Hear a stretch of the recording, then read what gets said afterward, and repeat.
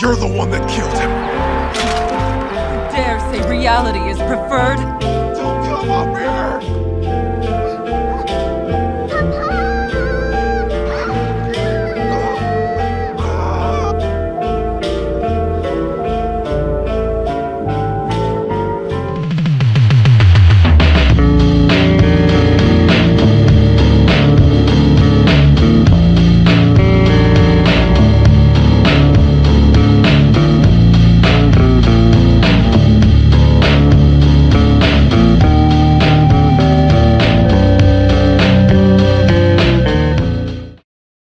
Great again.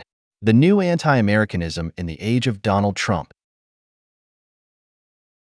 The end of the American dream. Not only notorious enemies of America were waiting with statements like this in view of the election of Donald Trump as the 45th President of the United States, those who never thought much of this dream. Even the last transatlanticists were outraged that the Americans had not behaved at the polls as they would have done. Some accused him of fascism and Nazism, while others compared him to the cutthroats of the Islamic State. In the weeks following the election, political discernment and rhetorical moderation were not in demand. Good old Germany no longer knew any parties, but only committed fighters against the supposed fascism in America. In fact, the American dream was not so much abandoned with the inauguration of Donald Trump. Even during its heyday in the 19th century, it lived from the fact that it was neither absorbed into the social nor the political reality of the United States. On the contrary, Trump's election represents the deeply contradictory attempt to hold on to the American dream, even though its historical preconditions have disappeared.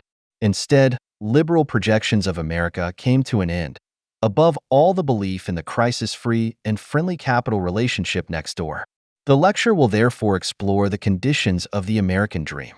What were its preconditions? How did the talk of the suspension of origin fit with slavery? What does all this have to do with Donald Trump? And why is the American dream, despite its countless contradictions, still almost a promise to humanity, even in its forms of decay? What right do the Americans have to elect someone like Trump? What right do the Tommies have to turn their backs on the EU? The German public, in particular the left-wingers, has been outraged for a good year now about the supposed moral collapse of the Western powers in the Second World War. An outrage that at the same time promises a rich surplus value in terms of morality. After all, not least those who consider themselves critical of Germany now believe that decent Merkel Germany, which is rushing from one export record to the next in the midst of an Europe geared towards austerity, is the true guardian of the West, which has learned from history that nation and borders, and not paranoid anti-Semitism, were the triggers of the Second World War. This new anti-Americanism is fatally reminiscent of the methods of reparation, Geisel, of the Germans towards the Jews. They too were confronted with the lessons of history, which the perpetrators of the past formulated. Peace with everyone, no matter whether they want to get you or not, and just don't defend yourself against declared enemies, otherwise you will become a perpetrator like Hitler's Germany. Hitler's potential reincarnation here is anyone who distrusts Islam, who tries to violate the new transnational order of production, who tries to address the basket of deplorables, Hillary Clinton, as potential voters at all and does not intend to push them straight into the dustbin of history. And not least those who secure borders, precisely those borders that secure and define a space of social intercourse that is as free of fear and violence as possible. In other words, those who do not secretly long for a state of emergency, as the Germans repeatedly and obsessively do. The following considerations are directed against this new anti-Americanism. Among other things, they will raise the question of whether America first, under present-day conditions, means something quite different from what the American right did when they first coined the slogan to prevent intervention against Hitler's Germany, or whether the new German anti-nationalism is not just as anti-Western at its core as the old cultural nationalism was. How does a coup d'état succeed? What counts is the tactics of the uprising, wrote the Italian writer, diplomat, and war reporter Curzio Malaparte in his essay The Technique of the Coup d'état in 1931 in response to this question.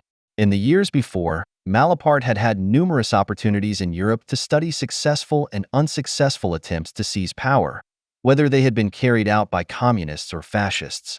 For Malaparte, the decisive factor in the outcome of the uprisings in the interwar period was not so much the social conditions and political strategies as the technical skill of the revolutionaries. If they failed, Malaparte argued, it was because they had not learned from the experience of Red October, which had provided the first striking example of the conquest of a modern state. What was it that made Trotsky's Red Guard's tactics different from those of other failed revolutions? Trotsky had recognized that the only way to conquer the state was to take over its technical infrastructure and institutions.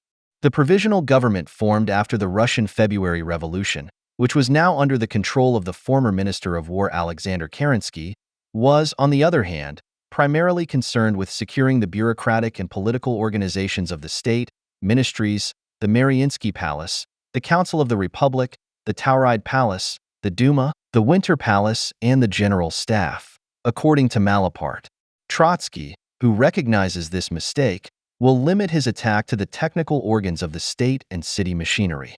For him, the problem of the uprising is a problem of a technical nature.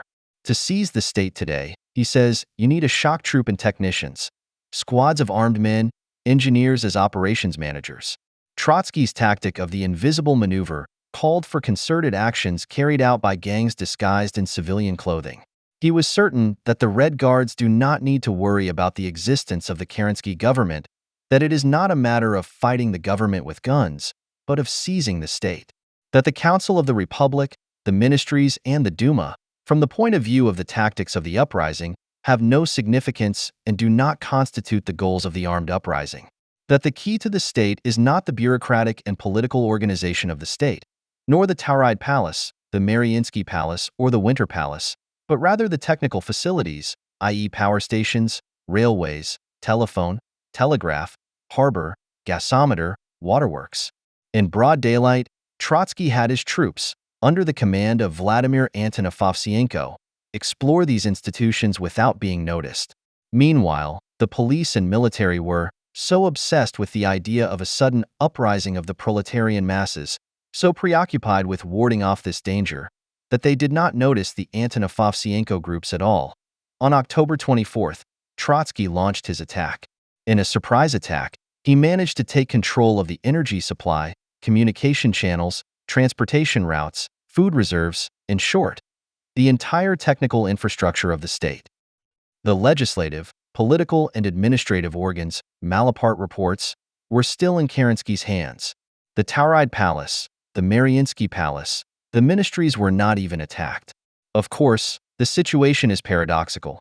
It has never happened before that a rebel movement proclaims that it has conquered the state and leaves the government free to act. One might think that the Bolsheviks are not interested in the government. Why don't they occupy the ministries? Can one be master of the state and govern Russia without having the administrative organs in one's hands? It is true that the Bolsheviks have seized all the technical institutions, but Kerensky has not been overthrown, nor does he have any power, although for the moment he has lost control of the railways, electricity works, gas works, public services, telephone, telegraph, post, state bank, coal, petroleum, and grain depots. In response to these rumors, it could be said that the ministers gathered in the Winter Palace are practically unable to govern, that the ministries cannot function, that the government is cut off from the rest of Russia, and that all means of transportation are in the hands of the Bolsheviks. Malaparte's book demonstrates two things. Firstly, that the tactics of police or military defense of the state fail when it is confronted not by an insurgent mass, but by small groups operating clandestinely and with technical expertise. Secondly, that the executive and legislative branches lose their power as soon as the technical institutions that they could command directly or indirectly are no longer in their control. From that point on, the government seat, parliament, and ministries are de facto nothing more than opulent but meaningless buildings that may house honorable but certainly incapable rulers.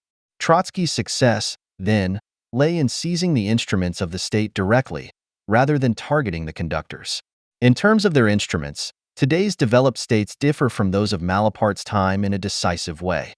Not only have they, of course, learned the lessons of the October Revolution and equipped their technical organs with all kinds of security and surveillance technologies, but above all, their communication arteries today run predominantly in digital form that is largely invisible and therefore difficult to grasp. Occupying a post office does not limit email traffic. Power plants can also be controlled from a home office. And taking over a broadcasting company cannot prevent the head of state from addressing his viewers via video conferencing with counter-revolutionary intentions. Just as during the Turkish coup in 2016, which might not have failed without Erdogan's televised speech via FaceTime.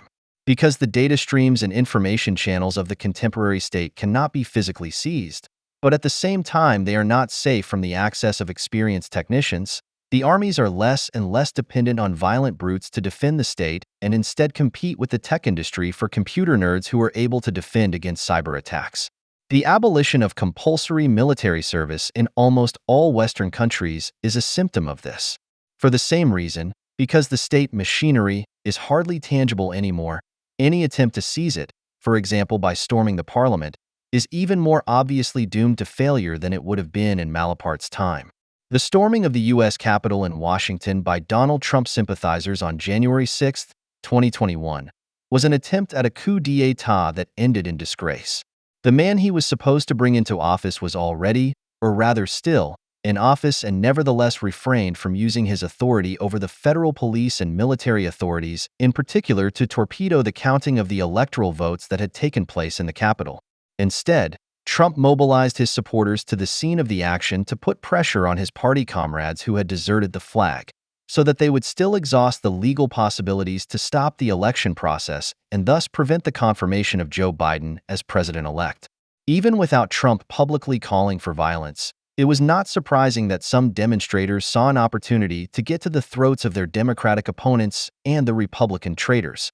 They had been stirred up by the cunning propaganda against the electoral fraud, which was successful because the media prematurely declared Biden the winner during the count, without the doubts about the legality of the electoral process, some of which were later confirmed, having been cleared up by legal means, as had been the case in previous presidential elections. Insofar as the violent demonstrators actually had a plan to thwart the confirmation of the election results, they behaved no differently than previous right-wing rebels. What distinguishes their tactics from those of the revolutionary left, according to Malaparte, is the use of parliament as the most suitable terrain on which the use of violence can be combined with respect for legality. They are men of order, conservatives, or reactionaries who set out to seize power in order to increase the prestige, strength, and authority of the state, and who endeavor to justify their plans for overthrow by presenting themselves not as enemies but as servants of the state. They want to conquer the state through parliament. Only the legislature, which facilitates the game of compromise and complicity so much, can help them to insert the accomplished fact into the existing order, since it gives them the possibility to graft the revolutionary violence onto constitutional legality. In fact, the demonstrators who stormed the Capitol swearing allegiance to the Constitution must have seen themselves as the upholders of legality, seeking to force the legislature to legitimize their claim. However, without the support of the police, the military, or a powerful militia, such a plan could never succeed. The handful of internet warriors who carried cable ties and Molotov cocktails could not make up for the fact that the protesters were mostly ordinary Trump voters who were not following a plan hatched in alt-right forums and Telegram groups, but had come to demonstrate to their party that the base felt betrayed. The participants were as diverse as their interests were contradictory. From Orthodox Jews to neo-Nazis, from Proud Boys to Black Lives Matter activists. The majority of these people were content to simply show their presence on the steps of the Capitol, the seat of democratic representation. If the manifest crisis of political representation following the election of Donald Trump needed any further expression, it was provided by this visitation of the Capitol by what Hillary Clinton called the basket of deplorables. Surprised by the violence of the event and the criminal actions of an avant-garde of militants, as well as by the apparent lack of direction of the action, which, according to rumors, was led by Trump himself, who was long since back in the White House, the majority of the demonstrators knew nothing else to do but wave and wave flags, relishing the moment of overwhelm that the breakthrough into the federal compound undoubtedly represented. After Trump had called on them via Twitter to go home, however, the matter seemed to be over. Even as CNN and company reported a continuing state of siege, the crowds could already be seen trotting away in the background, as if after a lost football match. Like an unintentional parody of Marx's mocking description of the social democratic petty bourgeois in the June uprising of 1848. The blaring overture that announced the battle loses itself in a subdued growl as soon as it is supposed to begin. The actors stop taking themselves au sérieux, and the plot collapses flatly like an air-filled balloon that you poke with a pin. End of quote.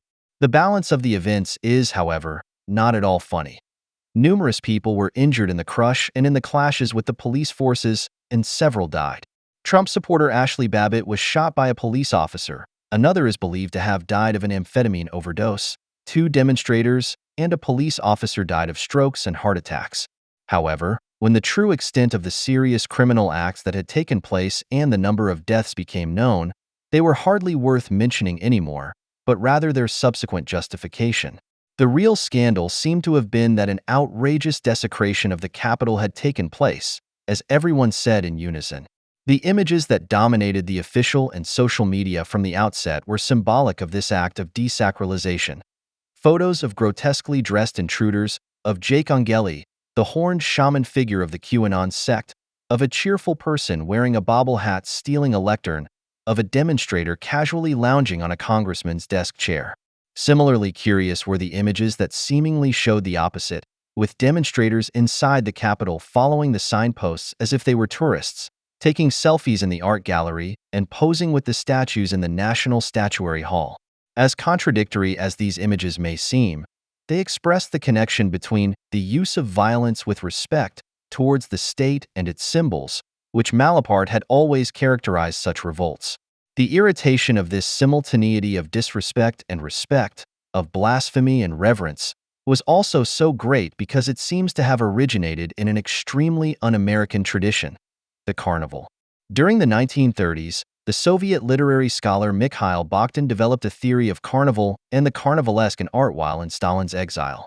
He emphasized the European medieval culture of popular laughter as the counterpart to the serious cult represented by the state and the church, and identified it as the source of the wealth of forms and narrative genres such as the novel and parody. Bakhtin's theory indirectly contrasted the repressive hostility to laughter of official Soviet culture with the liberating irreverence of the masses.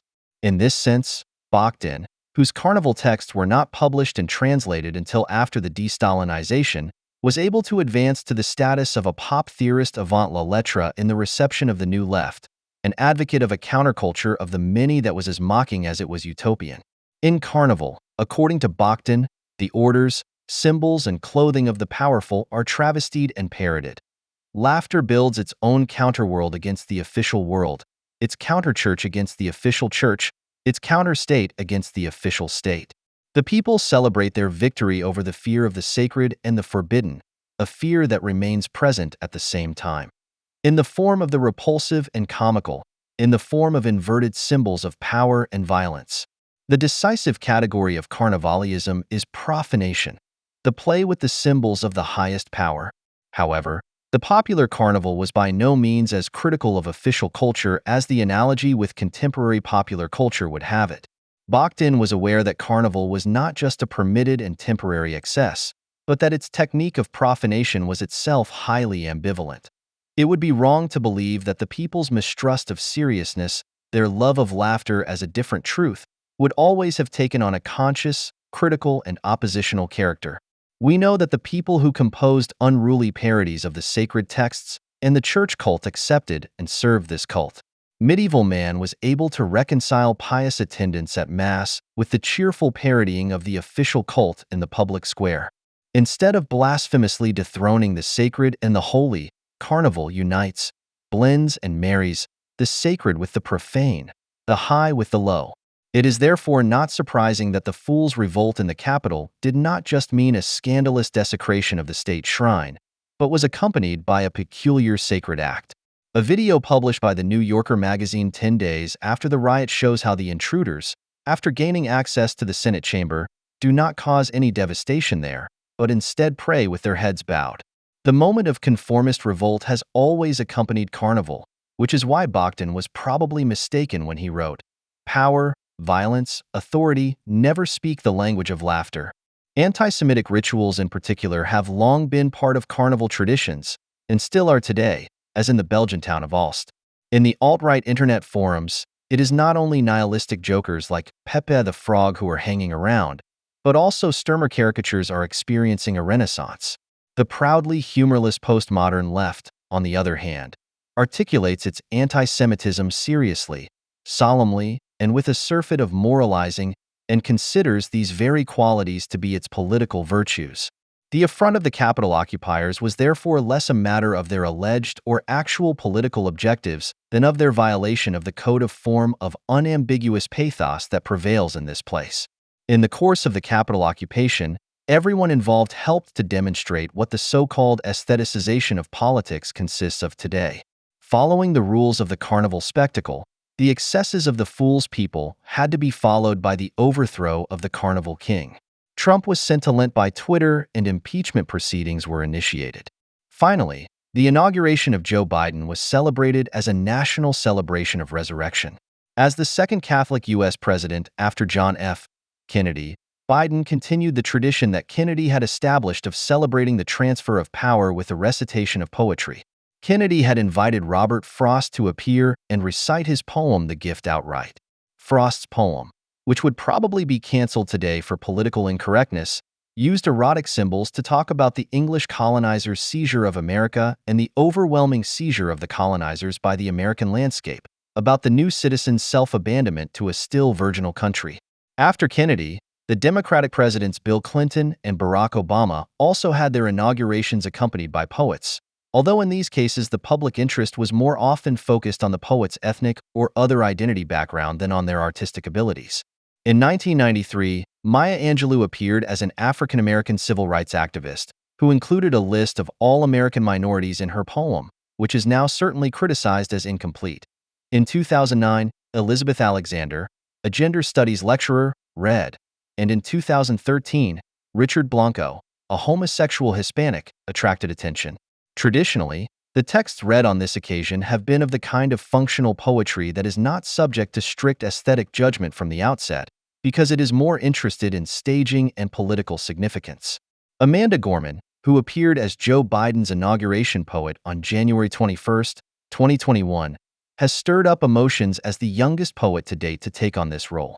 Her poem and delivery style were rhythmically oriented towards rap and slam poetry, and her text is formally characterized by an excessive use of alliterations, "we've weathered and witnessed," and homophones, "what justice slash isn't always justice." Lulling stylistic figures, as we know them from advertising slogans, "Guys ist geil," and political campaigns, "Für Frieden und die Freiheit." Technically, everything is aimed at the effect with which the message is to be brought to the man. The poem, which is addressed to the whole world, is therefore certainly more of a political address, which Gorman has, however, wrongly earned the praise of standing in the rhetorical tradition of Martin Luther King. In his famous speech at the March on Washington in 1963, King spoke as an individual who combined the articulation of shared experiences and interests, "We are not satisfied," and the address of his listeners, "I say to you today, my friends, with genuinely subjective expression, I have a dream." However, while even in the medieval praise of rulers, although it was conceivably dependent commission poetry, the autonomy of poetic speech was taken into account by means of self-references and reflections on the utilitarian character of art.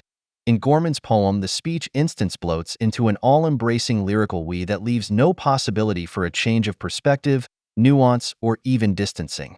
Where does a light shine in the shadowy darkness that will not end?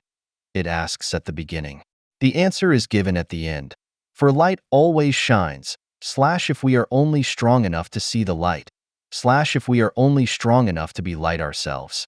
The Manichaean invocation of the powers of light that conquer the realm of shadows may be dismissed as hopeless kitsch, inspired by the world battles of fantasy films. However, the ringing in of the time for a just compensation for the misdeed gives it an explicitly political meaning. With the capital behind him, Gorman first darkly evoked the memory of the riots of January 6th.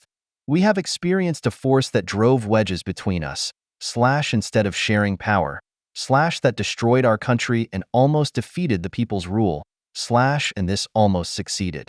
But it was precisely in that terrifying hour that the we found its power. We will rise, it finally threatens, to rebuild, to heal and to rebuild, reconcile and recover, / in every corner known to our people, / in every corner called America. As a passionate speech of awakening, proclaiming the overcoming of the shadow power and the healing of the nation, Gorman's poem was suited to plunge the place of the recent turmoil back into the light of holiness, in which the community of all cultures, colors, characters so gladly basks. The preceding carnivalesque interlude, which had briefly shown the population and the government the possibility of a violent reversal of the ceremonial order of state representation, has been symbolically annulled by this renewed sanctification. What remains, however, is the nagging suspicion that the light Gorman speaks of is shining from the blazing fires of Portland and Minneapolis, where the Civil War fantasies that haunt left-wing liberal America have come true rather than in the failed uprising of January 6. Hillary Clinton probably lost the election on September 10, 2016, when she shouted to her cheering supporters. To put it crudely, you could throw half of Trump's supporters into what I call the basket of deplorables. Or the racists, the sexists, the homophobes, the xenophobes, the Islamophobes. Take your pick. This impressive blunder by a politician who is considered cool and carefully calculating already pointed to what happened after an election that no one wanted to believe in until the very end. On September 10th, Clinton followed her standard program and simply said what every reasonable American would naturally share. She assumed that no American, except for a few die-hard racists, sexists, homophobes, xenophobes, or Islamophobes, would allow themselves to be branded as such, since no one could tolerate even one of the human flaws listed, which the accusers could apparently choose at their discretion, because that would inevitably lead to social death. Therefore, the members of liberal America were convinced that after such a threat, the majority of non-liberal Americans would also distance themselves from Trump. Trump knew better and only needed to meters. Wow, Hillary Clinton has been so disparaging towards my supporters, millions of admirable, hard-working people. I think she will pay for that at the polls. Hillary Clinton not only represented the political and media establishment of her country, but also that part of society that feels committed to success, good taste, and good manners. For this clientele, the candidate Trump and his supporters were simply the scum of the earth, to be met with contempt. The pose of hate-filled moral superiority was all the cheaper to have, as an election victory for the provocateur and unpopular candidate Trump seemed completely impossible. So what was there to stop them from throwing him and the incorrigible ones of his supporters into a basket of the lamentable, which should be better translated as basket full of scum? Liberal America, with its journalistic flagship The New York Times and all the late-night shows, critical comedians, politically engaged Hollywood stars and pop musicians, has lost all touch with social reality and thus also with everyday culture in its homeland. The more it has come to resemble its brothers and sisters in Western Europe in terms of content and form. They didn't mind that in 2008 their candidate was actually lifted onto a shield by a crowd of 200,000 enthusiastic and jubilant anti-American Germans in front of the Berlin Victory Column, rather than in the USA. They failed to understand that Obama's victories in 2008 and 2012 were more a result of the disorientation and frustration of his opponents, many of whom did not vote due to a lack of alternatives, than of the alleged national will to break new ground.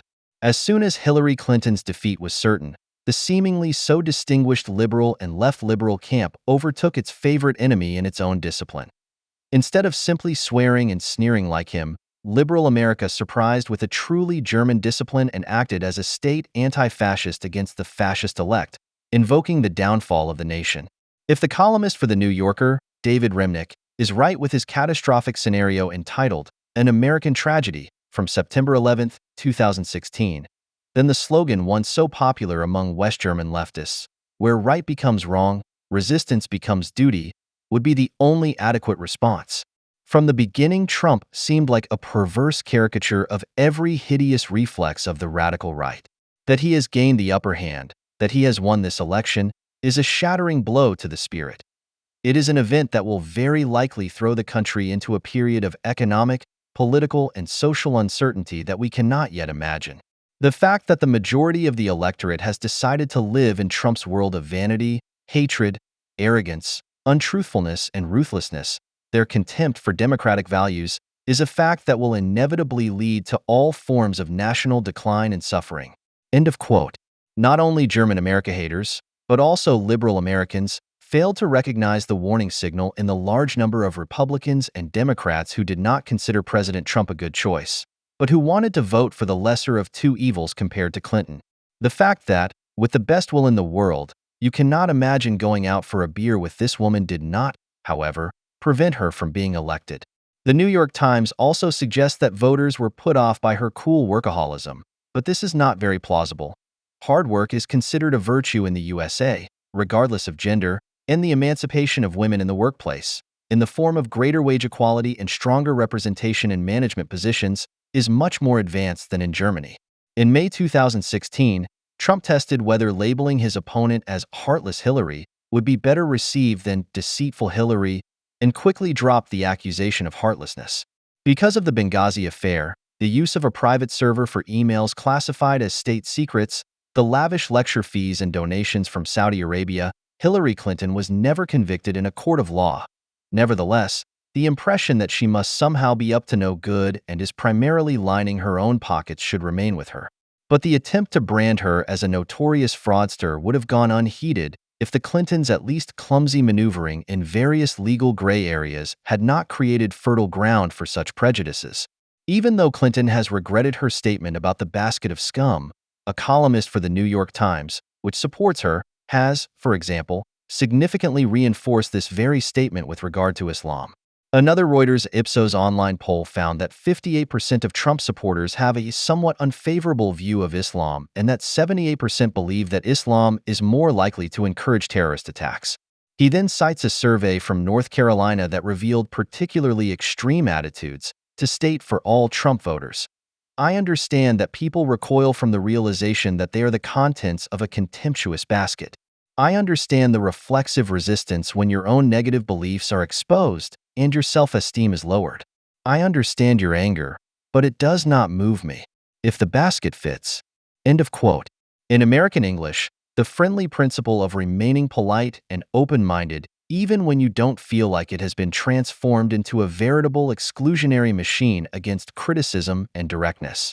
What was originally aimed at bad manners, which certainly includes argument-free bullying, now appears to be a violent determination not only of language to the positive, which is obviously the business of an establishment that meticulously watches over the fact that no one falls out of line. Anyone who is accused of being negative is also considered a contemptible subject. Columnist Remnick and candidate Clinton are as adept at sorting out the rotten elements as the pigeons in Cinderella. When they don't put the scum in their mouths, that is, eat it like they do, but throw it in the trash, where the scum probably belongs. Not only the same uneducated, white, male scum has been driven through the village as a defamation object by such journalists and politicians, but also the white Trump voters, albeit more subtly. They were defamed, for example, as smokers, which is considered a negative lower-class phenomenon in the USA, or suspected of sexism because of a t-shirt with the inscription "Adorable Deplorable" that a Trump supporter had printed for herself and her friends. They like it themselves was the response to aggressive advances by men of the ilk of the candidate Trump. Women who publicly stated that they were not feminists but strong, independent people were dismissed as lacking solidarity with their fellow women and, of course, with Hillary Clinton. The cold contempt of the American elite for the less educated white people, who have been dismissed as white trash for decades there is, significantly, no black, Mexican, or other trash, culminated in a headline typical of the Chicago Tribune, November 9, 2016. After the election, Donald Trump has won. Let the uneducated have their day. Newspapers that claim to be serious, such as the New York Times, wanted to support the claim that Trump's support was an expression of immaturity with interview material and, under a picture of a factory still in operation in Macomb County, one of the better-off areas in Michigan, they ran the headline "Voters in Michigan say Trump recognized their problems from the start." What is interesting about this article is the observation that the mobilization of non-voters in this district increased voter turnout, while it fell in the more Democratic-oriented districts. The fact that Trump won in Michigan, a state that has not voted Republican since 1988, illustrates the debacle of a party that has long been proud to represent industrial workers. A small paragraph, with no connection to the rest of the article, mentions a possible reason for the defeat in Macomb County. Just south of Macomb County is Hamtramck, which has changed from a generation of mostly Polish Catholics to a majority Muslim population. A lawsuit is currently being brought against the town of Sterling Heights, where a large Ford plant is located, because the town did not approve the construction of a mosque last year. The Ford plant, with its working-class scum, and a mosque project rejected by the community are moving into an eerie neighborhood. Anyone who has ever driven through Hamtramck, because you really don't want to get out of the car here, can get an idea of what is getting on the nerves of the inhabitants of Macomb County. 5 times a day, starting at 6 in the morning, the call to prayer is broadcast so loudly through loudspeakers at the mosques that the inhabitants have to hear it in their apartments, and all the dogs start barking. Public calls to prayer over loudspeakers are not allowed in almost any city in the USA, but they are here. Within a radius of 150 meters of the 4 centrally located mosques, shopkeepers are not allowed to sell alcohol, and most women on the street wear some kind of veil. The crime rate is well above the U.S. average and significantly higher than in neighboring Macomb County, yet the number of police officers has been reduced. One of the leaders of the main mosque noted that the Poles were initially afraid of the Muslims and that most of them had now left. These are all changes that are not at all positive for a society and that are quite legitimate to be afraid of. This is not addressed in the New York Times article, but this small paragraph contains a lot of information about what has gone wrong in recent years and can no longer be put in the Islamophobic basket. This is consistent with the statements that the Washington Post obtained in a more direct way than the New York Times when it asked its readers to write why they voted for Trump. One example: my entire family, 5 Turkish immigrants, voted for Trump in Florida because of the Democrats' wooing of Islam.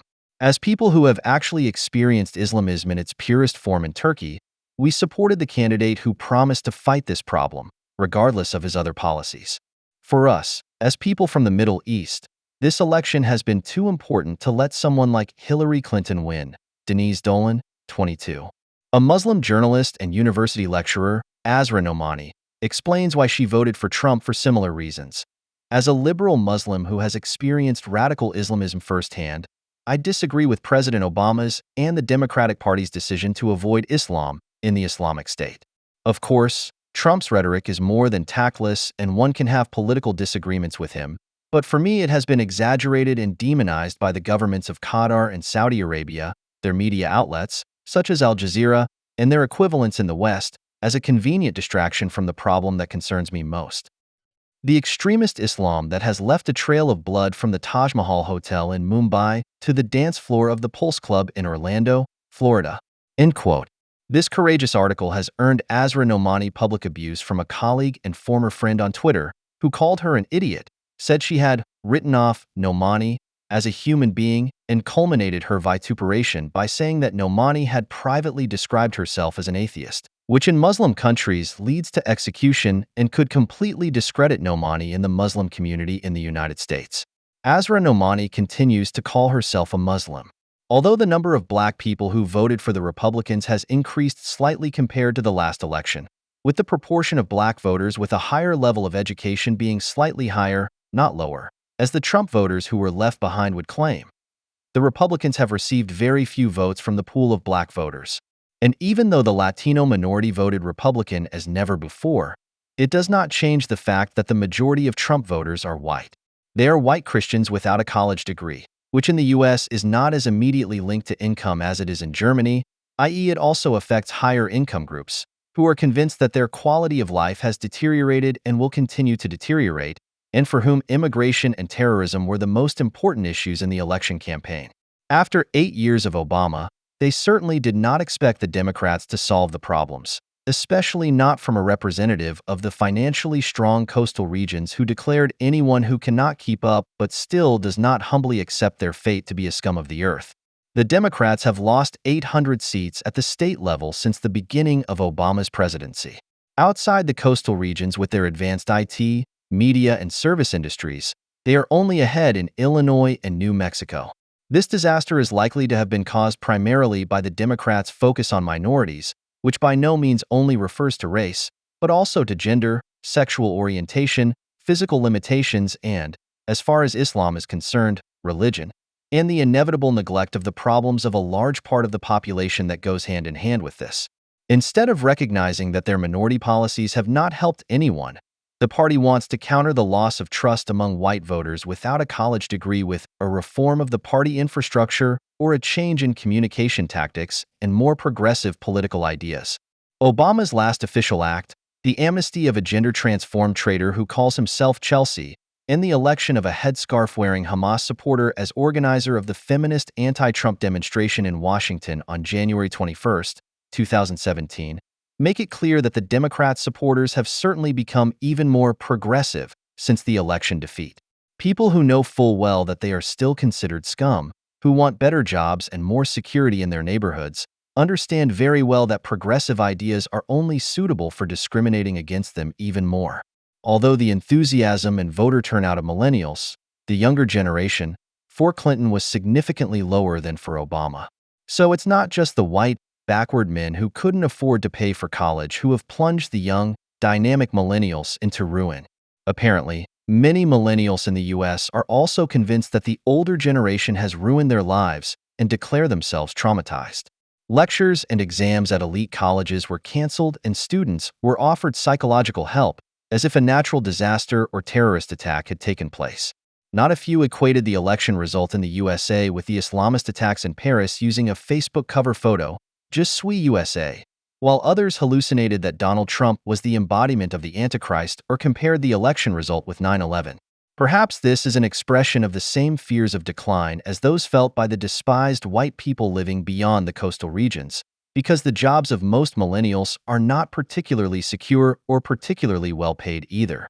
What is particularly repulsive is that the youngest group of voters and their sympathizers have chosen even younger people to act out their horror at the election result and pass it on as a cross-generational party mandate.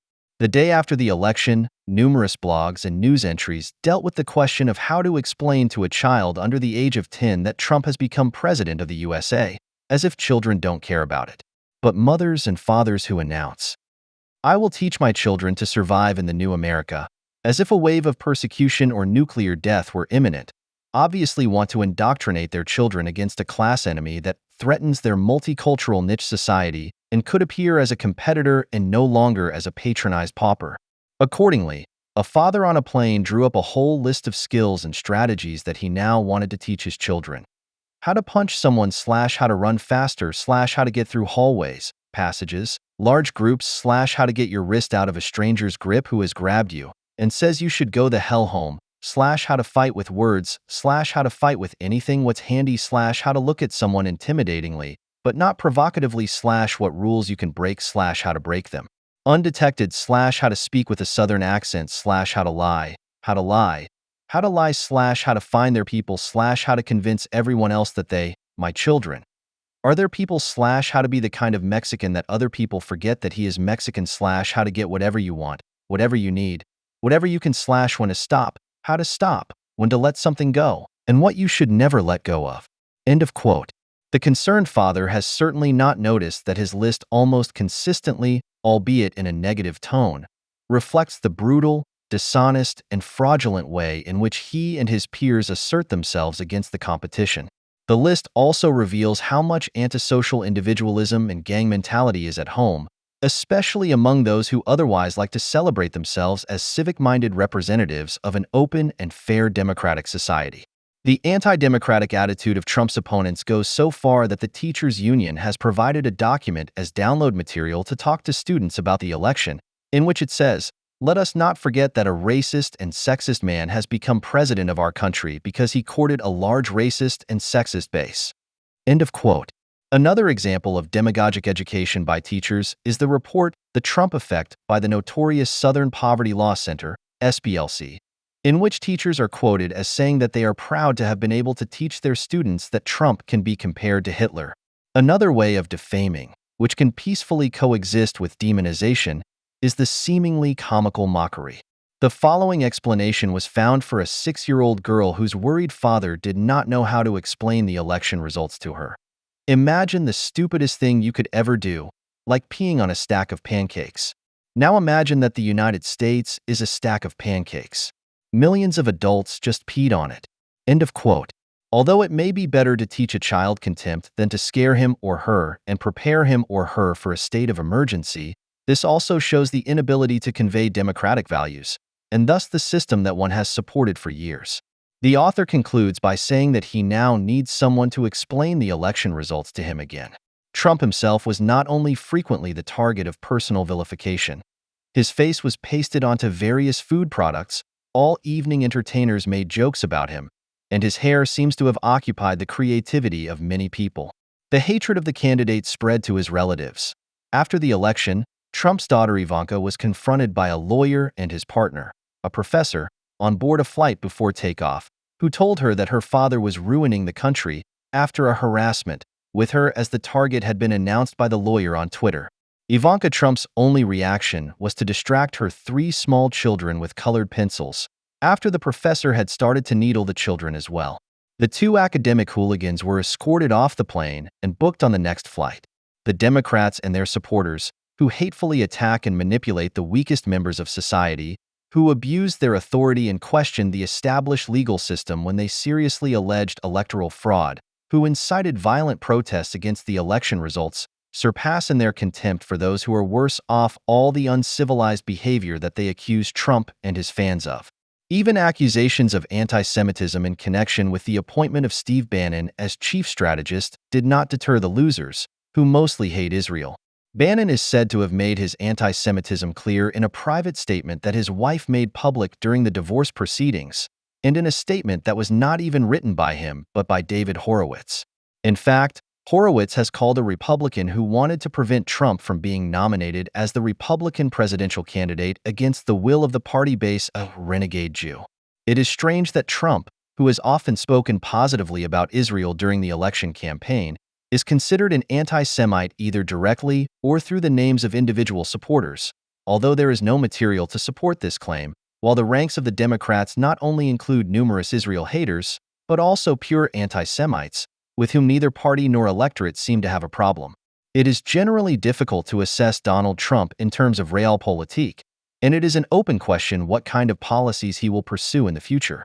But considering the fact that Barack Obama did not veto a UN resolution in December 2016 that would have encouraged a further boycott of Israeli goods and sought to ban Israeli settlements, and that Trump had asked the Obama administration to veto the resolution just one day before, there is at least some evidence that U.S. foreign policy is changing for the better, at least for Israel. For example, the president-elect addressed the inhabitants of the once again humiliated Jewish state via Twitter. We cannot continue to allow Israel to be treated with such contempt and disrespect. They once had a strong friend in the United States, but then they didn't. The beginning of the end was the terrible Iran deal, and now this, UN. Stay strong. Israel, January 20th is coming. End of quote. Bring your rage, demanded the organizers of an exorcism that took place in New York at the end of October 2018, at which several hundred Antifa witches, Taz, sought to curse patriarchy. The tickets were quickly sold out, so the ritual was broadcast live on Facebook and Instagram.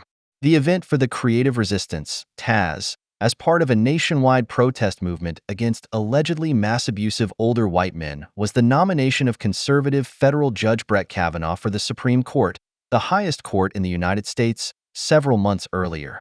The seats on this court are awarded for life to ensure the complete independence of the judges. Candidates for the office are nominated by the president and then confirmed by the Senate. The central component of this process is the hearing in the Senate Judiciary Committee, in which senators question the candidate about his previous case law, his views on constitutional interpretation and important precedents. One of the most important precedents is Roe v. Wade, which was decided in 1973. In this decision, the Supreme Court ruled 7-2 that, contrary to the abortion laws of most states at the time, every woman has the right to an abortion in the early stages of pregnancy, i.e., before the fetus is viable outside the womb. Since the 1789 Constitution does not address the issue, the majority of the court concluded that the right to an abortion was derived from a right to privacy, which includes the decision to have an abortion. At that time, this right to privacy was already recognized as being derived from the guarantee of due process in the 14th Amendment to the Constitution, which was ratified in 1868. The author of the decision Roe v. Wade, Judge Harry Blackmun, later summarized it as follows. The Constitution embodies a promise that a certain private sphere of individual freedom will remain largely beyond the reach of government. This promise applies equally to women and men. There are few decisions that are more personal and intimate, that belong to a greater extent to the private sphere, or that are more fundamental to individual dignity and autonomy than a woman's decision to terminate her pregnancy. A woman's right to make this decision freely is fundamental. Any other outcome would mean an inadequate protection of a central component of the sphere of freedom that our law guarantees to all equally. End of quote. This meant that the issue was resolved at the constitutional level for the time being and henceforth removed from the jurisdiction of the individual states. This was criticized by the two Supreme Court Justices Byron White and William Rehnquist, who did not wish to join the majority of the court, in a dissenting opinion as follows. We find nothing in the language or history of the Constitution to support the court's judgment. The court simply fashions and announces a new constitutional right for pregnant mothers and endows this right with so much substance that it is capable of breaking most of the existing abortion laws of the individual states. The result is that the people and parliaments of the 50 individual states are now constitutionally prevented from weighing the relative weight of the continued existence and development of the fetus against a spectrum of possible effects on the mother. End of quote. In the decades since the decision, a fundamental discussion has developed in the USA about the interpretation of the Constitution, which to a large extent follows the lines indicated. Conservative lawyers, who are generally considered Republicans, want to interpret the Constitution, in simple terms, as far as possible according to its wording. They consider the approach of liberal colleagues, who tend to be close to the Democrats and who assume a living Constitution, to be a gateway for judicial arbitrariness. In the context of this debate, the Roe v. Wade decision is also repeatedly called into question, because from a conservative perspective it is contestable or in need of correction due to the lack of an explicit statement in the Constitution on the question of abortion. Nevertheless, Roe v. Wade is a binding precedent that remains valid until the Supreme Court rejects it. Even the majorities of conservative judges, which have repeatedly occurred since then, have never fundamentally challenged the judgment. In the 1992 decision Planned Parenthood v. Casey, the court recognized a need for state regulation even in the early stages of pregnancy. However, such regulation should not impose an undue burden on the right to an abortion. For example, a state law requiring notification of the husband was rejected. In the same decision, the court determined the factors that would have to be considered in the event of a possible deviation from Roe v. Wade. It is necessary to clarify whether the judgment has proven to be impractical, to what extent society relies on the continued validity of its central statements, whether legal developments have made the judgment an anachronism that is considered worthless by society, and whether the underlying facts have changed so much that it has become irrelevant or no longer justifiable. The authors of the 1992 decision, all of whom were appointed by Republican presidents, the judges Sandra Day O'Connor, Anthony Kennedy, and David Souter, came to the following conclusion. The stronger argument is to affirm Roe in its core statement, regardless of any possible personal reluctance on our part, and not to discard it. End of quote. If the above criteria are applied, there is still a strong case for leaving Roe v. Wade in place today. According to a Gallup poll from July 2018, 64% of Americans are in favor of it and only 28% are against it.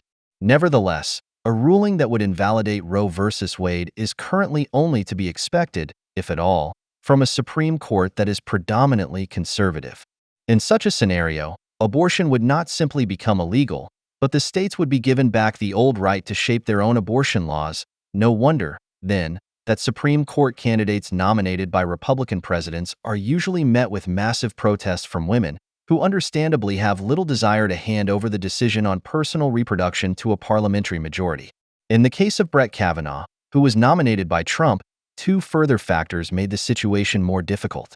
Firstly, shortly before his nomination, in his former role as a judge at the D.C. Circuit, the court responsible for, among other things, monitoring the actions of the central government, he had only wanted to oblige the responsible authority to enable a 17-year-old illegal immigrant who had been apprehended while crossing the border to have an abortion unless an adult immigration sponsor, such as a family member already living in the U.S., could be found within a few days to take care of the young woman instead of the authorities. Kavanaugh did not question the immigrant's right to an abortion, but assumed that the Supreme Court's case law did not imply a right to an immediate abortion on demand. With this view, Kavanaugh remained in the minority. His court ruled that the delay caused by the search for a sponsor was an unreasonable burden. On the other hand, Kavanaugh was to replace Anthony Kennedy, who is also nominally conservative, but is considered moderate in judicial practice, and who has regularly voted with the liberal wing in recent years and has played a significant role in expanding the rights of homosexuals. Many feared a shift in the majority at the Supreme Court, although, as the case just cited shows, Kavanaugh is by no means a conservative hardliner. On the other hand, Obama's healthcare reform survived the Supreme Court because the Supreme Court justice nominated by George W. Bush, John Roberts, shared the legal opinion of his liberal colleagues, while Kennedy voted with the conservative wing. Even the SC reported shortly after the nomination, "The message to the Democrats is clear. Yes, he is a conservative, but he is not a monster just because Trump nominated him. In other words, he is eligible for election." In fact, some Democratic senators may even end up voting for Kavanaugh, especially if they come from more conservative states, where the rejection of an honorable Republican judge would not go down well. They would not even have to bend over backwards for it. His biography does not give any indication of the fear that Kavanaugh could want to abolish the right to abortion or the right to marriage for all. End of quote. The political resistance announced by the Democrats in the immediate aftermath of the announcement of the nomination of Kavanaugh was initially more or less in line with the usual nomination and hearing process. However, since it was to be expected that the Senate, which is largely made up of Republicans, would ultimately come to a positive majority decision, the Democrats subsequently resorted to not only discursive means that were intended to fundamentally question the previous bourgeois democratic procedure for awarding offices.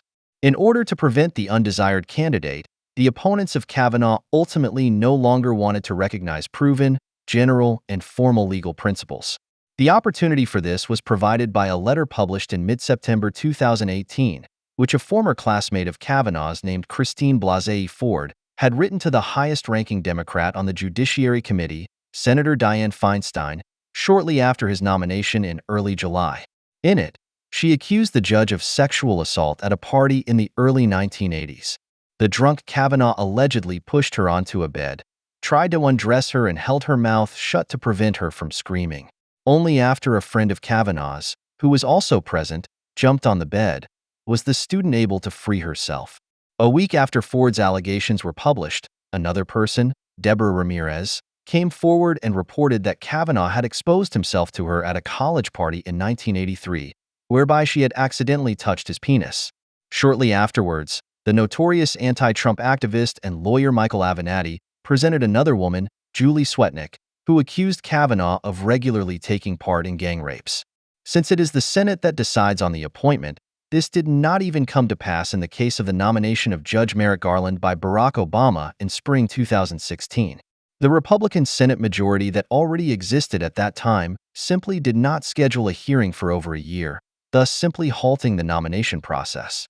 President Trump, who took office at the beginning of 2017, therefore found an empty seat on the Supreme Court and was able to nominate Judge Neil Gorsuch, who was confirmed in April 2017 after going through the usual hearing procedure. Since all the accusations related to the early 1980s, it is hardly surprising that the subsequent efforts to clarify the matter were unsuccessful. After intensive hearings of Ford and Kavanaugh, as well as an investigation by the FBI, it was found that it was not possible to convict Kavanaugh. The Senate was now faced with a candidate whose reputation had been severely tarnished by the allegations, but who had not been proven guilty of any wrongdoing. In this situation, the Republicans essentially took the position that the presumption of innocence should apply here and that merely raised, but not proven, accusations should not be allowed to harm the person concerned. From the point of view of the Grand Old Party, Kavanaugh should therefore be considered innocent before the Senate, as there was no evidence to the contrary. The Democrats and large sections of their electorate saw things differently, as if women in the USA who report rape are not believed across the board or as a matter of principle. Resistance to the presumption of innocence formed under the slogan, "Believe Women," which, if it were up to the protesters, should not apply in the case of the conservative man Kavanaugh. That the historical abuse of rape allegations in today's Western countries can be considered to have been overcome is shown not least by the fact that the accusation against Kavanaugh was not ignored, but was investigated by the relevant authorities as thoroughly as possible under the circumstances. However, the activists were not concerned with women enjoying protection through due legal proceedings, which of course includes the possibility of triggering such proceedings by raising a suitable accusation. Rather, they wanted to anticipate the outcome of these proceedings to the extent that the women's statements were assumed to be true until proven otherwise. Accordingly, Democratic Senator Mazie Hirono told CNN, "It is really important that these survivors not only be heard, but if their stories are credible, like Dr. Ford's story, then they must be believed." Her colleague Chris Coons seconded, "It is Judge Kavanaugh who wants a lifetime seat on the Supreme Court and who, in my opinion, now has to refute these allegations." The fatal consequence of this, that in the future any politically unpopular man nominated for public office could be shot down with a simple and unproven accusation, was apparently consciously accepted by the Democrats. The fact that it did not come to that for the time being is largely thanks to U.S. President Donald Trump. He could have withdrawn Kavanaugh at any time and nominated a replacement candidate who was already in place, the conservative Judge Amy Coney Barrett, of course. But by holding on to Kavanaugh instead, he gave the senators and his party the opportunity to demonstrate their principles, and in this case that means adhering to constitutional procedures. The lawyer, who had no criminal record, was then appointed by the Republican Senate majority as a technically qualified candidate for the Supreme Court. The Democratic torpedoing of the presumption of innocence, which in this case and others had resulted in the replacement of civil rights principles with a justice system based on intuition and emotion, was opposed by the Republican leader in the Senate, Mitch McConnell, as follows. "Today, we can send a message to the American people that there are core principles that are not affected by the partisan passions of this moment. Facts matter. Fairness matters. The presumption of innocence is sacrosanct. The Senate has turned its back on these things many times, but never for long, and never without deep regret. This institution does not look back with pride on the era of Joseph McCarthy, nor on any other time when the politics of personal destruction have poisoned its judgment. No, the Senate looks back on it with shame, and with the conviction that we must not go down that road again." End of quote. One person who joined the anti-sexist protests out of inner conviction was the head of the Islamic Republic of Iran. Ali Khamenei not only declared his solidarity with the victims of all Western male aggression, but also presented the proposal of Islam in this context. Only the hijab could offer oppressed Western women protection and dignity, freedom, and an identity. The midterm elections at the beginning of November 2018 made it clear that the Ayatollah's political positions are indeed capable of attracting a majority in American politics, and not only in relation to Me Too or the Kavanaugh case. The newly elected Democratic Party Congresswoman from Minnesota, Ilhan Omar, who as a devout headscarf wearer fundamentally agrees with Khamenei on the issue of anti-sexism, also shares his opinion regarding Israel. "Israel has hypnotized the world. May Allah awaken the people and help them see the evil deeds of Israel." End of quote.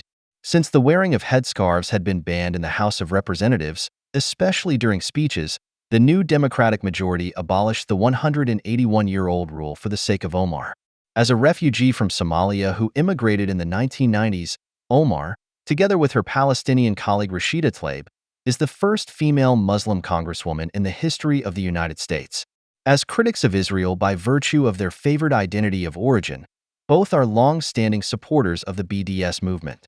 Alongside them, 29-year-old socialist Alexandria Ocasio-Cortez can be considered the most prominent face of the young, progressive, and wild generation within the U.S. Democrats who were elected to Congress in the midterms. Tlaib, who greeted her supporters at the election party with "Salamu alaikum," and thus made it clear in the sense of Muslim identity that she sees herself first and foremost as a representative of Islam, is, like Ocasio-Cortez, a member of the Democratic Socialists of America, DSA, an association whose membership has increased tenfold from 5,000 to 50,000 since Donald Trump's election. At their annual meeting in mid-2017, over 90% of DSA members voted in favor of supporting BDS and then cheered this result with the chant, "From the river to the sea, Palestine will be free." The progressive anti-Semitism that is expressed in demands such as a free, i.e. Jew-free, Palestine is therefore anything but a secret. Nevertheless, it took a long time before it was even discussed within the Democratic Party. It was only when Ilhan Omar insinuated that pro-Israeli U.S. politicians from both parties were bought by Jewish lobby groups that Nancy Pelosi, the Democratic leader of the House of Representatives, intervened. Pelosi, who is increasingly criticized from the left as a centrist establishment Democrat of the old school, accused Omar, together with other Democratic representatives, of using anti-Semitic tropes and harboring prejudices against Israel supporters. Omar's comments were deeply offensive and insulting. The Muslim congresswoman then apologized, albeit in the most superficial, naive, and stubborn way imaginable. Anti-Semitism is real, and I am grateful for the Jewish comrades in arms and colleagues who teach me about the painful history of anti-Semitic motives. At the same time, I would like to emphasize once again the problematic role of lobbyists in our politics, be it AIPAC, the NRA, or the oil and gas industry. End of quote. Her party colleagues accepted the statement and Omar was rehabilitated, as if she had actually been concerned with lobbying and not with the allegedly hidden, manipulative, and hypnotizing influence of Jews on American politics. Otherwise, anti-Semites simply cannot explain pro-Jewish positions, and as if it were possible to have anti-Semitic ideas by mistake, which could then be dispelled by a brief briefing. The de facto acceptability of anti-Zionist and anti-Semitic positions within the Democratic Party is a fairly recent development. Traditionally, the Democrats have taken a relatively reasonable position on Israel and, in this sense, have been responsible for the largely pro-Israeli American policy of recent decades. As recently as March 2018, Pelosi described the founding of the State of Israel as the greatest political achievement of the 20th century. And the Democratic minority leader in the Senate, Chuck Schumer, said with admirable clarity that the Israeli settlements had nothing to do with the Israeli-Arab conflict. For this reason, Schumer also praised Trump's decision to move the embassy to Jerusalem. Nevertheless, it was a Democratic president, Barack Obama, whose kowtow to the Islamic world, together with the desire for more daylight between the formerly close allies of the United States and Israel, must be seen as a door opener for all American enemies of Israel. However moderate Obama's anti-Zionism may have been compared to the demands of the left-wing Democrats of the time and today, he sent out the historic signal that the U.S.'s state solidarity with Israel can no longer be taken for granted in the 21st century. However, the trump card of Omar, Tlaib, and Ocasio-Cortez, praised by the left liberal mainstream, is not so much their anti-Zionism as their diversity. Although they are all young, female, somewhat socialist, and more or less of color. Together with other newly elected representatives, who are overwhelmingly women and members of all kinds of colorful minorities, they are generally seen as the great white hope of the American Democrats, and not so much because of their political views as because of their physical characteristics, such as skin color and gender. The SC Youth magazine celebrated in this vein. America has voted. The candidates were more diverse than ever. There were fewer white men running than last time, but members of the LGBTQ community, young women, Hispanics, and African Americans were running instead, and they were elected. This means that the House of Representatives and the Senate will be more female, younger, and more diverse in the future. There is one thing to hope for, that this is just the beginning. End of quote. In an interview, Ocasio-Cortez emphasized that the young U.S. Democrats are primarily concerned with who you are and how you look, rather than what political position you take. After she had spread false figures about the Pentagon's budget, she defended herself as follows. "I think there are a lot of people who care more about whether something is accurate, factual, and semantically correct than whether you are morally right, which Ocasio-Cortez of course claims for herself. Ultimately, it could be said that the young Democratic agenda no longer needs any arguments.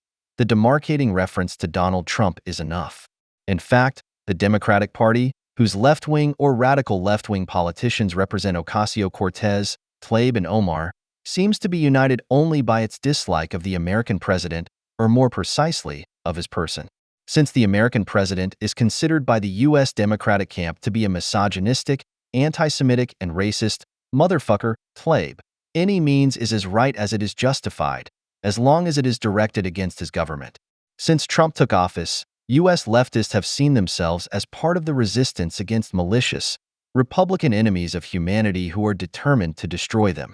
When asked about the violent prevention of conservative campus events, for example, the anti-fascist activist and college professor Mike Isaacson said that communities have the right to defend themselves against groups that actively seek to eliminate members of those communities. Isaacson explicitly included the use of physical violence in this. The hallucination of conservatives as outright genocidal murderers makes it possible to ban free speech, discussion, and argument from the political arena from the outset, and with a clear conscience. But it is not only the American Antifa that only allows political statements to pass if they are their own or, which is the same thing, if they are as uncritical as possible, i.e. if they do not attack or even offend anyone. According to a survey by the Cato Institute, 52% of Democratic supporters favor a state ban on hate speech, which means that they value its suppression more highly than the First Amendment to the U.S. Constitution, which guarantees freedom of speech. The former Democratic governor of Vermont, Howard Dean, made a very confident decision in this regard. Hate speech is not protected by the First Amendment. The Supreme Court made it clear in a unanimous decision in mid-2017 that this is not true. Speech that demeans others on the basis of race, ethnicity, gender, religion, age, disability, or any other similar ground is hateful. But the greatest pride of our free speech jurisprudence is that we protect the freedom to express the thought we hate. There is no agreement on what exactly should fall under the term hate speech. A full 79% of the left-wing liberal respondents categorize the statement that Islam is taking over Europe as hate speech, which makes it clear that it is not just about classic insults, which are usually covered by criminal law anyway, i.e. actually racist or sexist insults, but also about political judgments. This is not about insulting a specific individual. Hate speech is fundamentally about a group or its identity, so that criticism of Islam, for example, cannot be anything other than hate speech. Since, quite formally, anything that offends anyone in any way is automatically considered to be hate speech, the pathologizing talk of hate speech is aimed at nothing other than the speaker's assumed malice. Criticism and negativity in general are thus primarily understood as immediate attacks and assaults directed against individuals. Nowadays, nothing works without identity politics or racial and gender diversity. Bernie Sanders also had to learn this the hard way. Although he was the first politician to bring socialist positions to the big political stage in the 2016 Democratic primary, thus making them somewhat acceptable to a consensus, the left wing of the party is only slightly grateful to him. The reason? As an old white man who has so far been more interested in talking about economic than physical inequalities, Sanders is hardly suited to lead a party whose agenda is to fight precisely these characteristics or their bearers for identity political reasons. When asked about the matter, Sanders made a rather inappropriate statement. We must not judge candidates by the color of their skin, their sexual orientation, or their gender, nor by their age. We must try to become a non-discriminatory society that judges people on their abilities and what they stand for. End of quote. That is why Sanders' subsequent criticism of Hillary Clinton's campaign was, "It is not enough to say, I am a woman, so vote for me." Sanders' campaign themes consisted almost exclusively of denouncing the growing income gap, the quasi-corrupt entanglements in Washington and the big corporations, and calling for higher wages and free universal health insurance. In other words, there was no trace of identity politics. Meanwhile, this practical non-racism is calling the ideological anti-racist to the scene. In a time when people feel attacked for who they are, it is not only often beside the point, but simply wrong to say that race or gender or sexual orientation or identity are meaningless. was the response of the head of the Center for American Progress, a think tank close to the Democrats, to Sanders' interview quoted above. In this context, it is not surprising that Sanders also came under criticism because he did not have enough people of color in his inner circle, and his team was not racially mixed. The Democrats' diversity initiative in the Senate included a full 82% whites. If the parliament in bourgeois democracy was once intended to represent social and political, i.e. societal interests in proportion, then left-wing identity politicians naturalize every difference in order to cement the victim status derived from it forever.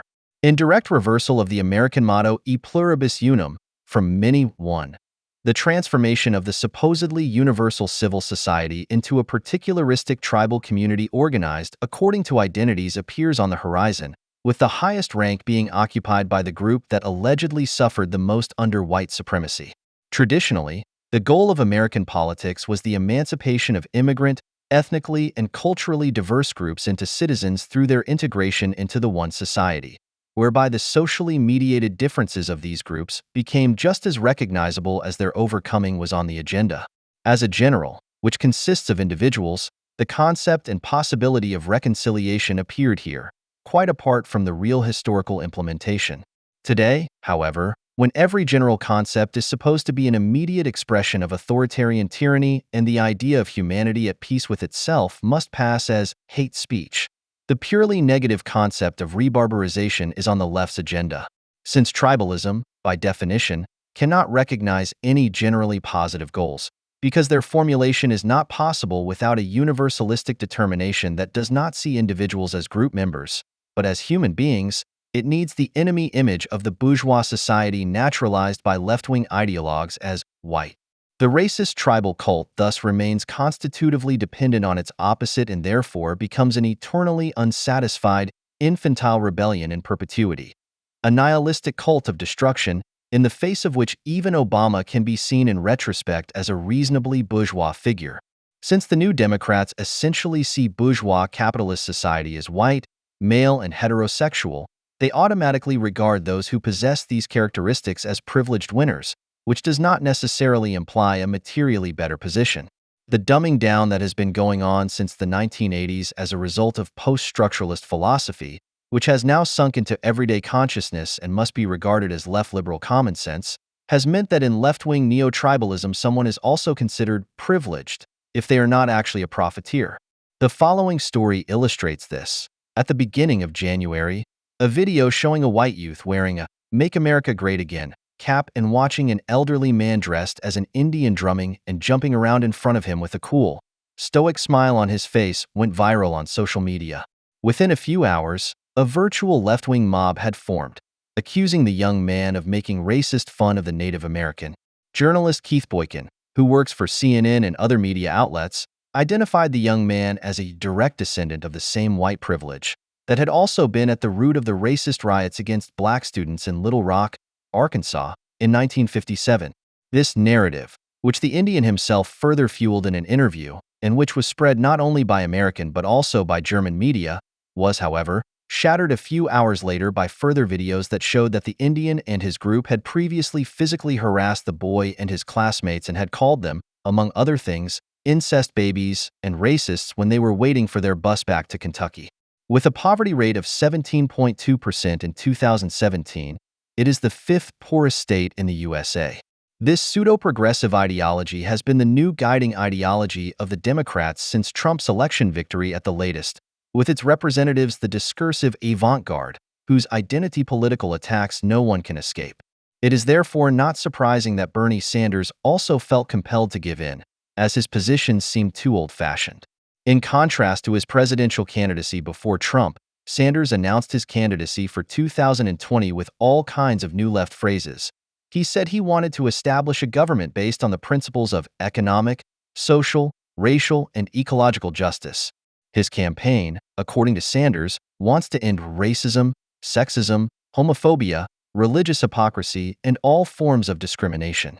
Even if the Democratic Party cannot yet be considered taken over by progressives, the latter are doing everything they can to turn the party inside out, and that means from the left. As part of a generation whose political departure the young progressives are demanding ever more loudly, the party establishment, which with Pelosi and Schumer stands for the continuity of Bill Clinton through Obama, has been put on the defensive, while politicians from the Democratic center, and this applies by and large to Hillary Clinton as well, have included identity politics in their agenda almost as an afterthought and mainly for the purposes of campaigning, but have never made it their main concern. Young, radical left-wing progressivism is putting its full faith in the identity card. It is obvious that the Democratic Party leadership feels compelled to approach the up-and-coming young politicians for the reasons mentioned above.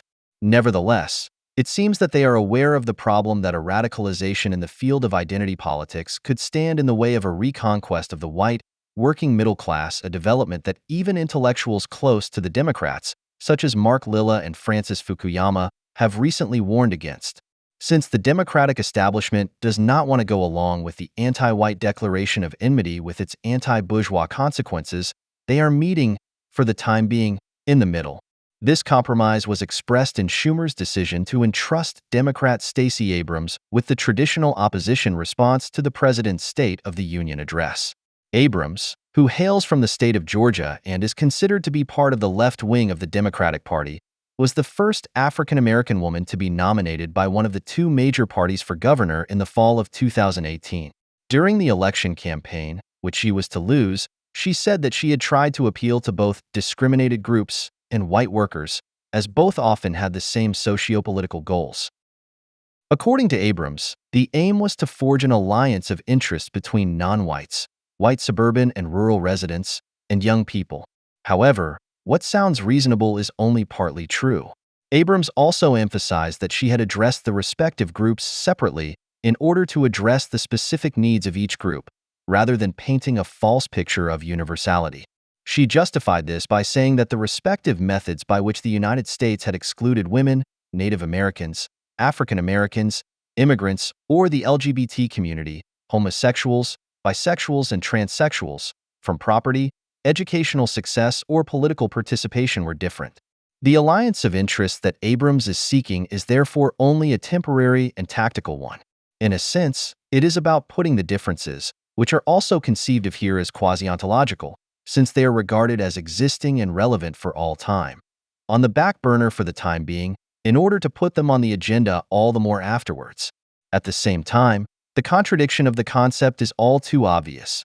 On the one hand, the interests of the groups are the same. On the other hand, there are abruptly positive, specific needs that must be adhered to.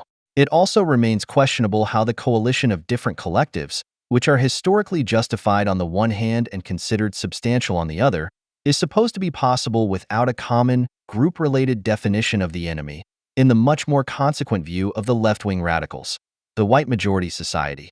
At the latest, when Donald Trump, with the help of economic populism, had moved the objective problems of the American middle class, the historical majority of American society, to the center of his political agenda, and a little later to that of the Republican Party as a whole, the Democrats and their activist base decided to distance themselves from their traditional target audience, the average American.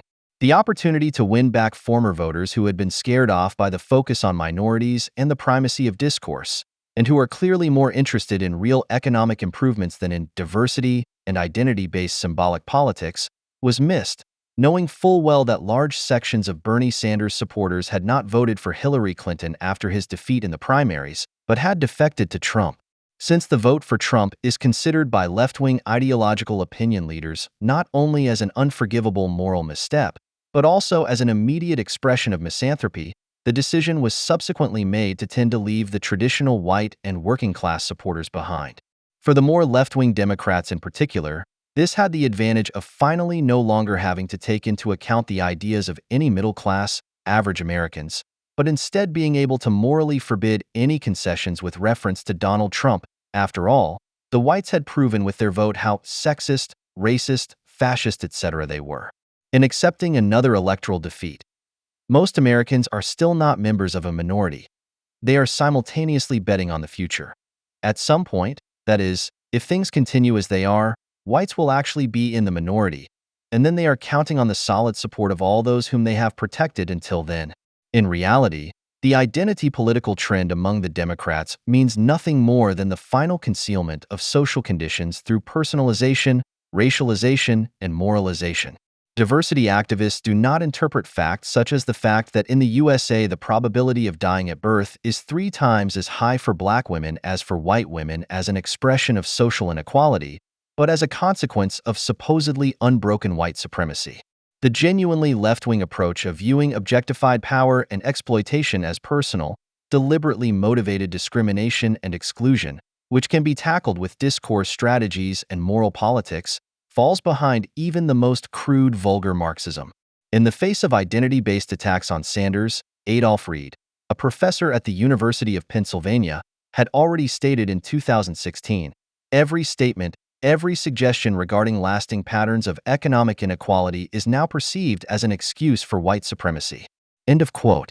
Since they have no arguments and in the real social sphere they neither know what to change nor how, they refuse to even talk about such things. Instead, they focus on hopeless investigations into Trump's alleged connection to the Russian government, delusional climate activism, and the fight against the imagined systematic oppression of minorities. The highly populist fixation on the person of Donald Trump should also be seen in this context. Instead of criticizing him as a political actor on the merits, almost all Democrats are fixated on monotonously denouncing his alleged sexism and racism, which are also said to be representative of white society as a whole. It is therefore not surprising that economics is no longer an issue, and that wealthy Americans who have benefited from the economic course of events in recent decades now mainly vote Democrat, while the social losers today tend to lean towards the Republicans. Few people have ever seriously asked themselves how it could have come to pass that Donald Trump was elected President of the United States. Rather, the vast majority of those who did not vote for him immediately started screaming like little children whose lollipop had been taken away. The answer is quite simple.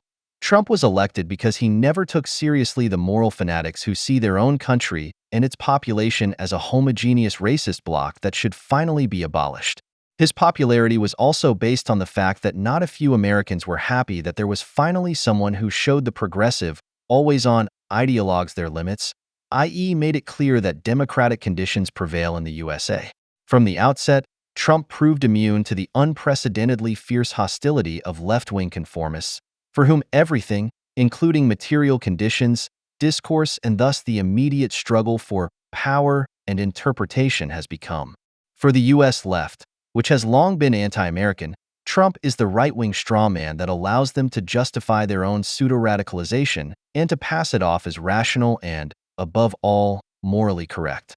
They do not seem to care that they are reproducing the very conditions that made Trump's election victory possible. Whereas before Trump it was still possible to appreciate one's political opponents as people and to take their positions seriously, today's anti-white left-wing ideologues interpret everything that comes out of the White House as an expression of pure evil. The demand for a stricter immigration policy, which was once made by both parties and also by Bill Clinton and Barack Obama, has been almost completely discredited in non-Republican circles, while real successes of the Trump administration, such as the long-overdue reform of the criminal justice system, are simply not appreciated. The emerging progressive camp within the Democratic Party is made up of people who seriously believe that they are on the right side of history by virtue of their moral enlightenment. By taking every deviation from the pseudo-progressive mainstream literally personally, they refuse to engage in argument from the outset and make it clear that, conversely, they cannot actually be discussed with. In this respect, the Republican Trump administration appears to be the defensive, but historically appropriate, unwavering bourgeois response. And that is all that can give any kind of hope for the USA in its current state.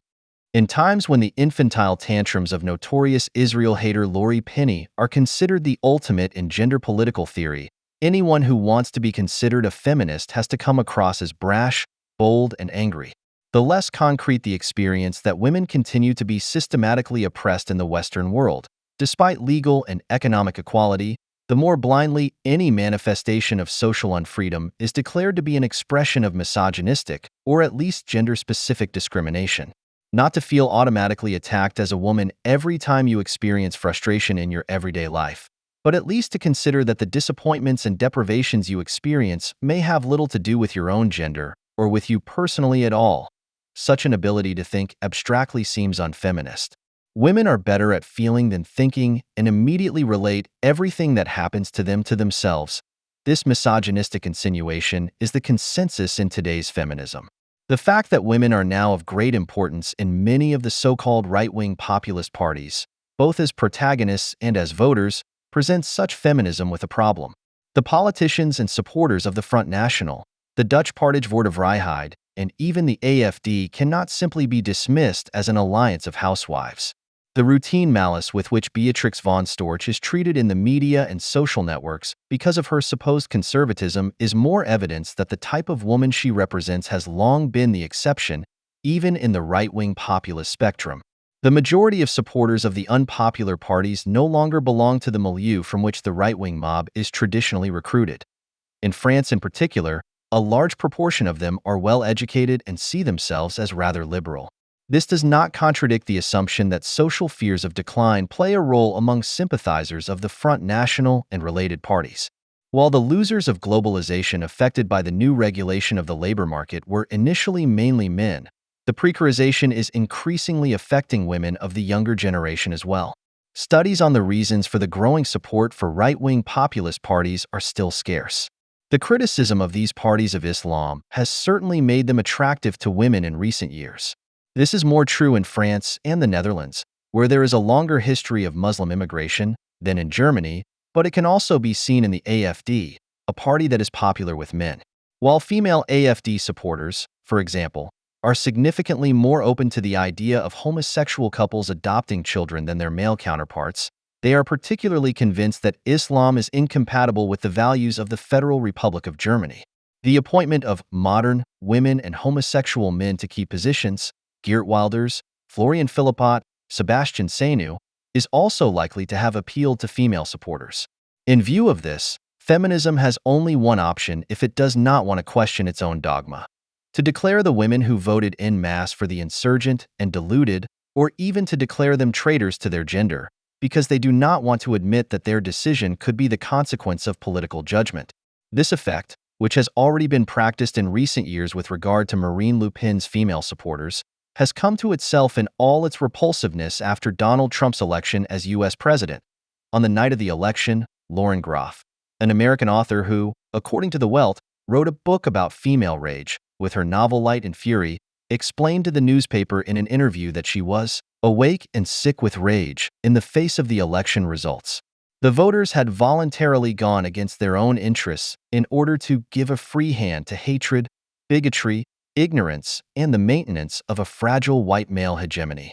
Groff is particularly annoyed that many of her fellow women voted differently from her.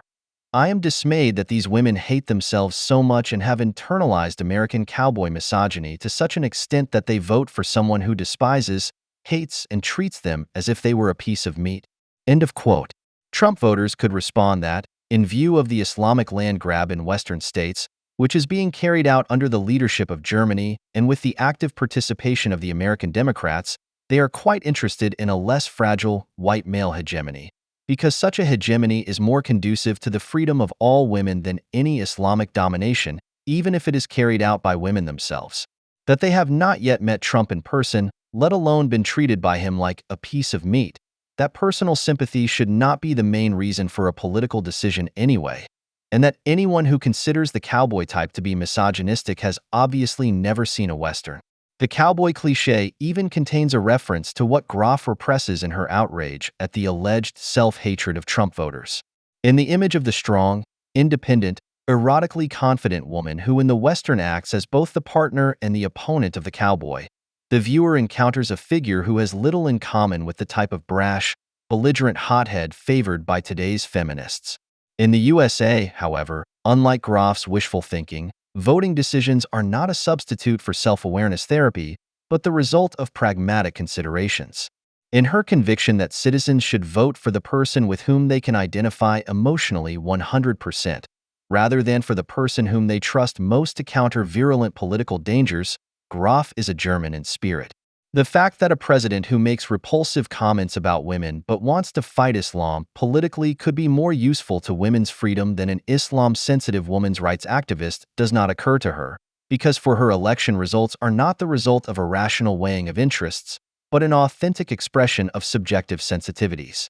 The ability to make political decisions not primarily as a member of one's own gender, but as a citizen, as a politically responsible free citizen, is not a sign of self-hatred, but rather of a reflective relationship to oneself and to society. Unacknowledged self-hatred, which often goes hand in hand with moral hubris, is far more likely to be found in people who, in both public and private life, feel that every fiber of their being embodies their gender, ethnicity, or some other random particularity. In this respect, the high level of support that Trump received from female voters, despite the public scandalization of his earlier misogynistic comments, is more likely to indicate that many American women no longer want to be patronized by the current brand of feminism, and have thus emancipated themselves not only from the assumed authority of men, but also from that of women. The majority of female voters who supported Hillary Clinton was far smaller than expected. 54% of female voters said they had voted for Clinton, 42% for Trump. The fact that Trump, for the first time in the history of the Republican Party, had entrusted a woman, Kellyanne Conway, with the management of the presidential election campaign and even appointed an African-American, Katrina Pearson, a former supporter of Barack Obama, as his spokesperson, was something that the otherwise notoriously minority-obsessed Trump opponents were quite happy to ignore. The mantra-like repetition of the claim that Trump was the candidate of white old men who have now seized the political majority to the detriment of America is part of the omnipresent demagogy. In fact, an alliance of Islamophobic, anti-Western, reliably pleasure-averse enemies of freedom is forming in the unprecedented smear campaign that ignited during the election campaign in Europe and America and has continued to gain momentum since Trump took office. Their enemy is the white old man, in whom, even if there are only a few of them left, they see a clumsy authority and a crude sexual presence that should be dealt with swiftly in favor of communicating in the name of the guaranteed hierarchy and violence-free pussy generation, as Clint Eastwood aptly characterized this postmodern milieu. What one would like to do oneself all the time. To appropriate every abstract imposition as a personal insult, to inflate one's own depraved ego to the standard of world politics, to raise one's own narrow-mindedness and ignorance to the norm under the alibi of political judgment. All these authoritarian needs for post-bourgeois political machinations can be realized as openly as never before under the guise of fighting against such things in the storm against the fascist in the White House. In this respect, it is consequent that Trump's opponents, who did everything during the election campaign to portray Trump as a confused conspiracy theorist who might not recognize the election results in the event of a defeat, not only went on a rampage through the streets after their own defeat on November 9, 2016, but also immediately questioned the election results. In other words, they did exactly what they had previously accused Trump of doing. In Portland, Oregon, for example, where Democrat Bernie Sanders received the most votes, a mob agitated by Black Lives Matter activists gathered after the elections to demolish shops and public buildings with baseball bats. In North Carolina, incendiary devices were thrown into Republican campaign offices. Jill Stein, the Green Party presidential candidate, who was convinced that the election results did not reflect the true vote count, failed in her efforts to have recounts carried out in Pennsylvania and Michigan, in addition to the recount in Wisconsin, when the Supreme Court rejected her appeal. The projective delusion was unintentionally summarized by the fact that Trump opponents, who had claimed during the election campaign that Trump had called for the rape of women, actually called for the rape of Trump's wife Melania on banners after the election, an appeal that the organizers of the anti-Trump protests then found absolutely not okay, as a precaution. Since then, regular women's marches in various states have given the impression that under Trump, women in America are threatened with conditions that have been the daily reality in Mexico, which actually deserves the title of racket state, for decades. Rapes and murders on the streets and a collectively macho, corrupt police force that does not even prosecute cases of violence against women in order to maintain the facade of the rule of law. The German left-wing magazine Jungle World was aware of this as recently as 2010, before it discovered Mexico as the powerless victim of a fascistized America. With slogans like, "I am scared," or "Women are people," the participants in the women's marches suggest that under Trump, not only the human rights of women would be violated by the Islam they live in, against which Trump at least wants to take action, such feminists do not care at all, because they see the preservation of female dignity and harmony with the Islamic mob only as guaranteed by a general ban on touching. They seem to have never heard that there is no love without touching. Even Trump's decision to cut funding for abortions and development aid, in continuation of an unfortunate tradition of Republican presidencies and as a favor to the evangelicals, is portrayed by the protesters in their identity political furor as an attack on all women, thus turning justified criticism into an alibi for projections. Contrary to what one might have expected from a left that is usually hostile to financial capital and the circulation sphere, resentment against Trump was not sparked by his career in the entertainment and real estate industries as unproductive and parasitic sectors of the economy. That would have seemed implausible, given Trump's skepticism towards free trade and his promise to do more for the American industrial workers who have been left behind. Instead, Trump's opponents see him as embodying everything that the soft-skill technocrats, who are trained in cultural and gender sensitivity, constantly deconstruct their own privileges, and who were recruited from the milieu of the Obama administration, find offensive at any cost and want to exclude from the political sphere. A confrontational style of discussion, undiplomatic ruthlessness, the crude emphasis on differences, whether in the sexual or cultural sphere, as well as a populism that aims for quick success, appeals to supposedly lower instincts, and is simply undifferentiated. It is no coincidence that wrestling, in which Trump is involved as a businessman and as a promoter, is a favorite sport of the underside. Most of what Trump parodists gleefully delight in, from Trump's toupee-like hairstyle to his alleged inability to articulate language, as if other politicians were always able to form meaningful sentences, to his penchant for imitating opponents, is a reminder of the disturbing presence of the body, of its clumsiness or awkwardness, changeability or imperfection. Michael Wolfson, who is rather well-disposed towards Trump, not least because of the Israel policy he has promised, has summarized this kind of resentment attached to corporeality in the linguistic image that Trump is perceived as the mouth of the American belly. In other words, as someone who lends his voice to the half-conscious, inarticulate needs of the body and the drives, and thus to the darkest instincts of the underclass, in a way that is as outrageous as it is successful. At least in the hateful caricatures that Trump's enemies spread about their favorite object, Trump is indeed associated with the lower organs and at the same time denounced as a boastful weakling by such connotations. Lips that at best make sounds similar to speech and, unlike left-wing intellectuals, want to serve the rumbling stomach rather than the empty head, as well as hands that constantly grab for the female sex or have to wave their index fingers in controversial debates because they are too small. A hairstyle that looks like a fake, an unruly authoritarian gesture instead of a smooth one that is psychologically pleasing, a mouth that lets things out that should be held back by internalized political correctness. Anyone who acts like that, especially because he is a big-mouthed chauvinist, cannot be a real man at all. Such a person is more of an amorphous lump of egotistical arrogance and pathetic old man sexuality, and in the midst of a communication free of domination, as offensive as a Roberto Blanco in a critical whiteness seminar. In this context, the anti-Trump alliance's mocking comments, to put it mildly, about Trump's preference for Eastern European models and the hateful tirades against his wife Melania, which do not shy away from murder fantasies, should also be seen. They all aim to portray Trump as an infertile old fart who has to surround himself with dressed-up synthetic women from the world of luxury prostitution in order to be considered a man at all.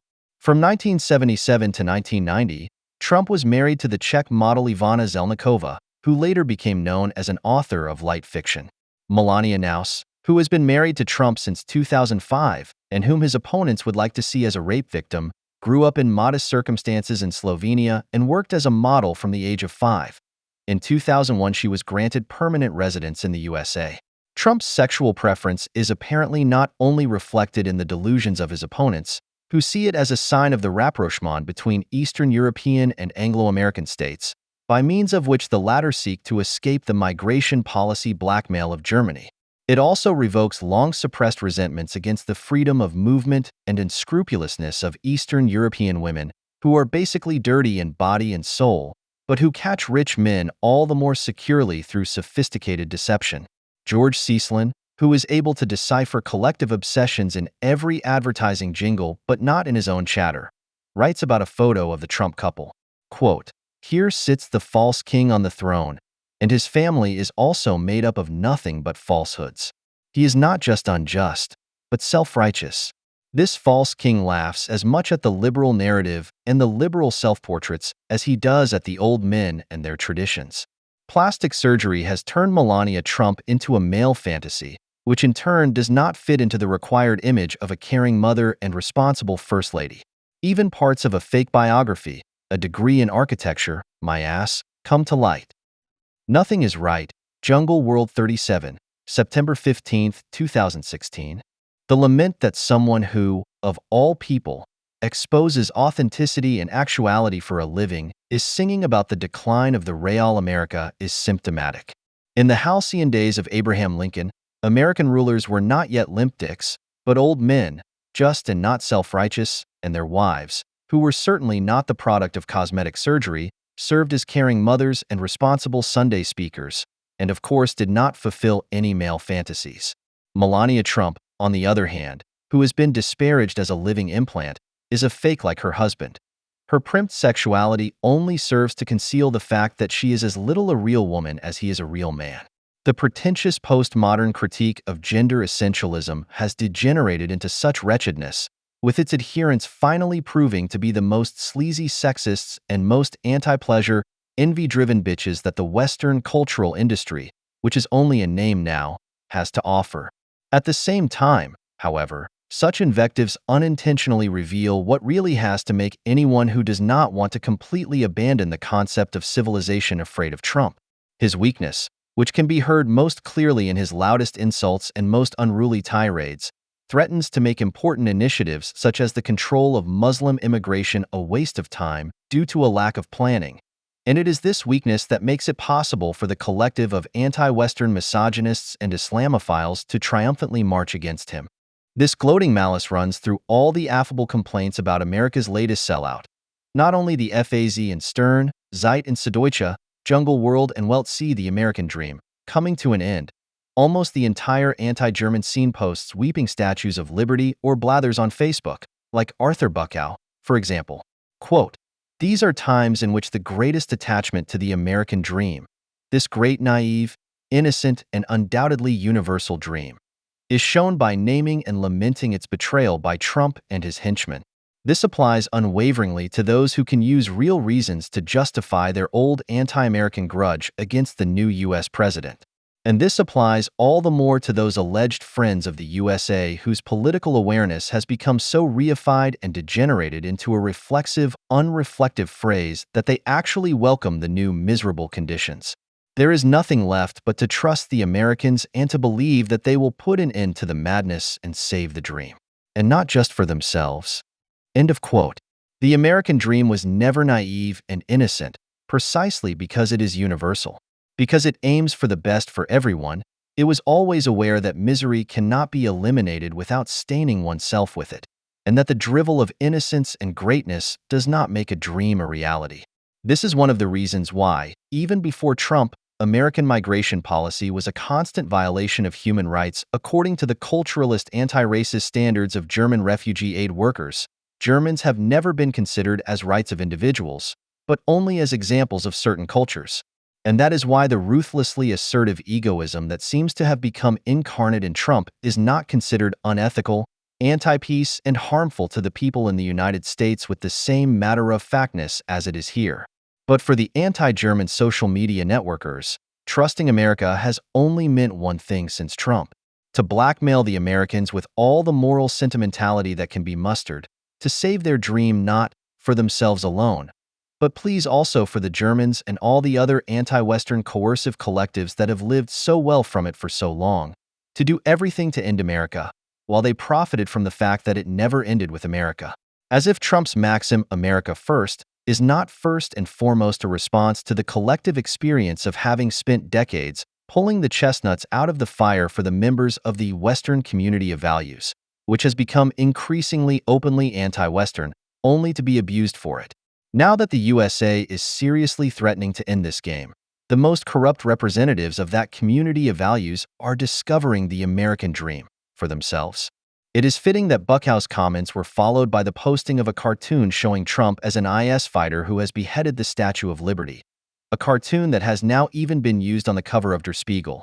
Of all people, the American president, who the whole world mocks as a zero, is said to pose an even greater threat to human freedom than the Islamic State. In truth, the caricature shows what pathetically conformist America lovers like Buck Owl fear most: the lasting damage to the beautiful allegory, when the only thing America is worth defending is itself. As a dream, it should remain a dream and not be tarnished by the shabbiness and imperfection of reality, nor by the traces of political violence, even if the latter should prove necessary to defend the dream. If you believe the enemies of America, who have mutated into supporters of the American dream, nothing has so shamefully tarnished that allegory as Trump's vulgar remarks about women. Meanwhile, the audio and video recording of a conversation between Trump and NBC presenter Billy Bush in 2005, in which the statements that have since been scandalized as either an admission of sexual assault or a call to rape were made, is not a testament to aggressive machismo. Rather, it is a document of an embarrassing admission of weakness. In it, Trump tells Bush how he had tried in vain to get close to a married woman. "I threw myself at her like a slut, but I had no success." A little later, the now notorious sentences are uttered. "When you're a star, they let you do it. You can do whatever you want. You can touch her pussy. You can do anything." End of quote. Apart from the fact that such a recording could only be made without Trump's knowledge because of his status as a prominent figure in the American cultural industry, which made him vulnerable to media attacks to an extent that never applied to isolated professional politicians like Hillary Clinton, this document is the best proof that women have nothing to fear from Trump. Anyone who, in the course of a conversation between men, degrades themselves to the point of admitting that they have not only approached a woman unsuccessfully, but also like a bitch, not only commits a faux pas by portraying themselves as a whore, which can also mean social death in less chauvinistic milieus. It also reveals the pitiful and pitiable state of, not only male sexuality with a brutality that feminists should be grateful for. Since the wisdom and maturity that white old men used to attract promising women in the bourgeois era has been lost due to the collapse of the world of Republican honor, the loss of the father's importance, and the leveling of the generational gap, of the generational divide, they often have no choice but to debase themselves in the eyes of attractive and promising representatives of the opposite sex, unless they are willing to renounce all unregulated sexuality from their mid-50s onwards, in order to be elevated by their attention. Trump has expressed this real erosion of white male hegemony more ruthlessly and without illusions than Lauren Groff and her sisters in spirit would ever dare. The second part of the changing room talk caused particular outrage because it devoted itself to another aspect of this erosion with the same ruthlessness. It is not about the ability of prominent men to treat women as they please, but rather it notes that the person who speaks in this way could not possibly do what he boasts about without his status as a star, and without a female audience that is crazy about stars, that his charisma, if it exists at all, is only borrowed. This touches on something that, unsurprisingly, no anti-sexist has been interested in: the shared responsibility that women bear for the degrading courtship rituals that so-called relationships, in the face of the total comparison that has long since turned into total indifference, are increasingly presenting themselves as not only in the celebrity milieu. In Trump's account, as in reality, it is not the fear of the powerful celebrity that makes women surrender to him, but rather they themselves are eager to let him do what he wants with them, because they are at least as attracted to the empty cliches of fame, money, and greatness as the celebrities themselves. The fact that he revealed this secret and in doing so did not idealize the role of women any more than his own, this crude shamelessness is something that no one really wanted to forgive Trump. The reactions to Trump's statements reflect a social and psychological change, of which Trump himself is a symptom. This change can be illustrated by the statement of Clint Eastwood, who, unlike Trump, still embodies the classic conservative republicanism of America. Eastwood, who attested that Trump says a lot of stupid things, is fully aware that Trump, unlike Reagan and Bush, with his affinity for new media and social networks, his patchwork biography, his fluctuating, sharply contradictory views, and his politics based on short-term campaigns and tactically negotiated deals, is a postmodern politician par excellence. When he nevertheless justifies his support for Trump by criticizing the pussy and ass-licking generation, he praises something in Trump that the latter himself may not even be aware of: the genuinely American appreciation of the open word, with which one shows respect even to those to whom one says it in an offensive manner, by speaking to them as free individuals to free individuals, while you actually despise them by talking to them in a way that suits them. This high regard for the open word, which by its very nature is undifferentiated and one-sided, and is therefore a testament to free individuality, includes the criticism of boredom, which Eastwood expressed in the same context. They're all so boring today. Everyone is boring everyone.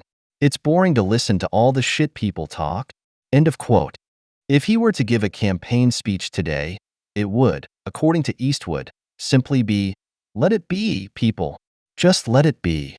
The brutal Marxist appeal to individuals to disregard the collective bullshit expresses what distinguishes the American understanding of populism from the European, and especially the German understanding. The assumption, held despite adverse experiences, that it is precisely the individual violation of ingrained prejudices and collective habits that could appeal to people, that it is precisely the person who provokes the majority, instead of talking their language, who is perhaps truly able to convince them. People are therefore expected to recognize that the individual who disturbs the majority consensus is doing so precisely because he represents their cause. A conversation only becomes interesting and effective when someone undermines the consensus that has been established through unquestioned obedience, when someone offends others, contradicts them harshly, without signaling an oily willingness to compromise in the same breath. Such offense points to something that is not identical with itself, to the offended, the unmitigated contradiction, to objectivity. Only those who are able to speak in this way take themselves and their counterparts seriously and do not humiliate themselves in advance as the executioners of the communicative, deaf-mute asylum, Adorno, which the bourgeois public has degenerated into.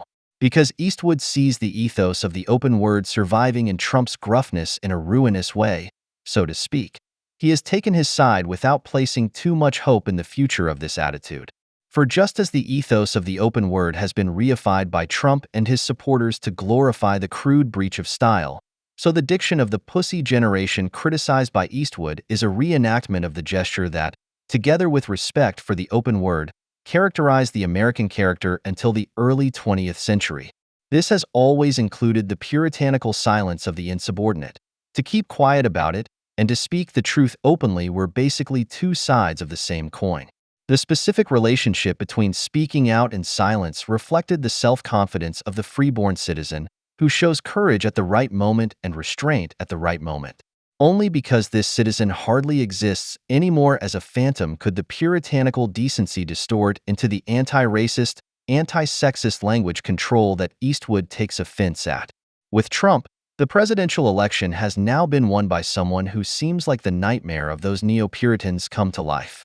The fact that America's universities, and in particular the humanities, have been running amok since Trump's election victory is not only due to his undisguised dislike of academics, but also to the concrete fear that he could seriously deprive the employees of the politically correct supervisory authorities of the material basis of their existence. A text by Ivo Bozic, which is titled with a sigh of relief, "Bye-bye, Weston, bye-bye, West," and recommends anti-urbanity, neglect, and social Darwinism as an alternative to the localists, to whom he counts Trump voters, provides an insight into how the representatives of this milieu, who are somewhere between freelance academics and IT intellectuals, imagine a better future. Those who are being overtaken by the globalists, those prophets of a better society, include not only the localists themselves, who, as Bozic proclaims at the end of his article, "Fuck the locals," deserve to be fucked because they remain stuck on their patch like a couple of mugs, while flexible megacities are springing up everywhere like mushrooms. But also the bourgeois city dwellers who still cling to the illusion that Paris, New York, or London are still the center of the world. The new global cities, however, such as the charming metropolises of Singapore, Dubai, or Beijing, will not only put an end to the lives of idle bourgeois, but also to those of nation-states. Bozic writes, "The major cities, the world cities, are becoming increasingly detached from their state, from their nation, as the American sociologist Saskia Sassen described in her works on global cities in the 1990s. The world cities no longer claim to be metropolises, that is, the center of a surrounding area, and to relate to the lagging periphery. Instead, they are connecting with other powerful global cities where very similar technological, social, and cultural conditions prevail. Global cities are becoming global powers. The nations are once again inflating themselves before they burst. What is happening now is their death throes. Jungle World 46, November 17, 2016. Whether unintentionally or not, the inhumane fantasy that the lagging behind parasites of the rest of the West, together with their rigid institutions, will be blown up by the potent global martyrdom of unleashed post-nationalism and left behind in their death throes in a mocking and triumphant manner, goes very well with the need for overpowering by the destructive potential of political Islam, which breaks down all borders. Donald Trump, in turn, has summed up the productivity of this movement in the brutal formula that its representatives are hacking off people's heads all over the world. If the productive force of the so-called globalists consists of unleashing death struggles, destroying states, and letting the superfluous perish, then Islam, as a supranational movement, can only be their natural partner. When one considers the chauvinism that oozes from every line of such an apology for globalist power, it is not surprising that the globalists, in particular, like to caricature Trump as a lecher who reaches into the crotch of the Statue of Liberty. This gesture, contrary to the intention of those who laugh at it, reminds us above all of what the globalists and their ideologues do not want to know. That freedom has a gender, that the promise embodied in the Statue of Liberty is also that of liberated sensuality, and thus the promise of a world in which all those who want it can touch each other. In other words, precisely what the anti-sexist reflex women are not pieces of meat denies. That all people are also flesh, living sensuality, rather than bundles of discourse, power, or communication nodes. Those who make a joke of every memory of this should not be surprised that women who have their wits about them tend to trust Trump politically rather than the milieu that hates him. On November 10, 2016, the publicist Azra Nomani explained in the Washington Post why she, as a Muslim immigrant and longtime Democrat voter, voted for Trump. I am absolutely not afraid of living in Trump's America as a Muslim woman. The separation of powers in America and the rich history of social justice and civil rights will make it impossible for the speculation with fear, which was sparked by the rhetoric of the candidate Trump, to bear fruit. In the same text, Nomani gives numerous reasons why she does not see the Republicans as the lesser evil, but rather voted for them in protest against the real evils. Against the Democratic Party's cozy relationship with Islamic states, against Obama's policy of appeasement not only towards Iran but also towards everyday Islam in the West, and finally against the imposition of his healthcare reform, which for her, as a single mother from the middle class, meant nothing but additional costs.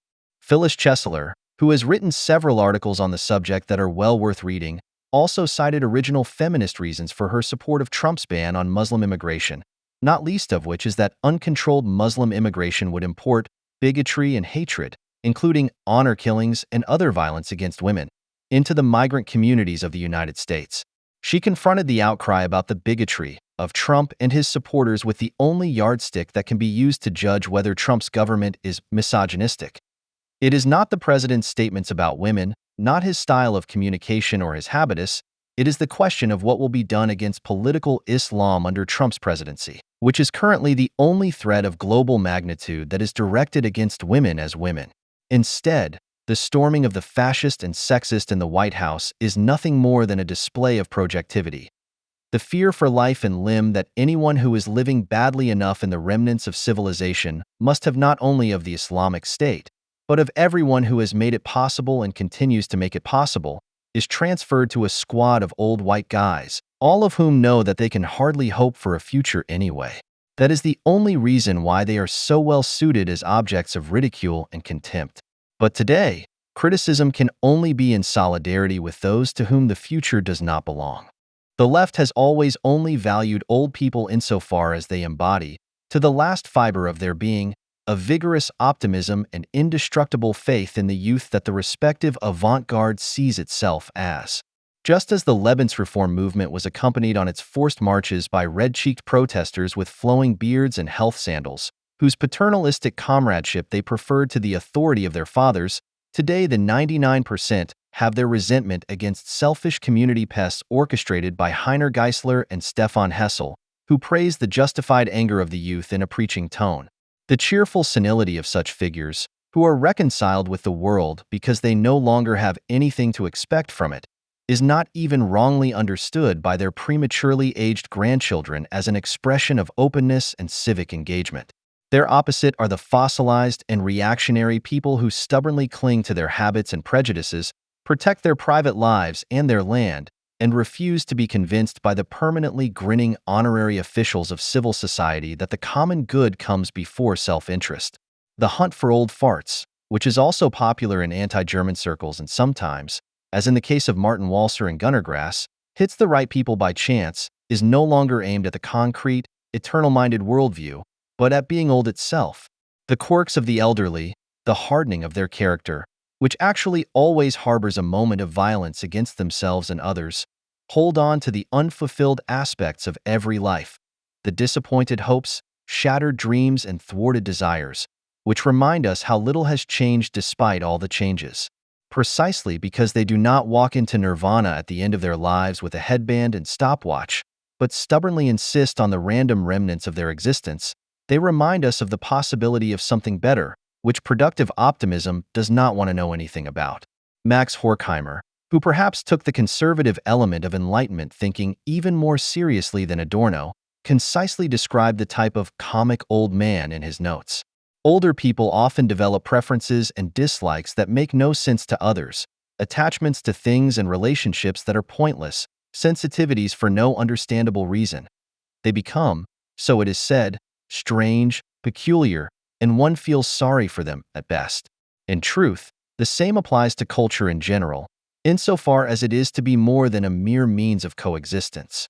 Those who are serious about devotion, self-forgetful, and without pompous phrases about eternal values, differ from those comical old people, from the characters, as they are called in American, only in that they share their peculiarities with more people than those.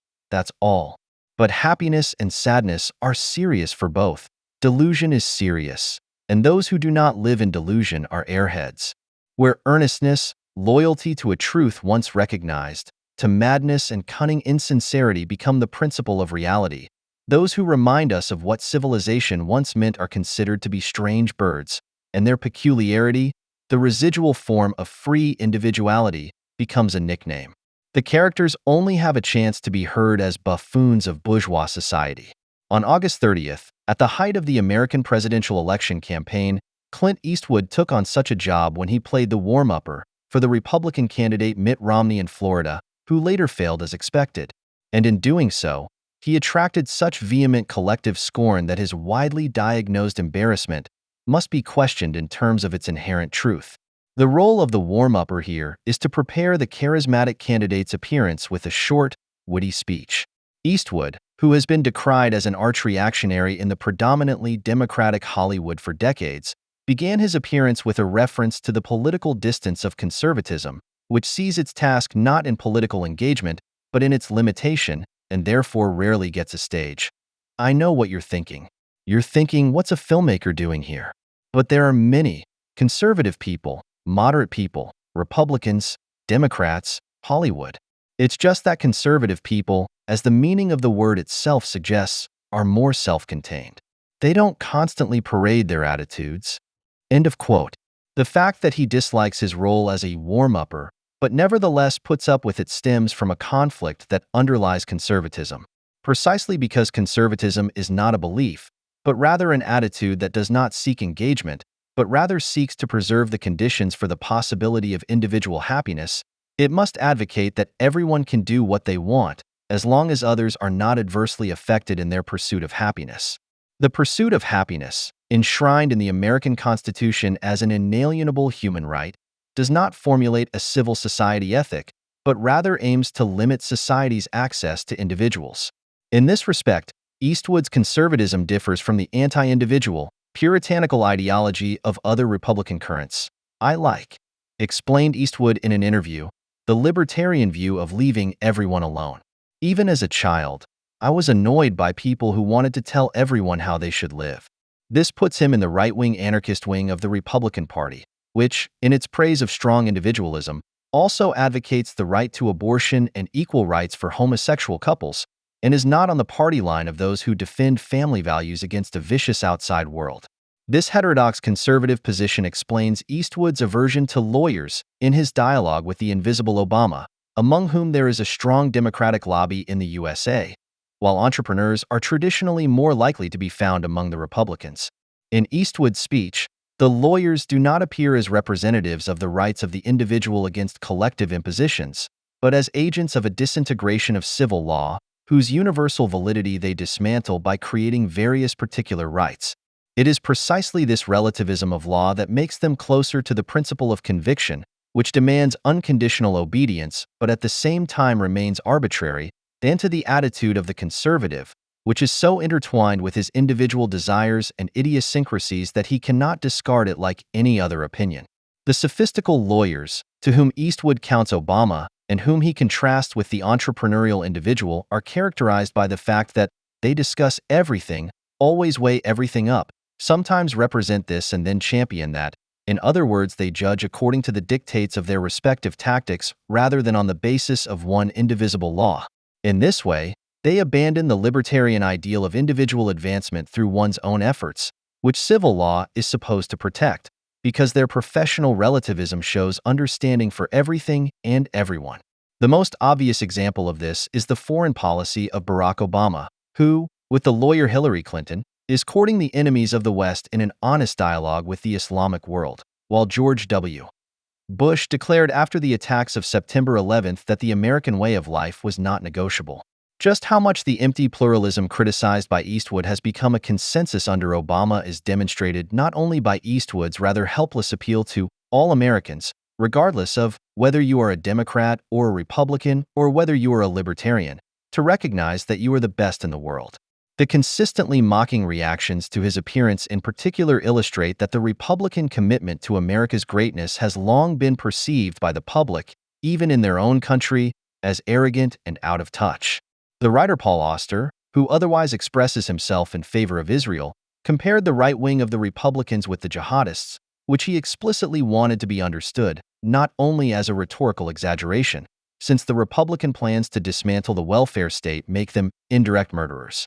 The 82-year-old Eastwood may have made a few great films, but his appearance, in which he acted as if he were crazy, shows that he has two brains, one to make art and one to think about politics. They don't seem to exist in the same head. The idea of improvising a dialogue with an empty chair, which is part of the classic repertoire of stand-up comedians and whose spontaneity is rather at odds with the perfect PR events of the election campaign, is supposed to be proof of senility. In fact, the idea of the chair on stage came to Eastwood. There was a chair there, and someone asked me if I wanted to sit down, he explained afterwards. He was aware that he had stumbled over words a few times, but that was just the way it was when you don't have a prepared speech. By refusing the offer to sit down, which was obviously meant as a sign of his senility, and by placing the young Obama in the chair to adapt the role of the stand-up comedian himself, he not only degraded the president, but also refused the role of the wise old man that the managers of his candidate had apparently intended for him. Later, Eastwood explicitly said that politicians were our employees. But not a single commentator came up with the idea of recognizing criticism and reflection instead of dementia in his eccentric performance. In Germany, the improvised nature of the speech was enough to confirm that Eastwood had Alzheimer's and to dispose of his stubborn conservatism at the same time. In the Tagesschau blog, his appearance was headlined "The Senile Man and the Stool," and he was described as a picture of mental decay, which was pathetic about Eastwood's appearance. Verena Lukin was even more scathing in her comments in the FAZ, dividing him into the sturdy right and the honored filmmaker, whose genius has been demystified since he, an old man who is obviously politically confused, has cried out his private convictions, unarticulated, stammering, and vulgar, to the world. The signs of decay that are used to declare a man incompetent, who is otherwise praised for his mature late work, actually testify to the fact that the republicanism represented by Eastwood is now in a lost cause, even in the USA. Eastwood has never had any illusions about this. Rather, his films since the 1970s, long before his late work as a director, project a decidedly anachronistic typology of stubborn resistance, proving that for him, politics and art exist in the same head, precisely because he is not an engaged filmmaker, unlike his democratic acting and directing colleague Robert Redford, who was known for socially romantic kitsch such as The Horse Whisperer. The Dirty Harry character, created in 1971, is not an American Shymansky who fights against the institution to get the people's will through, despite his tendency to take executive action alone. Instead, he resembles the inability to adapt to the police apparatus, which has long been dominated by PR people and social pedagogues. And in his exclusive orientation towards his own powers of action and judgment, he is more like those investigators in British crime fiction who are far away from the institution. The films that Eastwood later directed also expose the necessary connection between resistance and stubbornness in a world in which compliance, softness, and friendliness almost inevitably lead to adaptation to the general routine coldness. This is comically depicted in Space Cowboys 2000, in which Eastwood, Donald Sutherland, Tommy Lee Jones, and James Garner are sent into space as retired astronauts because they are the only ones old enough to know the control system of a satellite that is threatening to crash into the Earth's atmosphere. It happens tragically in $1 Million Baby 2004, in which Eastwood plays a boxing trainer who is stuck in the old ways and unexpectedly makes a young waitress, Hilary Swank, a star until she is paralyzed from the neck down by an injury inflicted by a German opponent in a gross violation of the rules. The film's theme, at the end of which the trainer administers an overdose of adrenaline to his pupil at her request, is not euthanasia, which is shown without any moral judgment. In fact, it is about the objective anachronism of American individualism in a society that no longer even needs it as a legitimizing ideology. In their insistence on their own hopes and talents and in their aversion to pandering to a reality dominated by insipid self-promotion and eloquent stupidity, the old coach and the young student, who soon cease to be in a mentor-mentee relationship and become friends through their equality, are similar. Where a committed filmmaker would have staged the feminist conversion of a misogynistic old man who refuses to train women until he is taught otherwise, the greatness of Eastwood's film lies in the fact that instead of two social roles, two unique individuals face each other who, unlike the conformist educational ideal of today, do not grow together, but respect each other as they are. Gran Torino, Eastwood's 2008 masterpiece as a director, is also special in that Walt Kowalski, the main character played by Eastwood, does not change during the course of the film, but stubbornly clings to his one-sided view of the world, because in a society that seeks to level out every idiosyncratic impulse, the claim to unwavering truth is preserved only in one-sidedness. Gran Torino seems like a preemptive response to the accusations that Eastwood is senile. While Kowalski's Old Neighborhood, where he appears as a fossil, is now almost exclusively populated by Asians and hostile youth gangs fight each other, he clashes not only with his strange neighbors, whose strange names he constantly confuses, but also with everyone close to him. As a devout Christian, he insults the young district pastor, who presents himself as a social worker. He chases his stupid children and grandchildren, who would prefer to send him to a home and give him a grandpa phone with oversized buttons, out of the house. From Christian faith, he thus becomes a blasphemer, and out of respect for blood relations, he insults the family honor. While those who should actually embody the values he believes in turn out to be empty-headed and slimy conformists, the young Asian Tao, whom he takes under his wing so that he will have a better life than his contemporaries, who are organized in gangs, proves that in a milieu that scorns Kowalski's values, he is able to find what he himself represents. Not in a foreign culture, that would be a revelation to him, but in a single, unmistakable person. Kowalski is not converted to multiculturalism through his friendship with Tao, nor does he educate the boy to a better life and reap devoted gratitude in return. Instead, he continues to curse the Chinks until the end. But he leaves Tao his title-giving car and his house to the Catholic Church because not everyone there thinks like the district priest. The film's finale, in which Kowalski allows himself to be shot by the youth gang that is threatening his neighbors so that the police can get hold of them, is not a heroic self-sacrifice despite the pathetic staging reminiscent of the crucifixion. Kowalski had previously learned that he did not have long to live and had little to lose. He will not live on in his descendants, whom he posthumously affronts by disinheriting them, but in the individual people who, like Tao, have realized that all people are born equal and yet all are different, and that one is only responsible for one's own life. The same people who praised Eastwood for Gran Torino as a reanimator of classic Hollywood cinema and thereby suppressed the fact that his film is a melancholy staging of itself as a relic of a lost time, are now, by defaming Eastwood as a washed-up imbecile, proving what not only they themselves, but almost everyone is characterized by the mental decay of seemingly enlightened humanity. Quote, "Nothing is as dead as the Western. No other subject in the film industry has produced as many flops as the genre that made Hollywood great, with every attempt at its reanimation over the past 40 years. This may come as a surprise, given that Kevin Costner's mammoth production Dances with Wolves not only won 7 Oscars, 3 Golden Globes, and numerous other awards in 1991, despite all the economic doubts, but also made almost $500 million on a budget of $20 million. Dead Man is considered a cult film in some circles. 3:10 to Yuma also did not flop at the box office. True Grit by the Coen brothers was an incredible financial success, even beating No Country for Old Men, and brought euphoric reviews and numerous nominations. Ultimately, The Revenant really did bring in over $500 million at the box office and won countless awards. This list could be extended, but Uli Krug is absolutely right in his assessment that these are apparent exceptions. It would be more accurate to say that we are dealing with an entire apparent genre or subgenre. This is nicely illustrated by the review of Dances with Wolves in the International Film Lexicon. Equally impressive in its efforts to achieve historical accuracy as in its attempt to replace the cliches of the traditional Indian Western with a well-founded, more human portrait. And it is here that the word is used that explains the apparent new success of the Western, anti-Western. Costner's film was also the first Western to fill the 10-year gap in Western production that the flop of Heaven's Gate in 1980 had torn open. It marked the breakthrough of the postmodern Western.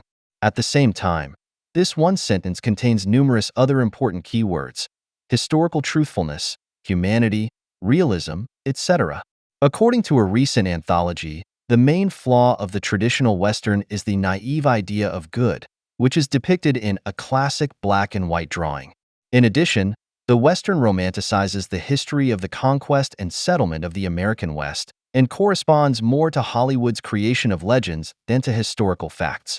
It must continue to be regarded as a pseudo-mythical legend comparable to the Song of the Nibelungs and is a fairy tale, a moralizing fiction in which one-dimensional characters, the struggle between good and evil, the good hero's test, and a happy ending are narrative constants that create the clean image. To complete the list of cliches about the cliché of the Western, one would have to complain not only about the legitimization of genocide, but also about the concepts of masculinity and femininity. It is precisely against this that cult directors such as Quentin Tarantino are now defending themselves in film and interviews. America is responsible for 2 Holocausts in its country, for the extermination of the Native Americans and for the enslavement of Africans, Jamaicans, and West Indians during the slave trade, or slavery was a Holocaust that lasted 245 years. The extermination of the Native American peoples was also a Holocaust. Both are just as bad as the Jewish Holocaust elsewhere. One thing I would like to add to the Western genre, and also have to, is the dialogue about race in America. Because that is exactly the topic that was completely avoided or only superficially dealt with in the earlier Western films. Everything about it is wrong, the first one hopefully obvious, but the last one is also based on projection. The Western was never as anti-Indian as claimed. The problem is that the classification of the extremely tragic fate of the North American natives as a Holocaust is disgusting, but even only as genocide is very questionable. Almost all historians agree that 90% of the indigenous population died of diseases, especially smallpox and measles, that came with the European settlers, and against which there was no immunity and with which there was also no experience of treatment, prevention, etc. The Mandan tribe, for example, was decimated from around 2,000 to 40 members in 1837 by a single epidemic. Since this cannot be denied, there has long been another strategy of interpretation, which Jim Jarmusch would like to present here. They even used biological warfare, giving them infected blankets and all kinds of stuff. Any way to get rid of them. This last tale, an important component of every positive Native American film, refers to exactly 2 letters from 2 British military officers in which the idea in question was discussed, and which is the only argumentative source of this widespread claim. There is no further proof, nor is it certain to what extent an infection can occur in this way. The empty land that the settlers settled had its cruel reality. It is known, particularly from South America, that the diseases there preceded the Spaniards by up to 7 years, without any kind of biological warfare having taken place. What is much more significant is what is ignored and concealed in the above statements, namely that it was an enormous catastrophe which was perceived and articulated in particular by American contemporaries. There are countless letters, newspaper reports, etc. that express and testify to the horror of the mass deaths of the Indians.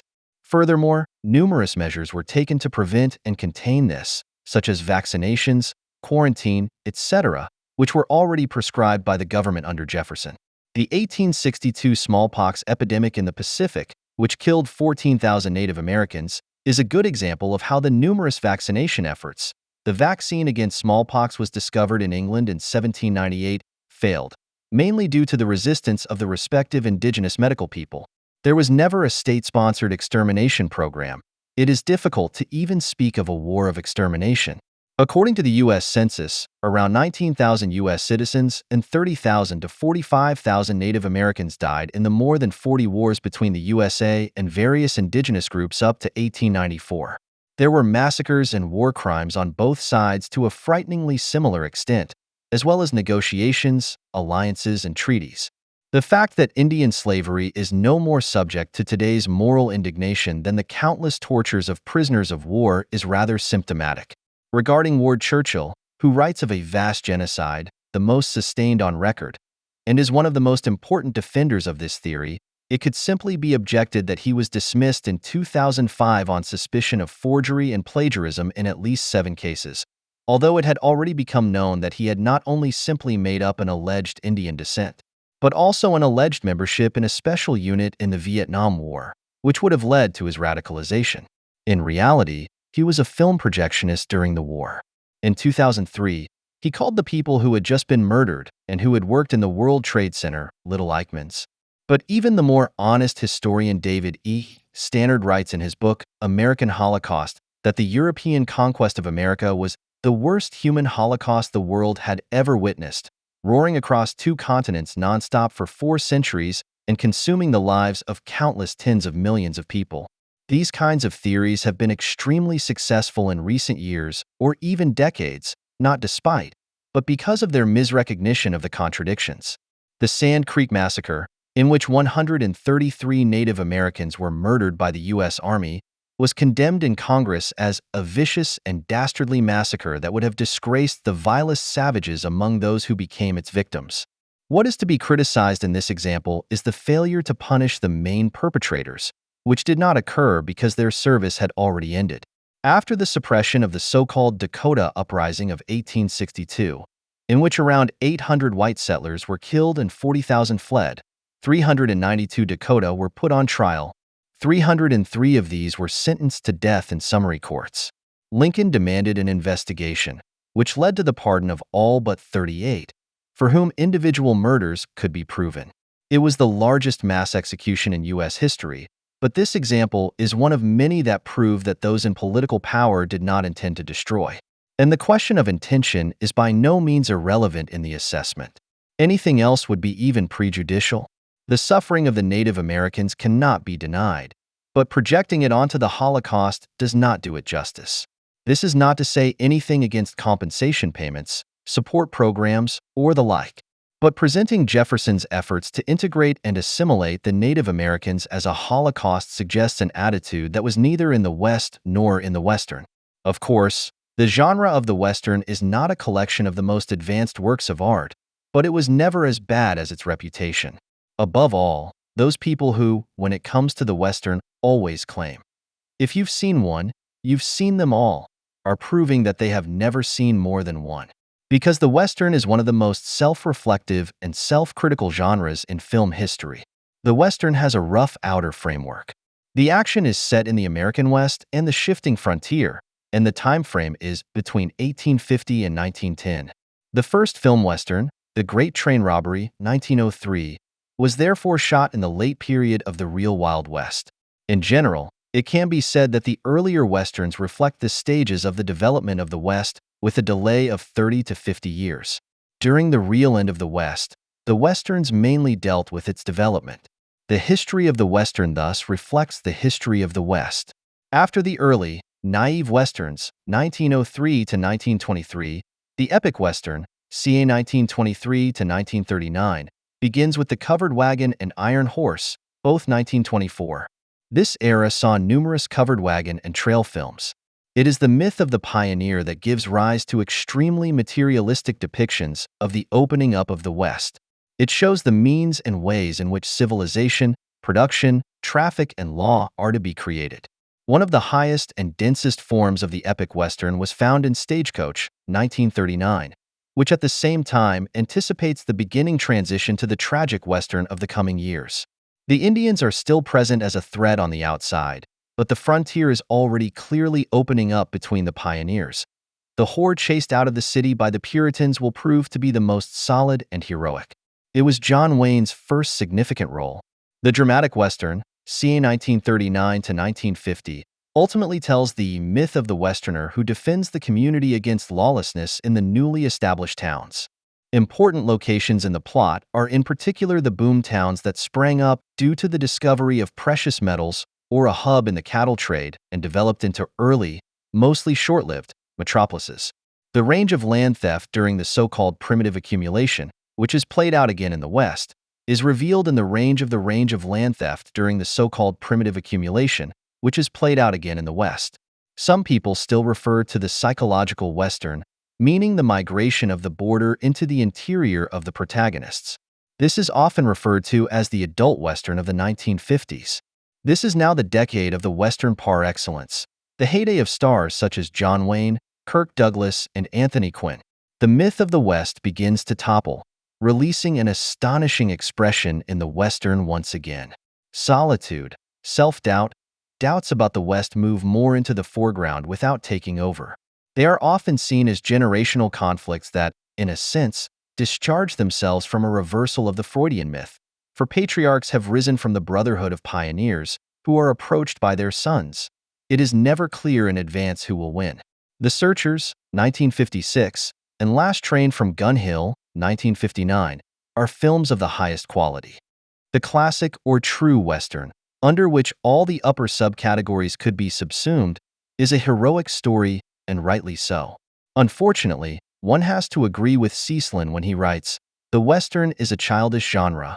Those who have not had their first encounter with it before puberty will hardly be able to develop a relationship with the writers who come from the right edge of the picture and disappear on the left horizon." Lucky Luke is therefore to be regarded as the most crystalline, purest, and most eternal Western hero. In him, we can recognize in an idealized way what makes a Western hero, namely to appear as a deus ex machina on horseback, defending the dream of the West against its reality. This dream was always primarily one of justice, which was personified in the hero of the Western. The almost compulsive sense of justice of the Western hero is comparable to that of a child who, having just internalized the principle of equivalence, i.e. having just made it second nature, wants to see it applied consistently and without reservation. Hardly anything could be more authentic than a child's sense of justice. Perhaps it really does take early identification with the Western hero to be able to understand this in later years. The personification of the hero as justice would probably miss a few things, because the Western hero is by no means impartial or even-tempered. Justitia, closely related to Ikita's equanimity and impartiality, through her blindfold, scales, and sword, is ultimately the unification of the Greek goddess Themis and her daughter, Eurydice. While Themis was the personification of the general divine order, Dike is more the embodiment of moral justice and of punishing as just retribution. This is why Dike is one of the main figures invoked by the heroes in Greek mythology and its aesthetic representation. There is an overlap with Nemesis, as just anger. Both were responsible for the retribution of a violation of justice, a vengeful judge and a judging avenger. In contrast to the Don Corleone of the Mafia film, for whom everything, even an attempt on his own life, is business and nothing personal, the Western hero always takes injustice experienced by strangers personally, Even though he only wants to go about his business, he almost fights against his impulses, but fails very reliably and is overwhelmed by the Kantian imperative to always consider people as ends. He has integrated the moral history of the West into his own person. The genre's transitions already process various crises of the hero, which are initially external, i.e. of the West. In particular, Hegel pointed out in his Aesthetics that the heroic age is, strictly speaking, always a pre-state or pre-legislative age. Often, the Western hero appears as a kind of avenging angel, as a nemesis. He is usually an outsider and, above all, on the road a lot. That is precisely why he usually arrives too late to prevent every disaster. His only option for intervention is retribution, which is always intended to deter and thus avert future disasters. He shows the price that will have to be paid for injustice in the future. Hegel wrote of Aeschylus Orestia that it was just, but he only passed judgment according to the law of his particular virtue, not according to judgment and justice. In the West of the period depicted, the moral and just also had to take on an individual form, since it depends exclusively on the individuals and only in them and through them does it come to life and reality. After the Greek heroes and the medieval knights, the Western hero is the last hero. The latter, like the former, embody the Hegelian ideal of the hero, above all because they become the founders of states themselves, so that law and order, law and custom emanate from them and realize them as their individual work, which remains linked to them. As an individual, the hero of the classic Western stands between the court, which does not yet exist, and the constantly threatening lynch mob. At the latest since the film Oxbow Incident, 1943, the lynch mob has been the publicly declared enemy of every Western film. In this regard, one of the few reasonably intelligent passages from the latest Tarantino film, the Western chamber play The Hateful Eight, should be cited. The apparent full-time hangman Oswald Mowbray, played by Tom Roth, delivers a monologue on the death penalty and justice. And, if you're found guilty, the people of Red Rock will hang you in the town square. And as the hangman, I will perform the execution. And if all those things end up taking place, that's what civilized society calls justice. However, if the relatives and loved ones of the person you murdered were outside that door right now, and after busting down that door, they drug you out in the snow and hung you up by the neck, that we would be frontier justice. But ultimately, what's the real difference between the two? The real difference is me, the hangman. To me, it doesn't matter what you did. When I hang you, I will get no satisfaction from your death. It's my job. I hang you in Red Rock. I move on to the next town. I hang someone else there. The man who pulls the lever that breaks your neck will be a dispassionate man. And that dispassion is the very essence of justice. For justice delivered without dispassion is always in danger of not being justice. The man with the nickname, the Hangman, played by Kurt Russell, is a bounty hunter who always delivers his prisoners alive, that is, to be hanged, to the justice system, concluding with an amen. The similarity between Roth's portrayal and that of Waltz's in the first Western is hard to miss. It clearly refers to the SS officer from the first appearance, the secret main character of Inglourious Bastard. The executioner is in fact the brutal criminal that Mowbray turns out to be, while the bounty hunter acts as the bearer of justice, although he ultimately takes on the role of the lynch mob. However, the Western hero always embodied this contradiction himself and carried it out, which is how he first developed it. Tarantino repeatedly chooses a completely different character with the bounty hunters, who at least survive the longest between these two fronts. He represents the hope for the land of the free, home of the brave. This hope may have originated in the two wars of independence against Great Britain, but it was decidedly tied to the settlement of the West, since only this would complete the break with the old continent in terms of content. And this is precisely the main motif of Jeffersonianism. The majority of Americans, led by men like Thomas Jefferson, wanted more than just national emancipation from the motherland. The abolition of old social and economic privileges and the creation of a new democratic order that would enable prosperity and freedom for all. The spokesmen of this movement were called radicals. The Republican Party developed from this group. Jefferson combined the radical vision with the idea that the USA should not be limited to the development of the industrialized urban East and an empire of bankers and merchants, but should become an agrarian nation, especially in the West. This was associated with a decisive westward expansionism and protection of the pioneers from debt. Jeffersonianism, a basic attitude of many Americans that many Central Europeans, especially Germans, still misunderstand today when it is represented as vehemently as by John Wayne, for example, combines decisive nationalism and federalism with the best virtues of liberalism, anti-capitalism, and democratism. The War of Independence of the agrarian Westerners against the Eastern capital has never been fully won, however. Countless Westerns are nothing more than a description of this struggle. Hembus. p. 35ff.it was a utopia that needed to be realized and that, as a political concept, migrated from the West to the East Coast in the form of Jacksonianism. The West, whose ideas Jackson brought to Washington, had usually introduced universal active and passive suffrage for all adult white males in its territories from the outset. The Western states were also more progressive than the Eastern states on the issue of women's suffrage. The West abhorred the right to vote by census or similar privileges. The West had thus automatically gained a democratic advantage that the East had to catch up with. Jackson forced this development. He found his allies in the East among the working class and small businesses. Hembus p. 78f. The Western never idolized nature and wilderness. The trapper in his leather outfit falls into the pre-Western, the period from 1607 to 1804, and had to disappear to fulfill his task, the discovery of the new land.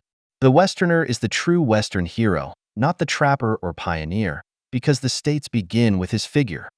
The territories created by the pioneer become states. The territories are not yet home, they are not even part of the United States, and for this reason alone a Western is never a home movie. Rather, the double value of the Western as a national myth and as a universal form should be emphasized. The Western in its entirety is a story of subsumption under capital, as well as all attempts to repel it or at least to shape it oneself. The settlers of the West and Westerns were the imminent critique of the bourgeoisie. The pioneers, squatters, and settlers had made the land that the trapper had discovered, but not used usable through their work. By referring to the early bourgeois tale of primitive accumulation, as in John Locke, they legitimized their resistance to the new land grab by East Coast artists, the character masks of capital. In this struggle, however, they usually let themselves be represented by the hero.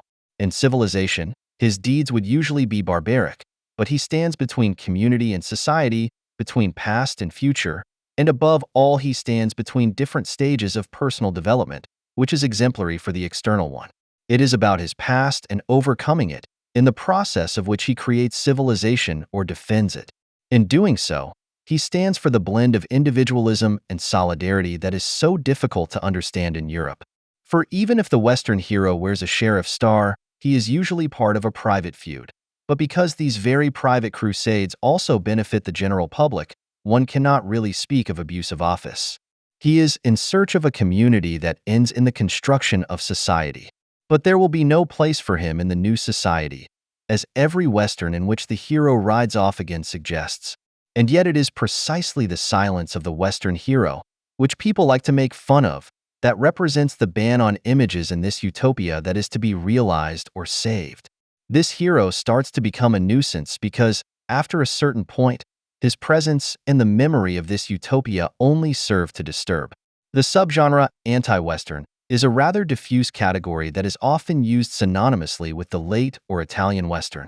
There are various attempts to define these subgenres, which can be simplified into two strands: production time or content. A late Western is therefore a Western that was shot from the 1960s onwards or has a melancholic to gloomy and pessimistic design. Neither the temporal nor the content-related definition is sufficient on its own, because there are also later Westerns that completely adhere to the classic format. Above all, however, a critical view of one's own genre is by no means reserved for Western productions from 1960 onwards. This view is rather part of the essence of the Western itself, because every Western is above all a film about other Westerns. Thus, with every new film that is seen as a Western, the definition of the genre is changed and expanded. And yet, a clear break in the genre can be seen. This was mainly initiated by two films, Sam Peckinpah's Ride the High Country, 1961, and John Ford's The Man Who Shot Liberty Valance, 1962. The first, and actually the second, is described in a review as demythologizing the Western and establishing the late Western. The heroes of Sacramento, German title, are tired. They need glasses and can no longer get into the saddle on their own. Cars and even camels are faster than horses. From The Man Who Shot Liberty Valance, 1962, to Unforgiven, 1992, the latest late Western worth seeing, the late Westerns increasingly incorporated the creation of legends itself as material. The West, with its rules and its morality, is not questioned as a whole, but rather in terms of its future. The films are about old heroes in a new, rapidly changing time. The genre more or less ends with John Wayne's last film, The Shootist, 1976. The aged Western hero has cancer, as does the actor himself, and it becomes clear that the genre itself is doomed. The pessimism is resignation as well as an expression of grief and hopelessness over the loss of the frontier and thus of freedom. In 1890, the frontier was officially declared non-existent by the U.S. Census. The shock of this was academically processed by the historian F. J. Turner in his work, The Significance of the Frontier in American History. For decades, the frontier thesis was to be of great importance for American self-awareness. The old heroes try to flee, but usually they are left with only death. Time for Dying is the title of one of the most pessimistic late Westerns from 1969. A certain innovation in late Westerns had truly fatal consequences in later developments. A group of half-old heroes replaces the former one hero. If you want to distinguish between the content of spaghetti westerns and spaghetti westerns, you can do it like George Cecilin. The spaghetti western tells of the destroyed West, the spaghetti western of the destruction of the West. Therefore, the spaghetti western is the genre of the big pictures of destruction. The American spaghetti western is the genre of small, painful details. However, it is important to add that the sadness of the late Western is contrasted with the subtly malicious coldness, sometimes the revolutionary pathos, but mostly the self-congratulatory cynicism of the Italian Western. In particular, the violence that also occupies a central place in numerous late Westerns is celebrated as a cult by the Italian Western. The best known are remakes of Japanese films, and in this sense, they are more like Easterns that have been relocated to the West. They were panned in the USA, as in the case of A Fistful of Dollars, and were much more successful in Europe and much earlier than in the USA. In the spaghetti westerns of the two Sergios, Leone and Corbucci, the works became Gesamtkunstwerk through their fusion with music, and in a bad sense operatic. Each character has their own musical motif, and between extreme close-ups and detailed shots, Italian shots, and the super-wide shot, the hero still stands up again as a narcissist and psychopath. Now the time of the so-called professionals has finally begun, for whom profit has finally become the main motive for every action. Whether someone has maintained their composure can only be judged from the context of their time. Bounty hunters would be an unusual career choice for someone who places particular value on the rule of law, a particularly clever writer in the Süddeutsche Zeitung suggested, proving that she may have an idea of how to assess attitudes, but not of Westerns, and therefore quite rightly reviews a Tarantino film. It is suggested that bounty hunters were ever heroic figures in the West or Westerns. Joe Hembus comments, "In reality and in the fiction of the Western, they are considered the most dishonorable, contemptible race, and that for 100 years, until the advent of the Italo-Western, for which the amoral hero is the true hero. Italo-Westerns are not bad films per se, but they are usually bad Westerns, if they can be considered Westerns at all. Their content is their cynical untruth. Most of them are European myths. The heroes are cunning men without names, who are meant to be a clear reminder of Odysseus. The promise, often of a treasure trove of gold, stands as a mere caricature in contrast to the omnipresent dirt in the form of dust, mud, and blood. This is precisely what describes the situation of the continental wage laborers in the depicted period, projected onto the West. And there is something else very European about the spaghetti Western. The border, which the late Western had exposed as lost, is rediscovered between the USA and Mexico, that is, between states. By confusing border and frontier, these films fail to recognize that the border of America cannot be compared with any other border in the world, rather debatable. Let alone with the European one, this is definitely the case. Let us once again outline the subgenre with the help of a review. This time, it is about Once Upon a Time in the West.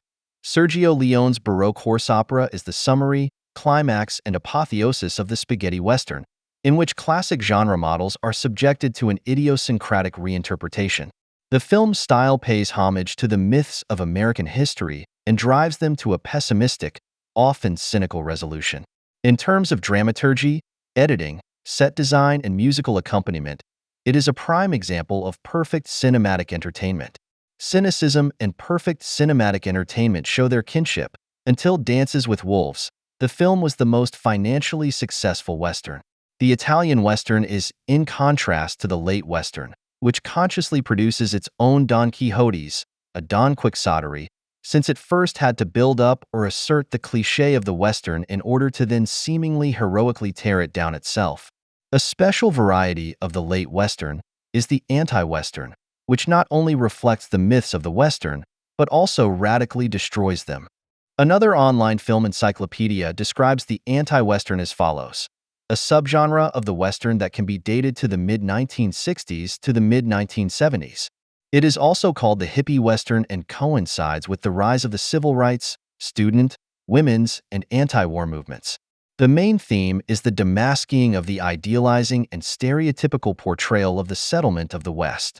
Most anti-Westerns are simply films against the Vietnam War. But even among them, there are a few that are at least technically good, such as The Wild Bunch, 1969, which incorporates many elements of the Italian Western, including references to the Mexican Revolution, but the excessive portrayal of violence is intended to be accusatory. The film's opening scene already denounces the everyday nature of violence and the way children grow up in it.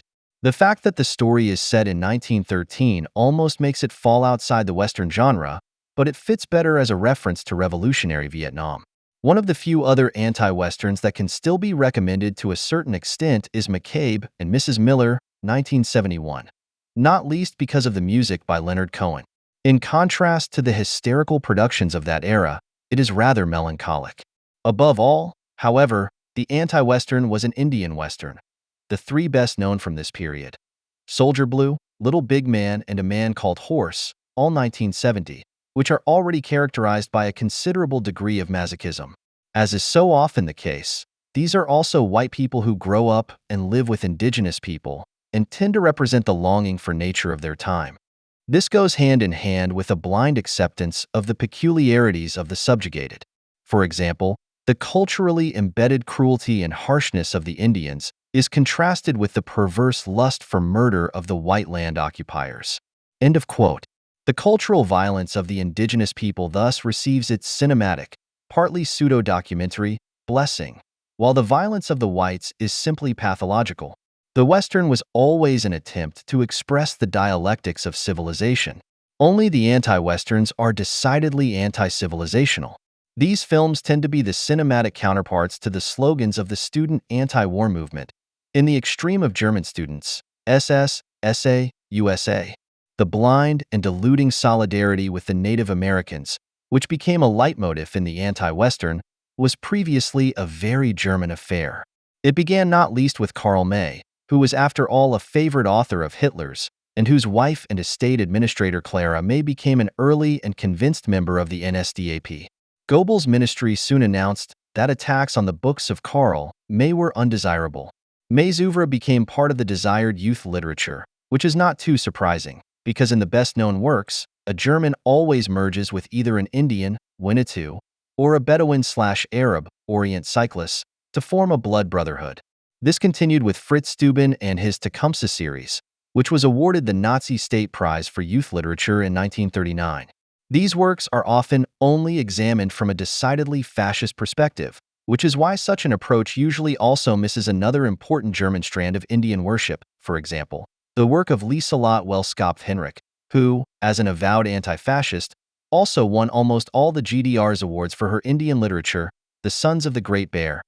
As early as the 1960s, the DEFA began producing films about Native Americans, filmed socialist ethnology and anti-imperialist agitation. Eventually, they even dug Karl May out of the censorship chamber, who had previously been banned as a fascist. German love of Native Americans was almost always born out of at least a latent hatred of the USA. The corresponding works attempted to eradicate the American dream at its roots. In other words, to justify that the USA should never have existed. It was only with the Vietnam War that American self-hatred emerged, which was now projected onto its own history. While the world proclaimed, "Amy, go home," the accusation was now also raised in this home that it had not been acquired legally. The late Western has questioned the myth of the West from within imminently, while the Italo and anti-Western has always come from the outside. Since Dances with Wolves, this has been the questionable recipe for success for the new postmodern Western, or simply post-Western, 1992 today. Malice and schoolmasterly know-it-all attitudes finally come together.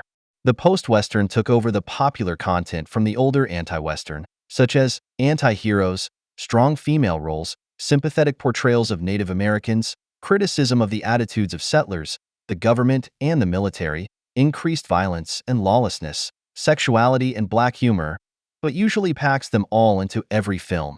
The simultaneous adoption of groups and rackets as protagonists, which have been part of the genre since The Magnificent Seven, 1960. Also a remake of a samurai film, and replaced the individual hero or anti-hero, also has a specific function. The demand for justice becomes a fight for recognition, in the course of which numerous new cliches are created. For example, since a third of the historical cowboys were black, there is now certainly a black man in a trio of heroes, but he is deceptively certain to be the good guy. Thus history becomes moralizing statistics.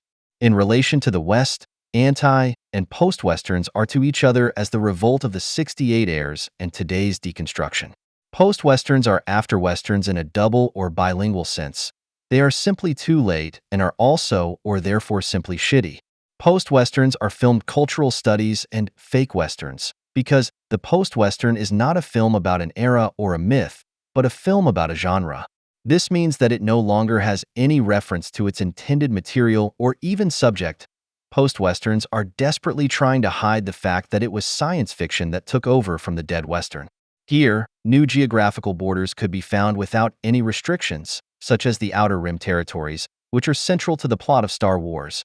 And racial borders could also be reinforced with all the projections that racists and anti-racists often desire, even if the skin color is usually blue or green, so that the reference is not too obvious.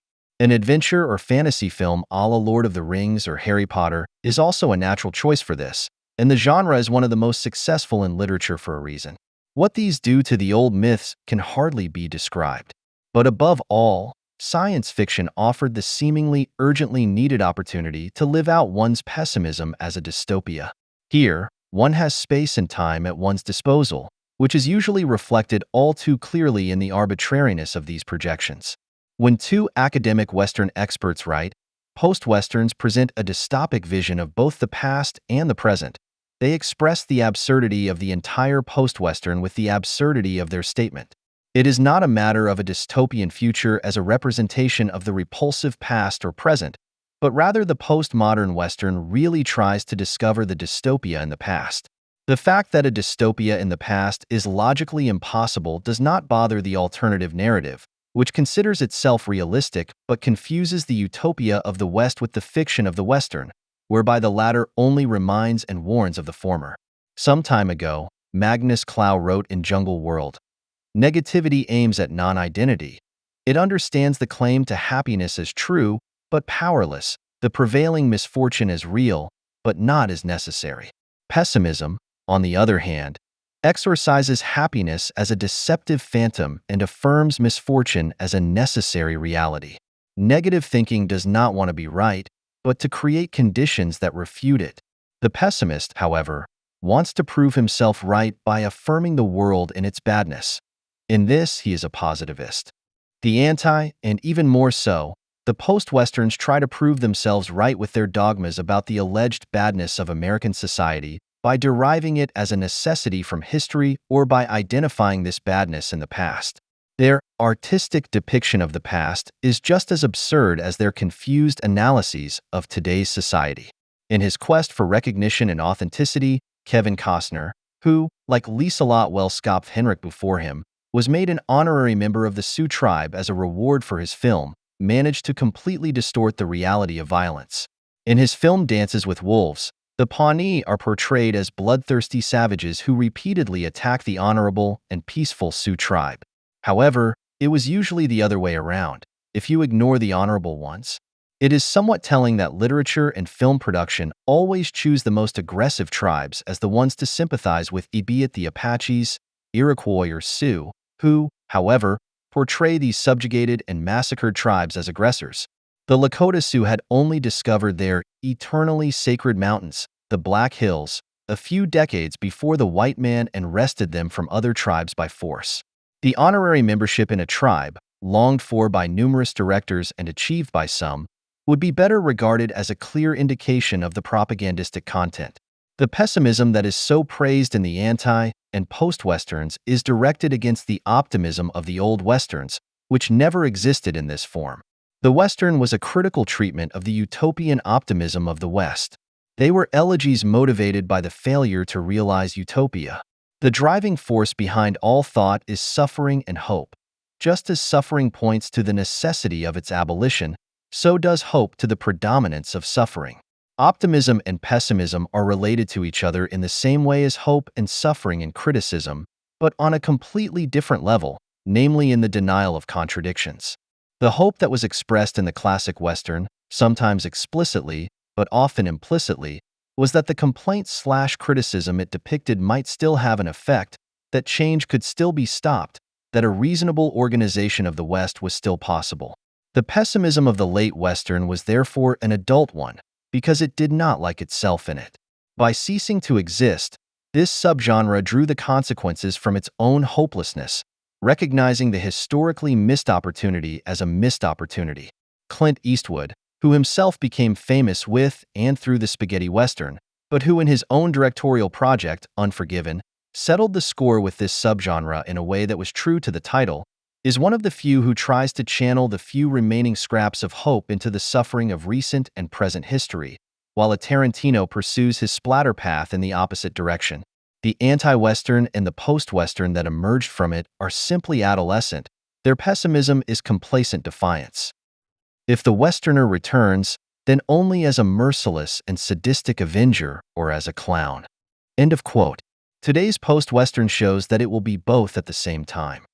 Donald Trump's success gives rise to fears that we are in for more of these zombie-like defiance productions. The end of the American dream. It was not only the notorious enemies of America at Stern, Tagesspiegel, or Zeit who commented on Donald Trump's election as the 45th president of the United States with statements like this. Those who never thought much of this dream. Even the last German transatlanticists were outraged that the Americans had not behaved at the ballot boxes as they themselves would have done. Some threw around accusations of fascism and Nazism as if they wanted to absolve their Wehrmacht grandfathers after years of abstinence. Others were delighted by the caricature showing Trump cutting off the head of the Statue of Liberty in the style of the Islamic State. The fact that the Spiegel, which traditionally tends towards anti-Americanism, put the picture on its cover a few days later was of little concern. In the weeks following the election, political discernment and rhetorical moderation were not in demand. Good old Germany no longer knew any parties, only committed fighters against the supposed fascism in America. Richard Herzinger, who, unlike many other transatlanticists, fortunately did not engage in Nazi comparisons, spoke in the Welt in a comparatively restrained manner of the American president saying goodbye to the West. The fundamental, universal values, norms, and principles of the Free West play no role in Trump's world of thought. End quote. When the president speaks of America, Herzinger says, he means a different America than the one that has based its epical success and global appeal on being a synonym for freedom, democracy, and human rights. End of quote. In fact, the American dream was hardly abandoned when Donald Trump took office. Instead, liberal projections of America came to an end. Above all, the belief in the crisis-proof and friendly capital relationship next door. Trump's election is rather a deeply contradictory attempt to hold on to the American dream, even though its historical conditions have disappeared. Why is there no socialism in the United States? With these words, Werner Sombart in 1906 headed one of his soon-to-be famous texts. The sociologist was less interested in socialism than in Marxism. He equated socialism in the social democratic tradition with Marx's teachings, without realizing that Marx, as Karl Korsch wrote in 1950 in the light of his American exile experience, was only one. This meant that Marx embodied only one of the many traditions of the labor movement. Nevertheless, Sombart's text posed a question that preoccupied entire generations of socialists, from Marxists to Fabians and the syndicalists, who were particularly strong in America. It read, "If the industrially most developed country shows the less developed one the image of its own future, as it says in Capital, why does no influential socialist or communist movement exist in America despite the numerous labor disputes, and above all, no large social democratic party modeled on the Labor Party or the old SPD?" After all, the United States had been considered the most modern community in the world since the St. Louis World's Fair in 1904, which Sombart had attended with his colleagues Max Weber and Ferdinand Tönnies. Sombart's answer to this question was not very different from the one that Hannah Arendt gave almost 60 years later in her famous book On Revolution, 1963. Both spoke primarily of America's legendary wealth, which large sections of the population were able to share. Thanks to the possibility of constantly pushing back the frontier, the undeveloped borderland in the West, social conflicts were less drastic than on the old continent. This was also the reason why some entrepreneurs on the East Coast spoke very disparagingly of the wagon trains heading west.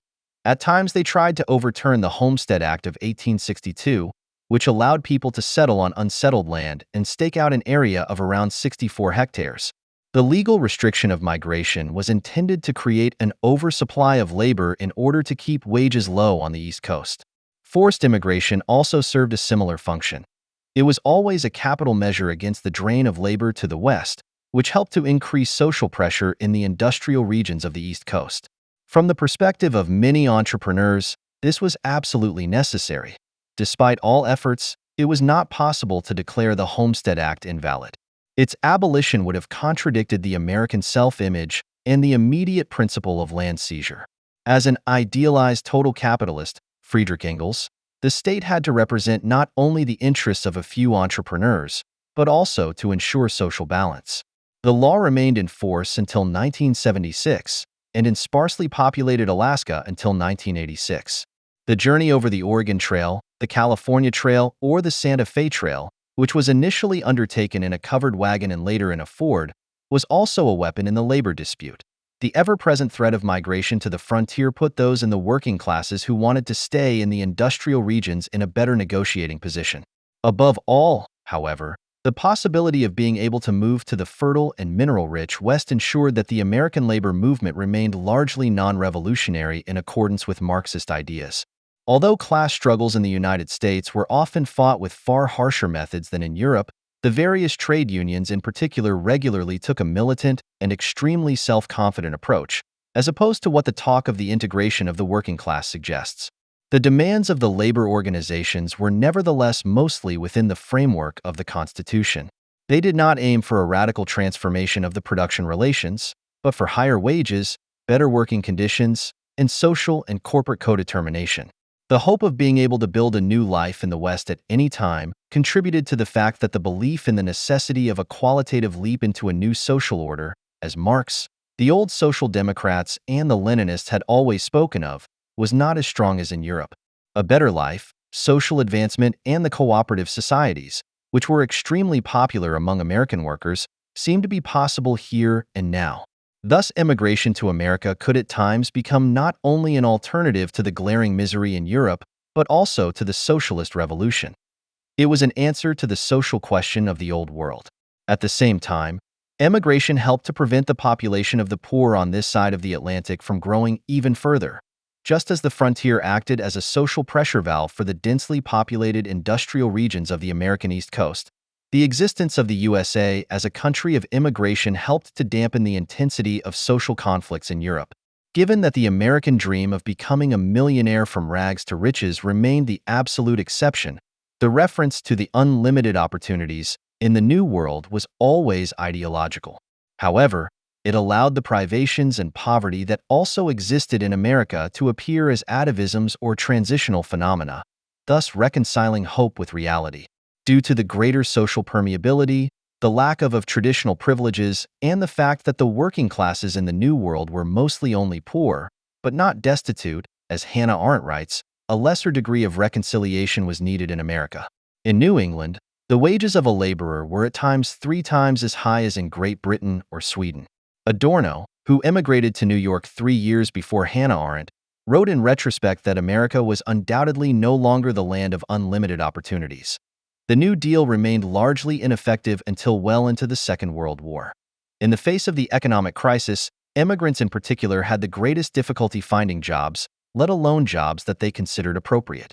Nevertheless, Adorno added, one still had the feeling that everything was possible. In particular, the later Nazi Sombart, who was still completely focused on the social question at the time he wrote his essay on America, overlooked the fact that European Marxism did not owe its success exclusively to the development of productive forces. The idea of an immediate connection between social misery and the rise of Marxism is a social democratic and Leninist legend. Marx and Engels had developed their concept of class against the background of the English and French experience. In Western Europe, the idea that all previous history was the history of class struggles actually had points of contact with reality. Nevertheless, Marxism was unable to gain a foothold there for a long time. Until well into the interwar period, it remained almost without influence within the labor movement in Western countries. It was just one current among many, and an insignificant one at that. It was only in the context of the Second World War that French and Italian communism began their meteoric rise. In the labor movement of Great Britain, the country that Marx had described in Capital as the most economically advanced on earth, it never managed to assert itself in this way. But the electoral successes of the French and Italian communist parties, which at times were able to garner more than a third of the vote, were less a matter of class than of nation. They were due not least to the communists' role in liberating their countries from the Germans. Both parties were always at least as national as they were social. Even in the 19th century, Marxism was not particularly appealing in Western Europe, but in the eastern part of the continent. For a long time, it was primarily a phenomenon in Central and Eastern Europe. In the territory of the Habsburg Empire, Marxism had become the dominant current within the labor movement by the last quarter of the 19th century at the latest. At about the same time, the Narodniki were defeated in the internal struggles of the Russian left by the Social Democrats around Georgy Plekhanov, who were oriented towards Marx and Engels. This rise of Marxism could not be explained by its own categories. For a long time, most of Eastern Europe did not have large numbers of modern industrial workers, as Marx and Engels wanted to define the proletariat. Apart from Bohemia and the border areas of Poland, industrialization began late and proceeded only hesitantly. Nor could the history of the societies there be described exclusively as a history of class struggles. While the social question was at the center of social conflict in France and Great Britain, social problems in the eastern part of the continent were either merged with national concerns or even overshadowed by them. The great multi-ethnic empires of the Habsburgs and the Romanovs did not collapse in 1917-18 because of the nationality question. The nation-states that emerged from their bankruptcy were also repeatedly shaken by national conflicts. They had inherited the imperial population structure of their predecessors. While there were still 9 nationalities in the Cisleithanian part of the old Austro-Hungarian Empire, that is, the part ruled from Vienna, there were at least 7 in Poland in the interwar period, and as many as 20 in the Kingdom of Romania, whose territory had more than doubled as a result of the dissolution of the Habsburg Empire. Compared to the old Danube monarchy, the situation of these minorities in the new nation-states had often even worsened. Their members were hardly present in public life, they were regularly discriminated against, and in some cases even attacked. These national struggles were regularly declared to be relics of the Middle Ages by socialists, communists, and liberals. However, this was a serious mistake. On closer inspection, they were an original product of modernity, an expression of a dialectic of equality. In the societies of the Middle Ages and the early modern period, inequality between the estates, the sexes, religions, nations, etc., was hardly noticed as negative because it was perceived as part of the order that was considered to be ordained by God. It was only with the emergence of the modern nation-state that the question of a homogeneous population came onto the agenda. Only the talk of universal equality led to the urge to compare, but also to equalize on a large scale. Horkheimer and Adorno spoke of the triumph of repressive equality, the development of the equality of the law into injustice by the same. The question of nationality was also reflected in the composition of the Marxist associations of Central Eastern Europe. Contrary to what is often suggested, the relevant associations were less workers' organizations than minority organizations. Both the Polish Communist Workers' Party and the Communist Parties of Hungary, Romania, and Czechoslovakia found many supporters in the predominantly agricultural, national minority-inhabited peripheral areas of the respective states. In the interwar period, more than half of the members of the Communist Party of Lithuania are said to have come from Jewish families, while the leadership of the Romanian Party consisted almost exclusively of Jews, Hungarians, Ukrainians, and Germans, who, with the collapse of the Habsburg Empire, had in some cases been transformed from subjects of Emperor Franz Joseph into second-class citizens of Romania. The attraction of the communist parties for members of national minorities was due not least to the Marxist category that was least transferable to Central Eastern Europe, namely the concept of class. Due to its philosophical historical charge, the talk of the proletariat seemed to offer the possibility of leaving one's own origins behind. The revolutionary class, Marx and Engels wrote in their first jointly authored book, cannot abolish its own living conditions without abolishing all inhuman living conditions. This was one of the reasons why Marxism was particularly attractive to some members of the national minorities of Central and Eastern Europe, because the proletarian organizations promised the establishment of a society in which the blood enmity, as it is called polemically in the Grundrisse, no longer had any significance. At the same time, they were the only political force that was open to members of all nationalities. In this vein, Paul Reimann, who became the leading thinker of the Czechoslovakian Communist Party in the late 1920s, explained in his memoirs that he had become a communist not least because he wanted to emancipate himself from his Jewish origins. Origin was replaced by a view of the future. The supposedly materialistic concept of class became an idealistic category. America, on the other hand, was less concerned with the future than with the present. On the whole, the social question had at least been defused on the other side of the Atlantic. Origin and ethnicity were also largely neutralized in the political arena. They were transferred to the private sphere and transformed into folklore. There were good reasons for this too. The experience of religious persecution in Europe, which had led the first settlers to New England in the 17th century, and the necessity of standing together against a nature that was perceived as overpowering, had given the idea of tolerance an early appeal in the New World. Thanks to the double, state and individual and new beginning, America had succeeded in achieving what Edvard Beneš, for example, had hoped for in vain for Czechoslovakia in the 1920s. As the Great Seal of the United States programmatically states, it had succeeded in making one out of many, e pluribus unum. In the New World, there was no ancien regime whose conflicts could have been incorporated into the foundations of the subsequent societies, as was the case in the successor states of the European empires. Nor were the immigrants who arrived during the period in which the American self-image emerged even admitted to the country as members of a particular nation or denomination, but rather individually and independently of their origin and faith. This had a significant impact on the development of the much-vaunted class organizations in America. The defusing of the social question and the extensive suspension of origin removed the two central prerequisites that Marxism in Europe owed its rise to. Firstly, the elimination of the greatest poverty seemed possible here and now. Secondly, origin was not replaced by future, but neutralized in the present. This is also why many social revolutionaries who had fled Europe became democratic liberals or militant, yet constitutionally patriotic. The term only works here. Trade unionists in America. This is also why class history disappeared from the dialectic of enlightenment. Horkheimer and Adorno appear to have omitted some of the Marxist categories that they had still used in the 1944 manuscript from the 1947 printed version, partly for reasons of caution. The Cold War had already begun in the last months of the Second World War. But that was not the only reason. Not only National Socialism, but also the completely different experiences of American exile had led to doubts about the universal validity of the Marxist categories that had once seemed almost a matter of course. By contrast, the almost completely ineffective Marxist organizations in America seemed like an import from the old continent. They found their members, following the Eastern European model, primarily among those who were excluded not only socially, but also because of their origins. Many of them were Black, recent immigrants who were treated with hostility by the long-established residents of the overpopulated industrial cities on the East Coast, or, in the immediate context, Jews. Leo Lowenthal reported on everyday anti-Semitism in America in the 1930s. The Communist Party of the USA accordingly had a number of foreign language associations at times. One of its central demands was equal rights for Black people.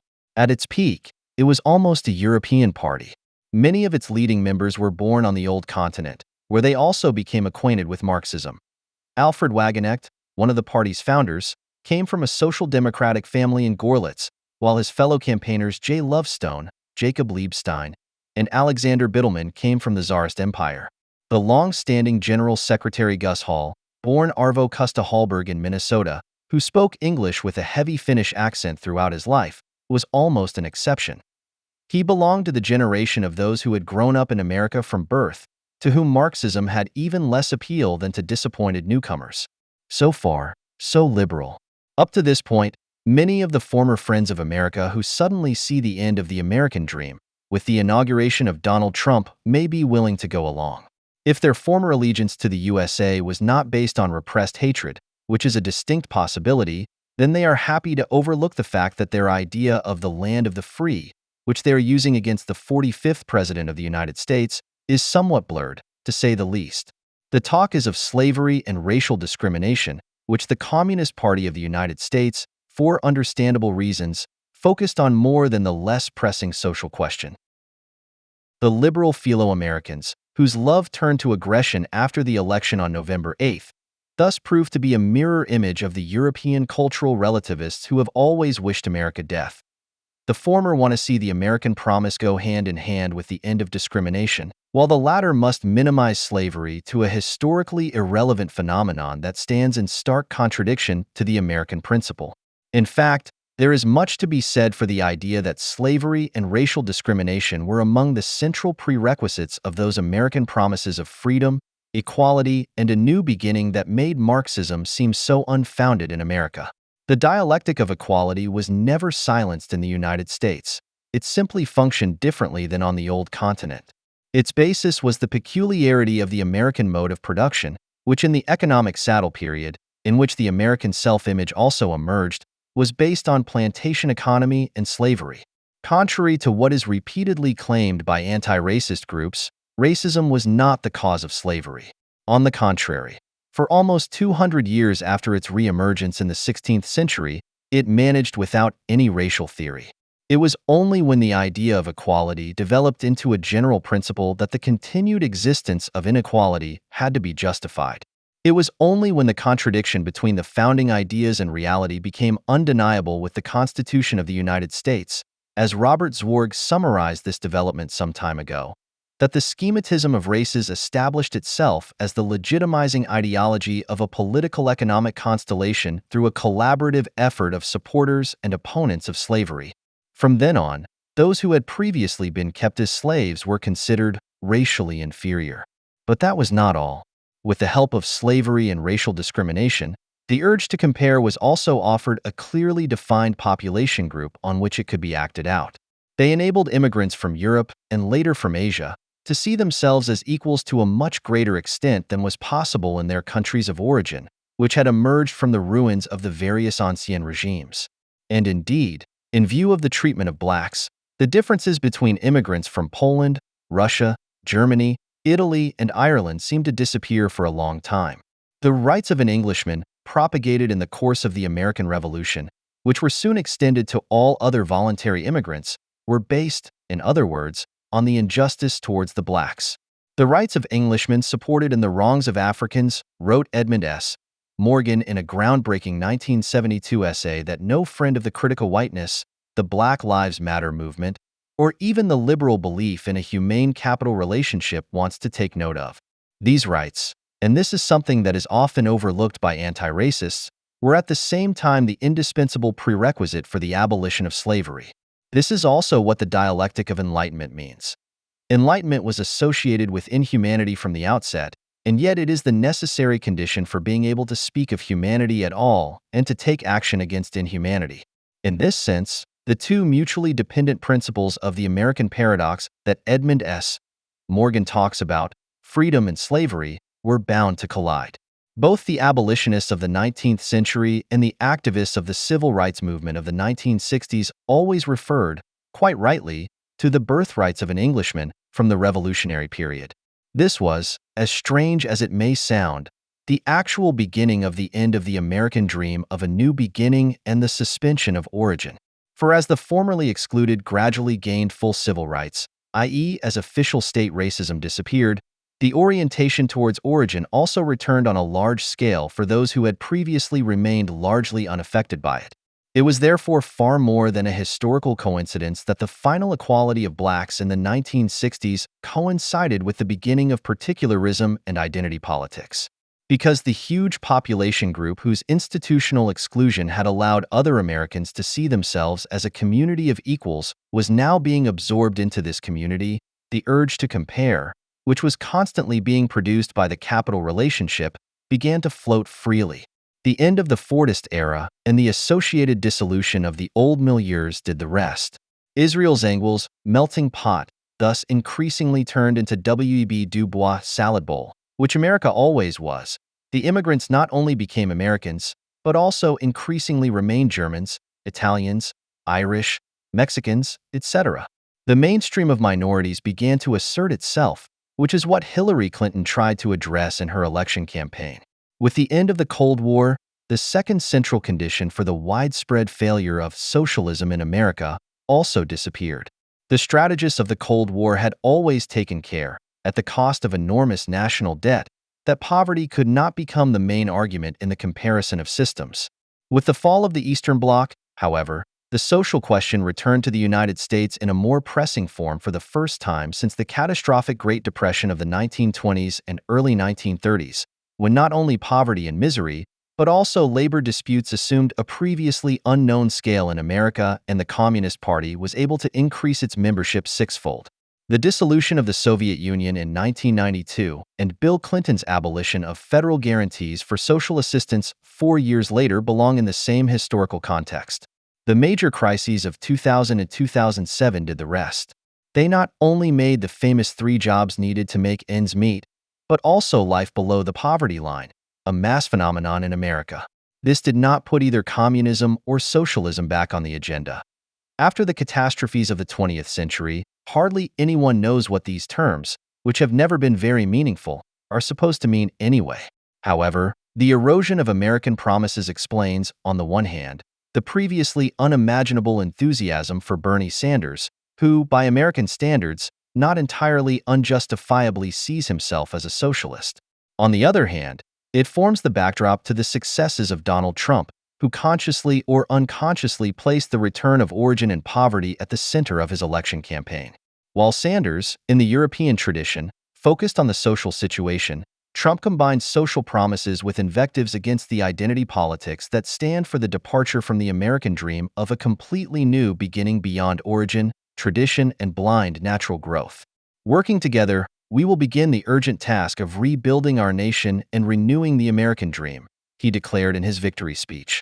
It was an urgent task to rebuild the nation and renew the American dream. The fact that this defense of the American dream, which Trump spoke of so often during the election campaign, was accompanied by praise for protectionism and attacks on illegal immigrants, may have been due to Trump's resentment or lack of a coherent plan.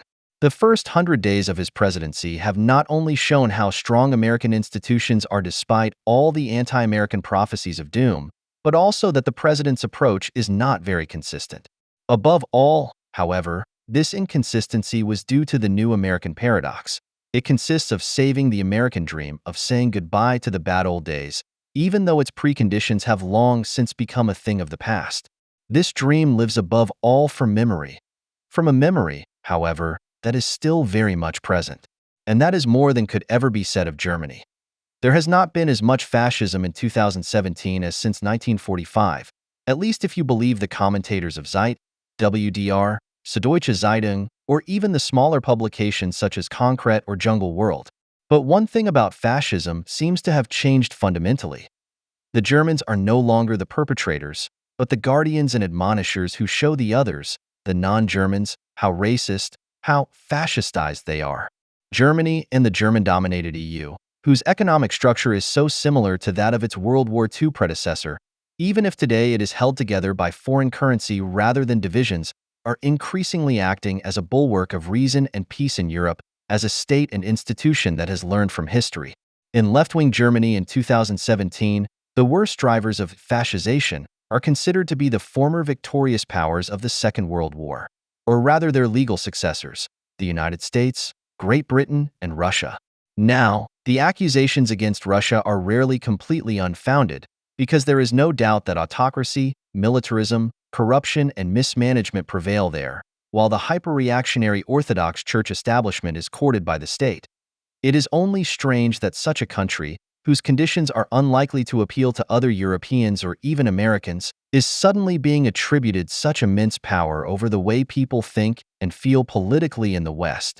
The officially promoted version, and not only on Deutschlandfunk, but also by the Obama administration, which has finally gone completely out of control in its last days, is that Moscow hackers and trolls have succeeded in influencing events via the internet in such a way that, of all places in London and Washington, outright fascists are now in control of the fate of the country, or have even been elected to the highest state offices.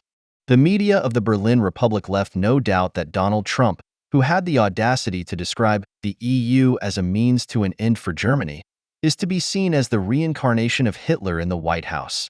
The more left-wing, the louder and more hysterical.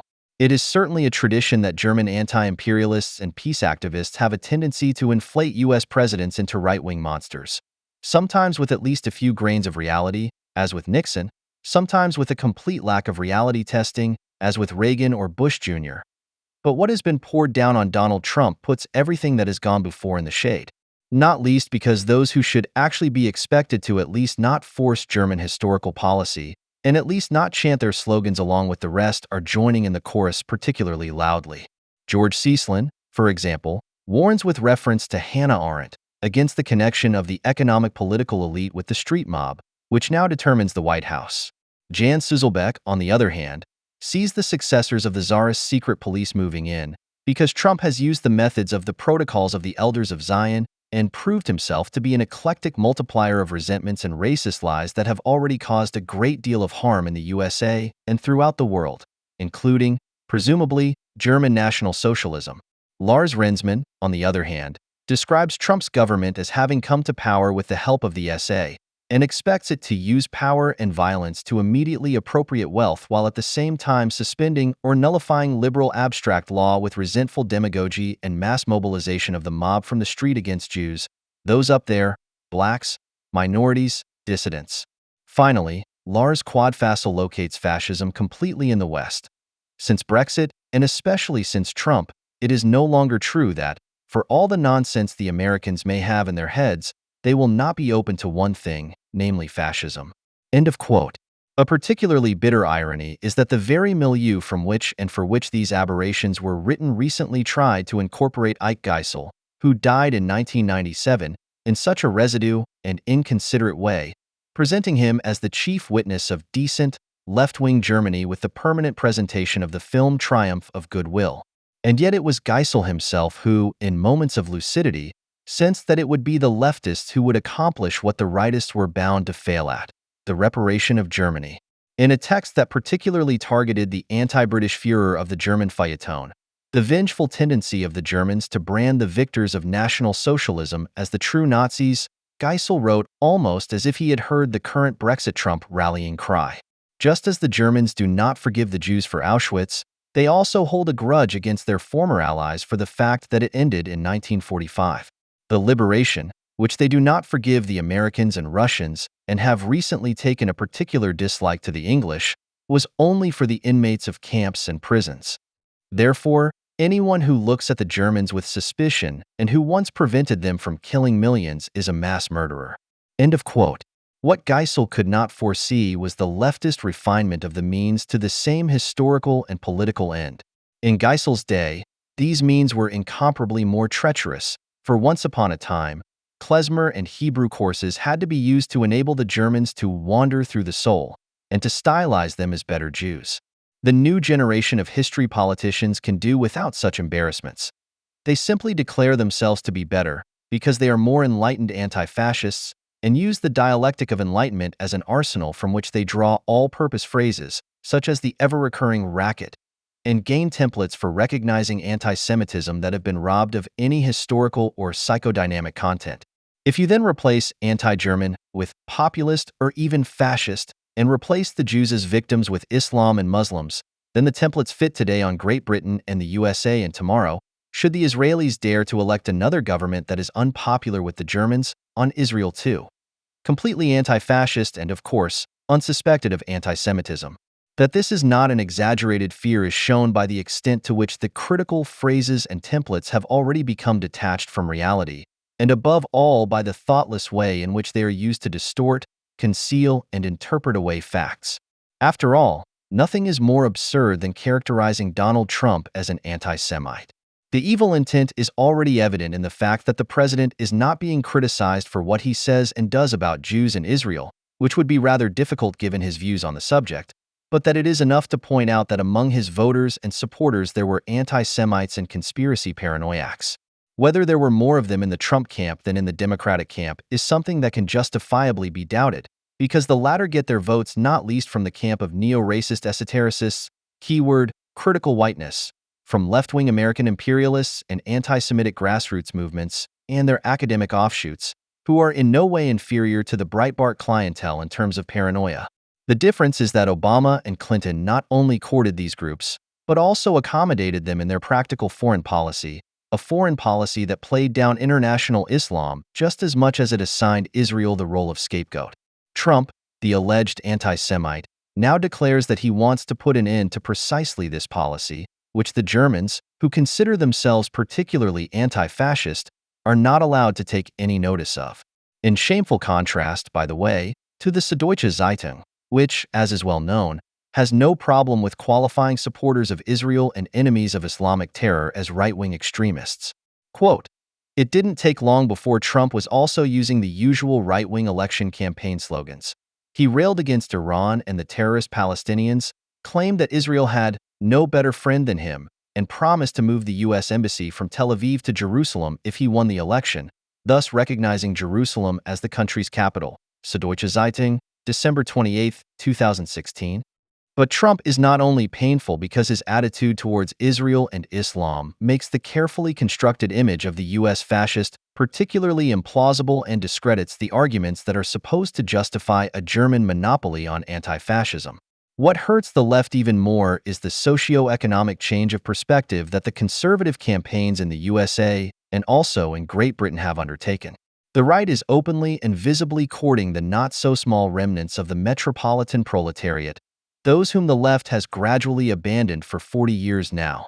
With the farewell to the historical subject, which André Gorz summed up in 1980 with the striking formula, "farewell to the proletariat," from whose perspective a more or less fundamental change in the equally fundamental mode of capital socialization had been envisaged until then, the character of the left changed decisively. The postmodern ban on thinking was imposed on society as a totality, and thus on a social change that would have affected all its members. Society fragmented into a rhizome, deleuze, of sub- and micro-societies, into a patchwork of minorities, leotard, which in turn gave rise to a multitude of particular concerns and thus to the work of functionaries and lobbyists. These once left-wing functionaries and lobbyists now only acted and represented, according to the measure of particular interests, particular discrimination, regardless of how real or imagined this was. Those who could not show anything, who did not somehow present something different to the society of equalizing exchange and the formal law that flanks it, disappeared into the shadow of political representation. Where society breaks down into a community of particular victim groups, supposedly anti-essentialist thinking regresses all the more to essentialism. For such thinking negates the progressive potential of capitalism, which Marx and Engels once emphasized. All that is fixed and standing will evaporate, all that is sacred will be desecrated, and people will finally be forced to look at their life situation, their mutual relationships, with sober eyes. This indifference of social function to the real or imagined natural characteristics of its bearers held fast to the liberating potential of abstraction, that is, the at least negative freedom of the indifference of social intercourse to the skin color, body shape, gender, or sexual preference of its participants. That indifference, in other words, in which successful exchange and civil rights meet. It is precisely this indifference that, quite unintentionally, forms the basis for the revolutionary attainment of the universality of the association of free people, in which the disregard for the particularity of each individual passes into actual equality in the absence of need and disadvantage, in which the particular may be itself without being taken into political service in a crude manner. The left inevitably also abandoned this universalism, this central social perspective on the possible liberation of all, with the farewell to the proletariat. The new partisanship for minorities fixes those subsumed under this category precisely to the status or characteristic that qualifies them as a minority, often to gender and race. The new partisanship for minorities fixes those subsumed under this category precisely to the status or characteristic that qualifies them as a minority, often to gender and race. And in doing so, it not only projects an eternal agonistic state of struggle between norms and anti-norms, but also lays the foundation for a new racial and gender studies in which physical characteristics, descent, and even the religious beliefs of parents solidify into secondary natural characteristics of the subjects.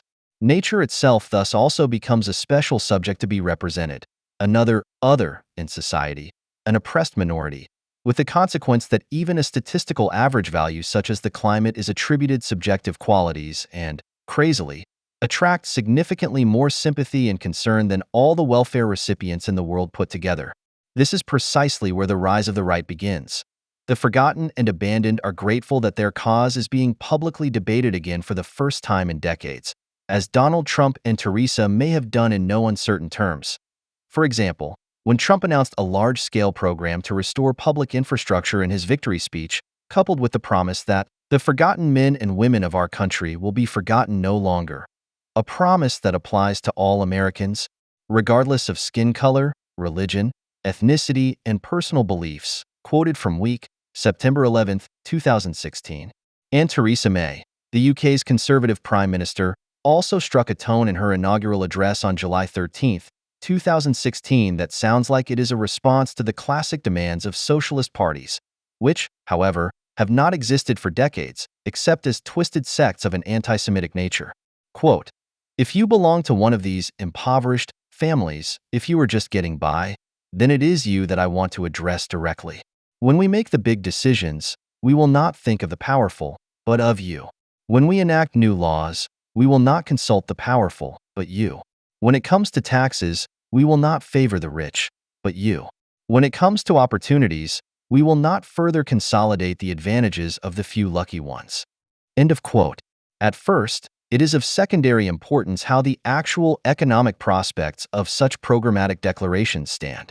The not-so-distant echoes of the Roosevelt agenda alone are a reminder, for the first time in a long time, that a different world is at least possible, a reminder that late capitalist society may well act and process as a natural process and fate, but not as one to which one must surrender or even assimilate for better or worse.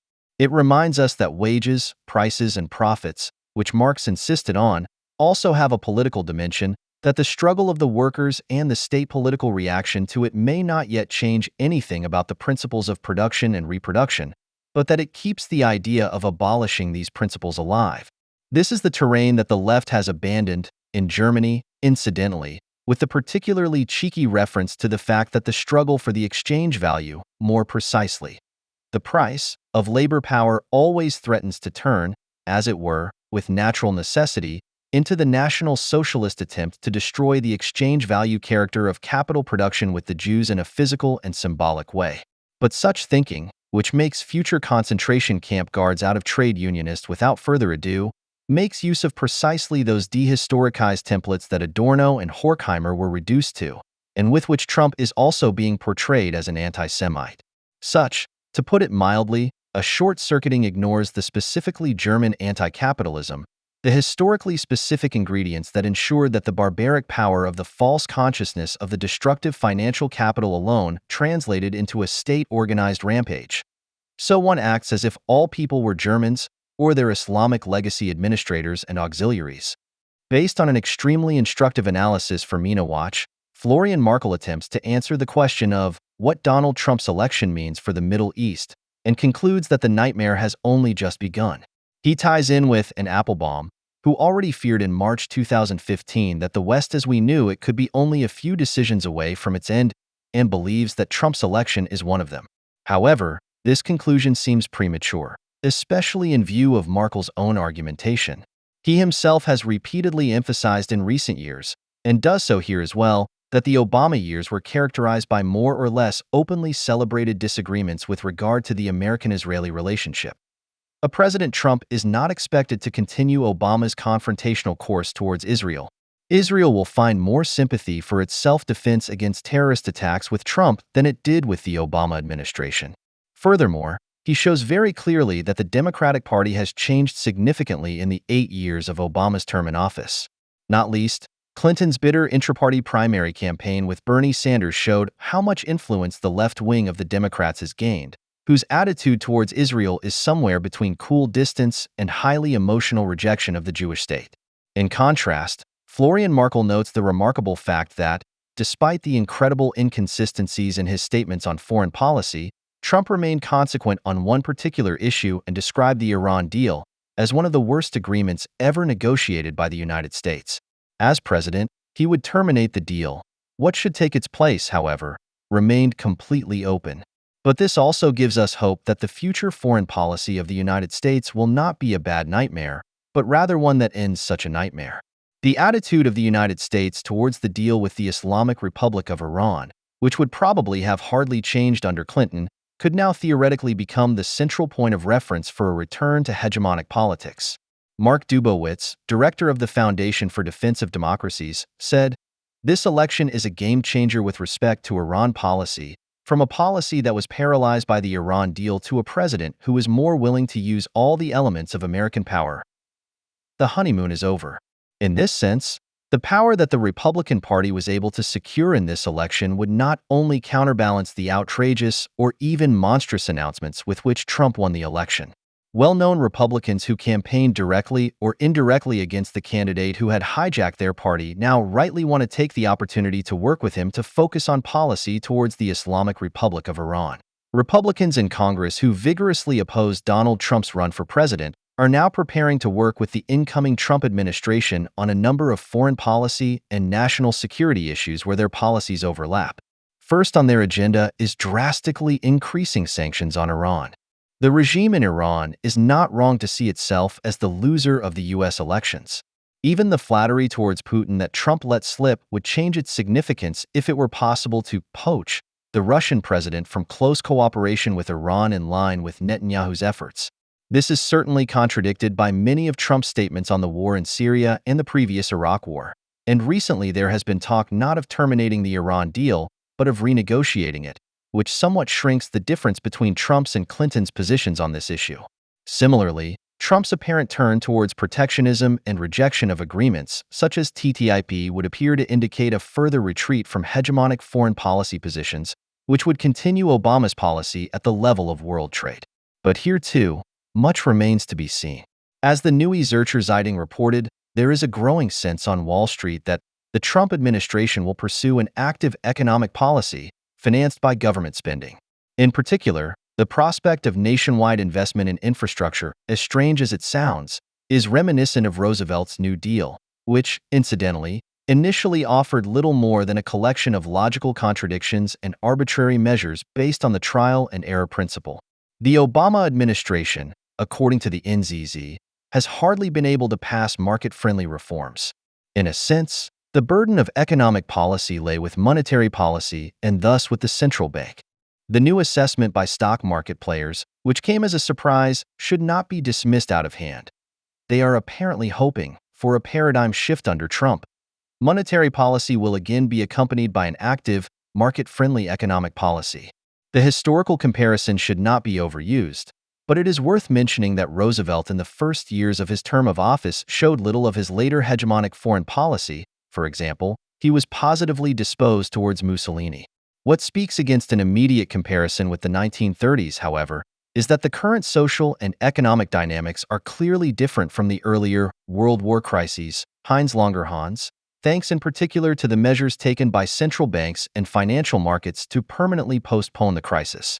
These measures, in contrast to the former reactions of monetary and trade policy to the Great Depression, also constantly promote and intensify international interdependencies, and as long as free trade efforts are not politically torpedoed, they are moving society away from the possibility of a world economic crisis on the scale of the first half of the 20th century, which would have to be preceded by disentanglement and a turn towards autarky policies. Jihadism, on the other hand, can be recognized as the political reaction to this permanent postponement, or in other words, as the adaptation of the delusion of annihilation to the given conditions, which in the political sphere itself include the existence of the State of Israel.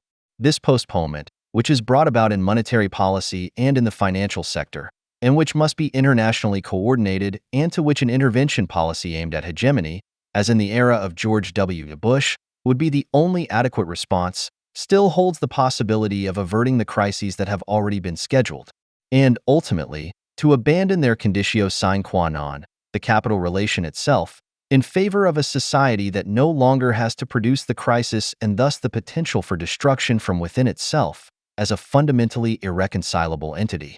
As long as this condition exists, however, the primacy of foreign policy, as Leo Strauss was able to make clear in 1936 in Hobbes' Leviathan, must be regarded as a prerequisite for state unity within the country, just as the existence of a hegemonic power among the states in the developed capitalist world has become a condition for ensuring that the resistance power of the law, Horkheimer, can be secured within such a unit at all. Of course, only a critique that both adheres to the intervention policy of the immediate post-9/11 era with all its intellectual consequences. Incidentally, George W. Bush also seemed to be pursuing an isolationist line before September 11th, and has learned from this experience to define sovereignty and hegemony in their relationship to one another can recognize this connection. A hegemon like the USA does not direct its power towards gaining the most comprehensive control possible over the domestic policies of the states in its sphere of influence, but rather it is concerned with ensuring that market structures are established there that allow companies in its immediate sphere of influence, i.e. on its original national territory, to operate on these markets just as they do at home. In other words, that the states over which it exercises hegemony are not subject to conditions that hinder their accumulation. For example, it is no longer decisive today whether the hegemon can draw on industrial production capacities in its territory. What is more decisive is that it, even if only potentially, has the technology and capital that, for example in an exceptional situation, allows it to virtually create a military force out of thin air, against which other states have no chance. Just as hopeless as a company on the world market that relies on forced labor instead of free wage labor. But alongside hegemonic and imperialist politics, there is also the German catastrophe policy, Adorno, which usually follows from the necessarily failed imperialist policy. The reunified Germany is developing particularly defensive forms here. By not striving for hegemony or imperialism, but rather largely renouncing the primacy of foreign policy in the name of European policy, a policy without its own sovereignty, and no longer simply subordinating itself to the hegemony of the USA, which for its part has shown a tendency to give in to such policies since Obama, it is once again mobilizing the reserves of general chaos, Karl Kraus. The refugee crisis is only the immediate visible consequence of the non-intervention policy that has set the tone since the Schroeder government. In this context, the protest that has arisen against Trump in Germany is paradoxically optimistic, just as Trump's unspeakable election campaign could retrospectively appear to a Hegelian as a ruse of reason. The Frankfurter Allgemeine Zeitung wrote shortly after the election, especially in Germany, people should not get so worked up. What does Trump want? To reject free trade? From TTIP? NATO? Friendship with Russia? Creating jobs? It will be difficult for the Left Party, the SPD, and the Greens to explain why that should be so terrible. It is not that which has all of Berlin in a state of shock, as reported from there with a stammering voice, as if it were a political terrorist attack and not the result of a democratic election in a, yes, that remains America, democratic country. Rather, it is the brusque rejection of the heart's desires of left liberal politics, In the first place, the dogmatic migration, climate, and gender policy, which leads even the chancellor to be tempted to set conditions for cooperation with Trump, which she should occasionally also set for Vladimir Putin. End of quote. Perhaps all of Berlin, unlike the dumb Trump fans, already senses with a clear-sightedness of resentment that the rejection of both free trade and interventionist policies will not be able to characterize Trump's term of office for long, and thus even the sympathies of Ku Klux Klan people, who fit in with anti-hegemonic isolation, would go nowhere. In other words, the delusion of world sovereignty, which had Obama on a cloud when he was elected president and then manifested itself in the withdrawal from hegemonic foreign policy in favor of climate protection, is now being followed by a counter-movement. The rejection of climate protection and the Iran deal at the same time may speak for this. In contrast, Trump's statement in his first post-election interview that he would cut spending on military operations abroad does not bode well for the future and seems more like a continuation of Obama's policy. It is of course painful that it is conservatives like Trump and May who are threatening to inherit the left and at least to rekindle the universalist perspective that capitalism also opened up, especially in Germany, which once prided itself on its corporatist atavism and its social integrative power. At the very least, ideological frontline straightening is called for. The outdated image of British and American conservatives as enemies of the unions and social cutters must be held on to at all costs, even if it means ignoring the facts. Quote, in American domestic politics, not only is Obamacare now being put to the test, but spending on Medicare and social welfare is also to be drastically cut. Trump wants to limit the power of the unions. His declared goal is to roll back the welfare state, explained Wolf Lepenies, to name just one of many examples, in Die Welt, January 9, 2017. It is hardly surprising that no mention is made here of the fact that it was the Democrat Bill Clinton who made the most drastic cut since the 1950s when he abolished the lifelong right to social assistance in 1997 and limited its total duration to a maximum of 5 years, which may well explain to a large extent the extreme unpopularity of the Clinton clan among poorer voters. The quoted statement also celebrates the art of lying through omission. As far as the trade unions are concerned, it can only be said that their functionary apparatus has been weakened because the members were obviously more interested in the prospect of regular industrial jobs, including trade union representation, associated with Trump than in the further expansion of the precarious sector, which had been Obama's crisis intervention. In any case, the expensive and comprehensive pro-Clinton campaign of the AFL/CIO Labor Union Federation did not catch on at all in September 2016. And as far as Obamacare is concerned, Lepenies also fails to mention crucial facts. First and foremost, that Obamacare is not a state health insurance program of the Scandinavian type, but merely an agreement by private insurance companies to provide discounted policies for the previously uninsured.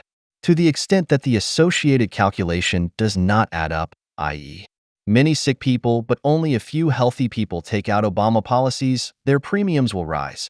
In 2017, policyholders in the state of Iowa face premiums that are more than 40% higher, and in Texas they could be as much as 60% higher, reported Die Zeit, November 19, 2016. Another fact that is often neglected is that Obamacare provides for penalties for those who refuse to take out insurance, who can now be forced to pay these high premiums, and it was precisely these extremely unpopular penalties that Trump promised to abolish first. Lepenies also failed to mention that the U.S. healthcare system is one of the most expensive in the Western world, costing 17% of the gross domestic product, which is primarily due to the exorbitantly high prices for drugs. Here, too, Trump announced that he would intervene and impose price restrictions on pharmaceutical companies at the state level, something that Obama had apparently forgotten in order to limit the costs of Medicare instead of reducing costs by sending pensioners and low-income earners to hospitals, as Lepenies and company suggest. Of course, there is no question that the public healthcare system in the United States would have to be fundamentally changed, and that Trump will do this just as little as his Democratic predecessor. Only the juxtaposition of the social Obama and the asocial Trump is and remains a European phantasm. But it is not only the protagonist's strategic misjudgments, which can be corrected at any time, or their moral and intellectual deficits that underlie the postmodern anti-proletarian turn of the left. This turn also expresses the changed conditions of reproduction of the intellectuals, journalists, lobbyists, political functionaries and social workers themselves, who made up the so-called New Left. They reacted to the epochal restructuring process of capital production, which began in the crises of the 1970s and aimed at nothing less than the disposal of the metropolitan proletariat as an economic and thus political factor of power. This process consisted of at least decentralizing the factory, which had previously been the central site of class conflict, if not completely relocating it. If it was not possible to relocate entire central industrial sectors to locations on the periphery of Europe or the United States, or even further afield, regardless of whether it was heavy or light industry, steel, shoe, or watch manufacturing, the previously centralized production was dispersed into a network, a rhizome, of small, functionally and financially dependent suppliers and subcontractors. The corporate headquarters remained where they had always been. The regionally and globally dispersed production chains ended where they had always ended, but now under conditions of absolute decentralization of variable capital. This invisibility, this disempowerment of what had previously been referred to as the working class, is behind the sociological terms service society and deindustrialization, behind the descent of the proletariat to the precariat, whose material access to income was now quite literally cut off. As capital emancipated itself from the working class, the difference between wages and alms also disappeared. The former industrial reserve army of the unemployed became an army of the permanently superfluous and increasingly unwillingly state-supported. Trade unions mutated into panic-stricken, every-man-for-himself organizations, whose jobs and thus contributors were crushed as strongly as the privileges of the guilds of craftsmen had once been crushed under the pressure of industrial mass production. This process not only drastically changed the political prospects of the New Left, which had legitimized itself through the proletariat and its organizations, but also the conditions for the reproduction of the social agents of the movement. These were already linked to public service, to state intervention in society. But now the terms of this intervention were changing. The working class was no longer a danger factor to be contained, but human material to be dragged along and fed through, which no longer had to be taken into account politically. The former interventionist state, which had to by integration, gradually transformed into a subsidiary state, for which the maintenance of the isolated became too expensive, and which therefore wanted to make sub-state communities, families, villages, and clans useful as social cement and cost-cutting factors at the same time. In other words, it is a state that wants to withdraw into the role of mediator of a patchwork of micro-communities, preferring to strengthen the social networks, negating the reproductive claims of individuals and delegating them to the community association. It is precisely this that makes the Islamic clan, in which immediate violence ensures that everyone who participates is taken care of, so attractive to the subsidiary state. The consequences are obvious. The former regulatory assistants, the left-wing teachers and committed social workers, have been forced to become deregulatory assistants, who, while not changing their habitus, are changing their clientele in the name of which they offer their services to the state. The postmodern fixation on the minority as an essential point of reference, and the accompanying vain farewell to the grand narratives, becomes pathetically recognizable in this perspective. As an ideological reflection of the new crisis regime, as a theorizing superstructure of a new kind of agreement between social movements and the state, which wants to set its outdated social system in motion. The first offers the individual and identitarian integration into a particular small collective. The epidemic growth of hyphenated cultures in recent decades has its material foundation here, while the second gratefully accepts the offer, not only gratifying it symbolically, but also propagating the actually paradoxical self-administration of the completely dependent in a very practical way. Ironically, the rhizome effect, which can be observed in the car industry, for example, is spreading to the public sector. The delegation of what were once official tasks to an archipelago of projects that have to fight for their funding just as subcontractors have to fight for their contracts, with the dual advantage that costs are reduced and the client is simultaneously released from direct responsibility.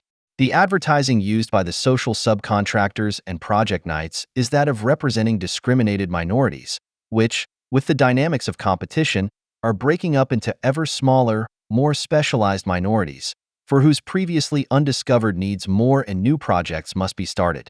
A spiral of supposed identity-based discrimination, with ever shriller and more hysterical background noise, in whose din the tangible disadvantages are drowned out.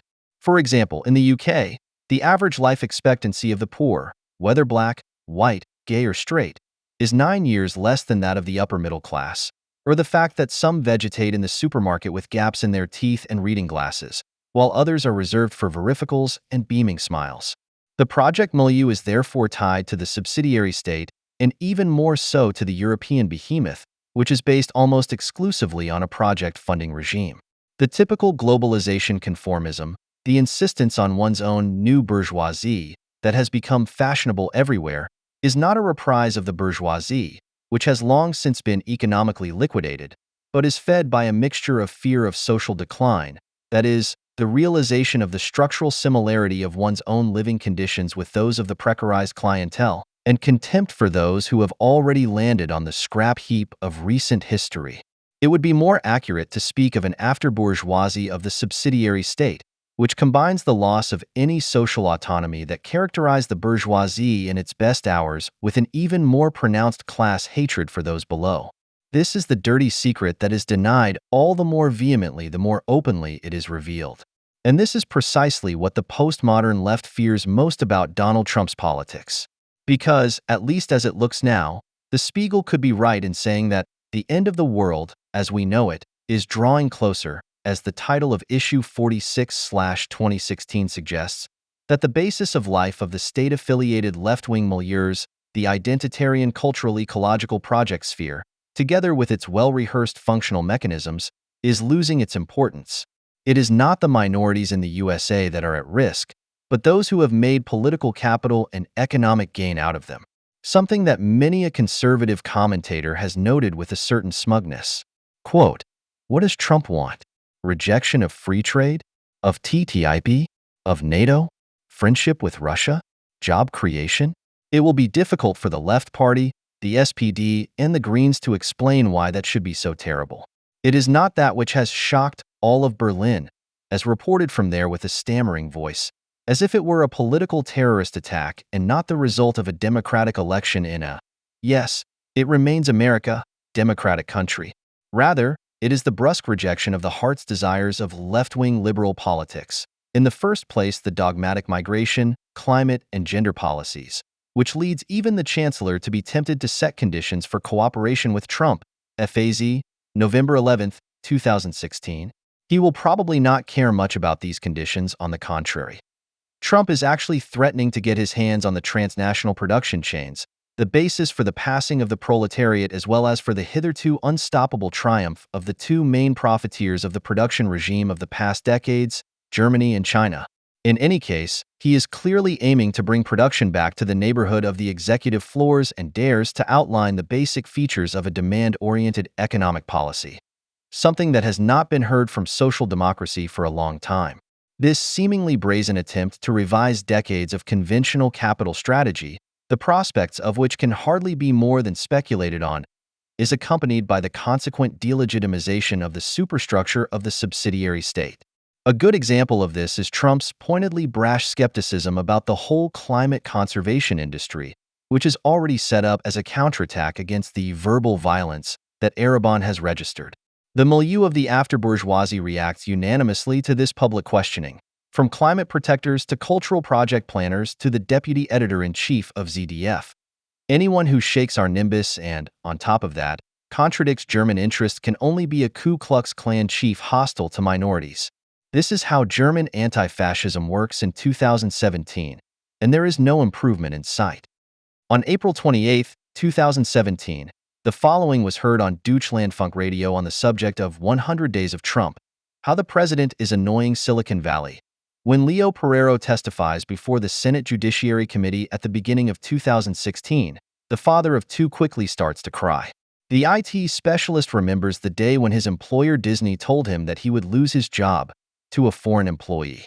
He and dozens of colleagues were told, according to Pereiro, "Your jobs have been transferred to workers from abroad.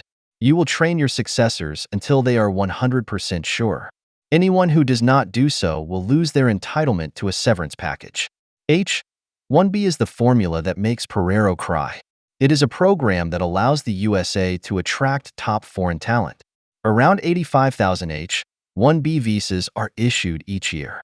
This year, the U.S. government received 199,000 applications. That is why the visas are distributed by lottery. The work visa is valid for 3 years and can be extended for a further 3. Scientists, doctors, legal experts, they are usually recipients of such a visa, and especially IT specialists, who are desperately sought by Google, Facebook, Apple, and company. That is why U.S. President Trump's announcement that the H-1B work visa for foreign workers is to be reformed sent shivers down the spines of Silicon Valley. Far from the airy offices north of San Francisco, Trump told employees at a tool factory in Wisconsin, "Our immigration system is being abused. American workers are being replaced by foreigners who do the same job for less money." Disney, Leo Pereiro's former employer, is one of these cases of abuse. Other companies such as Southern California Edison, Toys R Us, and Texas Instruments have also been shown to have laid off American employees only to replace them with H-1B recipients, mostly from India, with the help of large Indian outsourcing firms, and to pay them minimum wages. It is completely unclear how exactly Trump wants to change the program. Sam Harnett is a technology reporter for the KQED radio station. Trump's vague statements are causing fears that the program could implode. However, it is essential to attract highly qualified people to the U.S. and give them the opportunity to gain a foothold here. One cannot help but wonder whether it is really indispensable, especially for whom, that American workers should be replaced without further ado by foreign workers who then do the same work for less money and without a permanent contract, while the brain drain in their countries of origin is taking on ever more dramatic forms. The attempt, which is rare for the German media, to present Trump's America First policy in a reasonably objective way shows the ugly side of so-called globalization. You can dismiss this policy, as Jorn Schultz, the foreign editor of the weekly newspaper Jungle World, does, as the end of the era of the free trade regime and the return of national capitalist power politics, thereby demonstrating that you have clearly understood very little about the relationship between state and capital, in other words, about the critique of political economy. Or, like Thomas Ebermann, who is always called upon by the anti-national German left when they need to confirm each other's inability to criticize the status quo, you can announce, with a view to the UK's withdrawal from the EU and Trump's presidency, that geopolitical and economic interests, which at least could be analyzed as interests, are losing weight in relation to the delusional, concrete March 2017. But this ignores the reality that can be analyzed, which has produced a Trump and a May. And because this denial of reality is garnished with accusations of anti-Semitism that are as inflationary as they are false, with which not only Trump is covered in a particularly repulsive and untruthful way, but also with which one forbids oneself any criticism of so-called globalization, one refuses to look up what Attack has to say about the IT industry as a user of a globally deregulated labor market. The IT industry has become a pioneer. Through crowdsourcing, the outsourcing of wage labor to freelancers on the web, and cloud working, web-based teamwork in different locations. Global players use the World Wide Web for intellectual work, for digitizable, knowledge-intensive services. The spatial delimitation of the labor market intensifies the competition for contracts. Increasingly, globally, and permanently competing employees, freelancers, are replacing employees who have traditionally enjoyed Social Security. This process of change is completely unprotected in social terms. Global markets, which are geared towards economic efficiency, shape the one-sided orientation of trade policy without considering the social organization of working conditions in the international labor market. End of quote. Crowdsourcing, cloud working, and H-1B are the basis of business, especially in those economic sectors that have entered into an alliance with feminism, anti-racism, multiculturalism, and LGBTQ, as not Breitbart News, but the Foucault-oriented feminist Nancy Fraser states in her contribution to the Suhrkamp bestseller The Great Recession. It is no coincidence that it is precisely those modern American economic sectors that Fraser calls high-tech, symbolic, and service-based economic sectors, Wall Street, Silicon Valley, media and cultural industries, etc., that, on the one hand, cannot present themselves as cosmopolitan, open-minded, and tolerant enough, and on the other hand, stand for a special, literally boundless mercilessness and ruthlessness towards wage workers worldwide. Of course, Fraser cannot resist using the same space to whitewash the new social movements as genuine progressive forces. It is precisely these groups that have criticized Trump particularly loudly, thereby advertising themselves in Europe in particular, which cannot fail to be effective in this country, the land of cross-party Trump hatred. Quote, "The American technology industry is continuing its fight against President Donald Trump's immigration policy with legal means.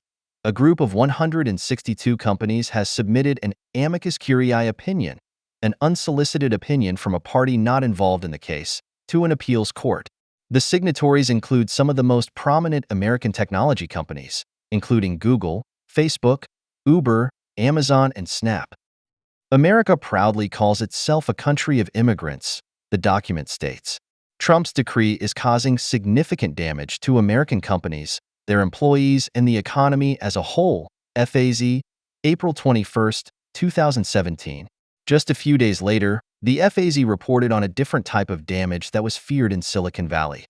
With a comprehensive tax reform, the American President Donald Trump wants to strengthen the competitiveness of the American economy and relieve the citizens.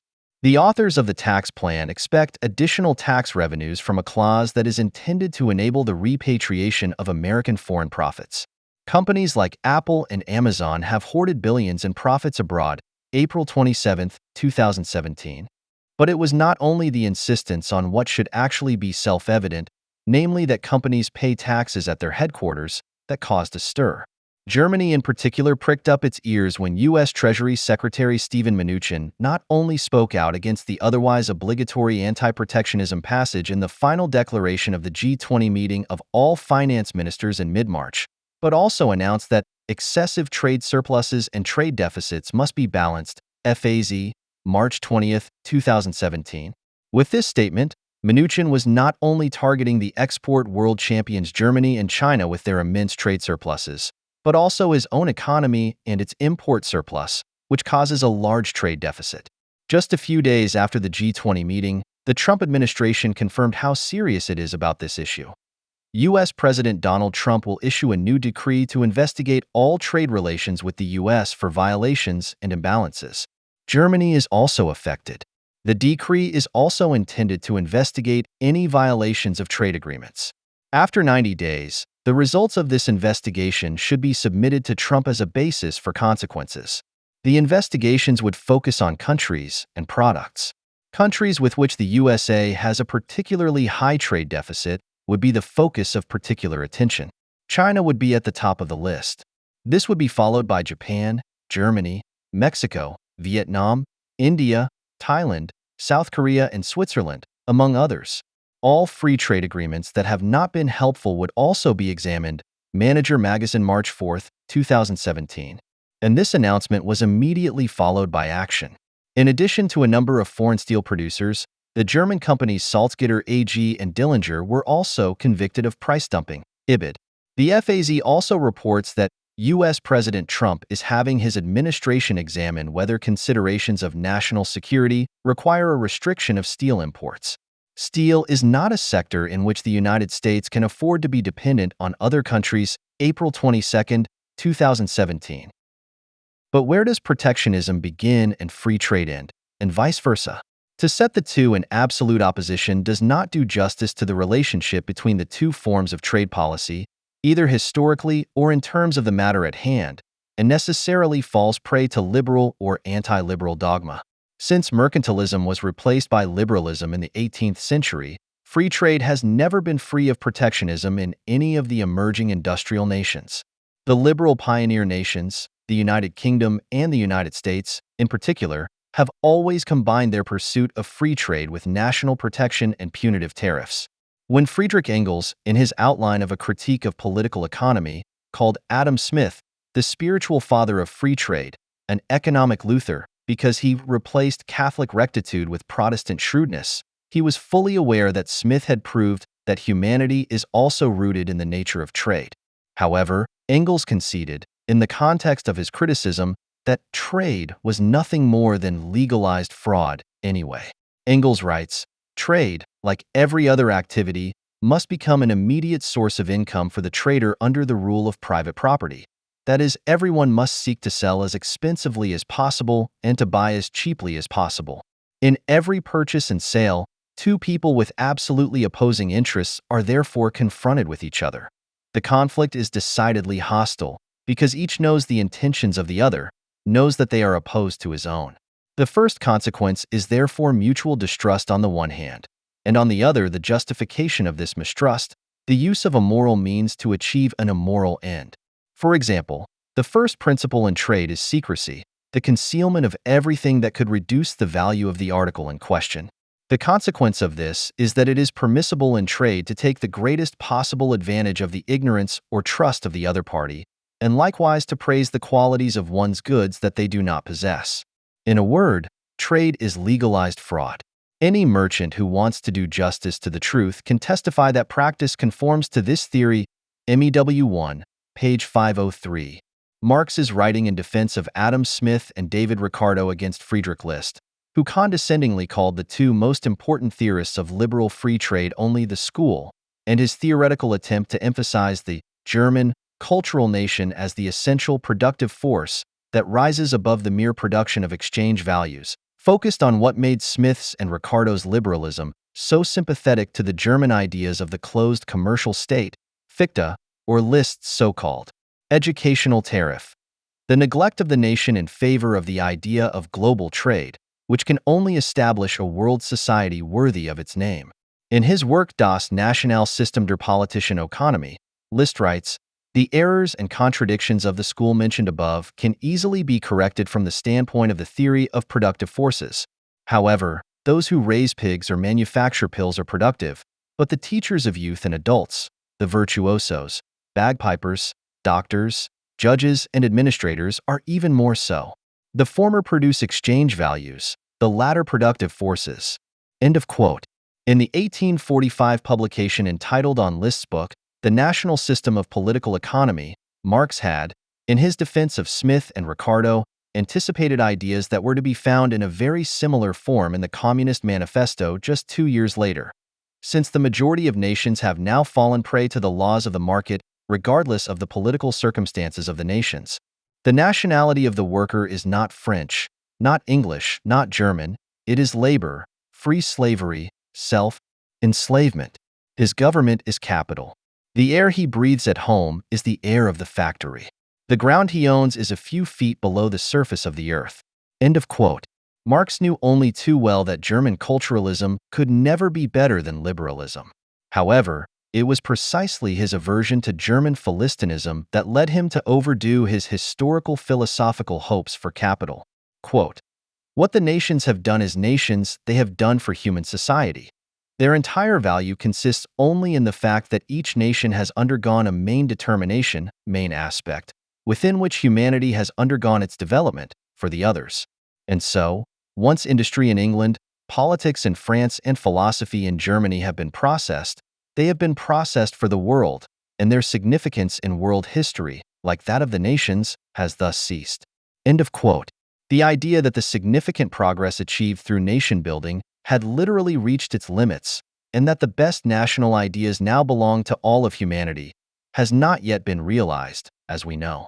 When Friedrich List objected that the school had failed to take into account the nature of nationalities and their particular interests and conditions, and to bring them into line with the idea of universal union and eternal peace, and thus accepted a state that is yet to come as a real state, then, on the one hand, the naturalization or culturalization of the nation as typically German is, of course, to be denounced, according to List, as a particular national interest and national condition. On the other hand, however, the critique of political economy today, unlike in Marx's time, cannot help but share List's reproach to the school that it had abstracted from the actual object. This is familiar from the present-day anti-national left, which similarly ignores everything concrete and particular and only talks in general and abstract terms about state and nation. Certainly, the hope that states and nations would prove to be an anachronism on the road to world society, as if by themselves, under the global social production relationship of capital through trade and the development of productive forces, was one that, at the time of the greatest critic of classical political economy, necessarily recognized only progress as progress towards communism, but did not have to consider the threat of a relapse behind the state and nation. But that is the greatest threat in the globalist age, the epoch in which the continued existence of capital production no longer implies social progress, and which has so far found its most brutal expression in the National Socialist Unstat, Franz Neumann. not only with regard to National Socialism, but also in reaction to post-Fordism or Toyotism and the value chains that characterize them today. It would be the task of critique to present the dilemma that arises from the capitalistic socialization on a global scale and the impending loss of the only instruments of social struggle that have been effective to date, namely in the state and national framework. The prerequisite for this, in turn, can only be a critique of the nation that unites the general and the particular of each nation-state and does not tear them apart ideologically.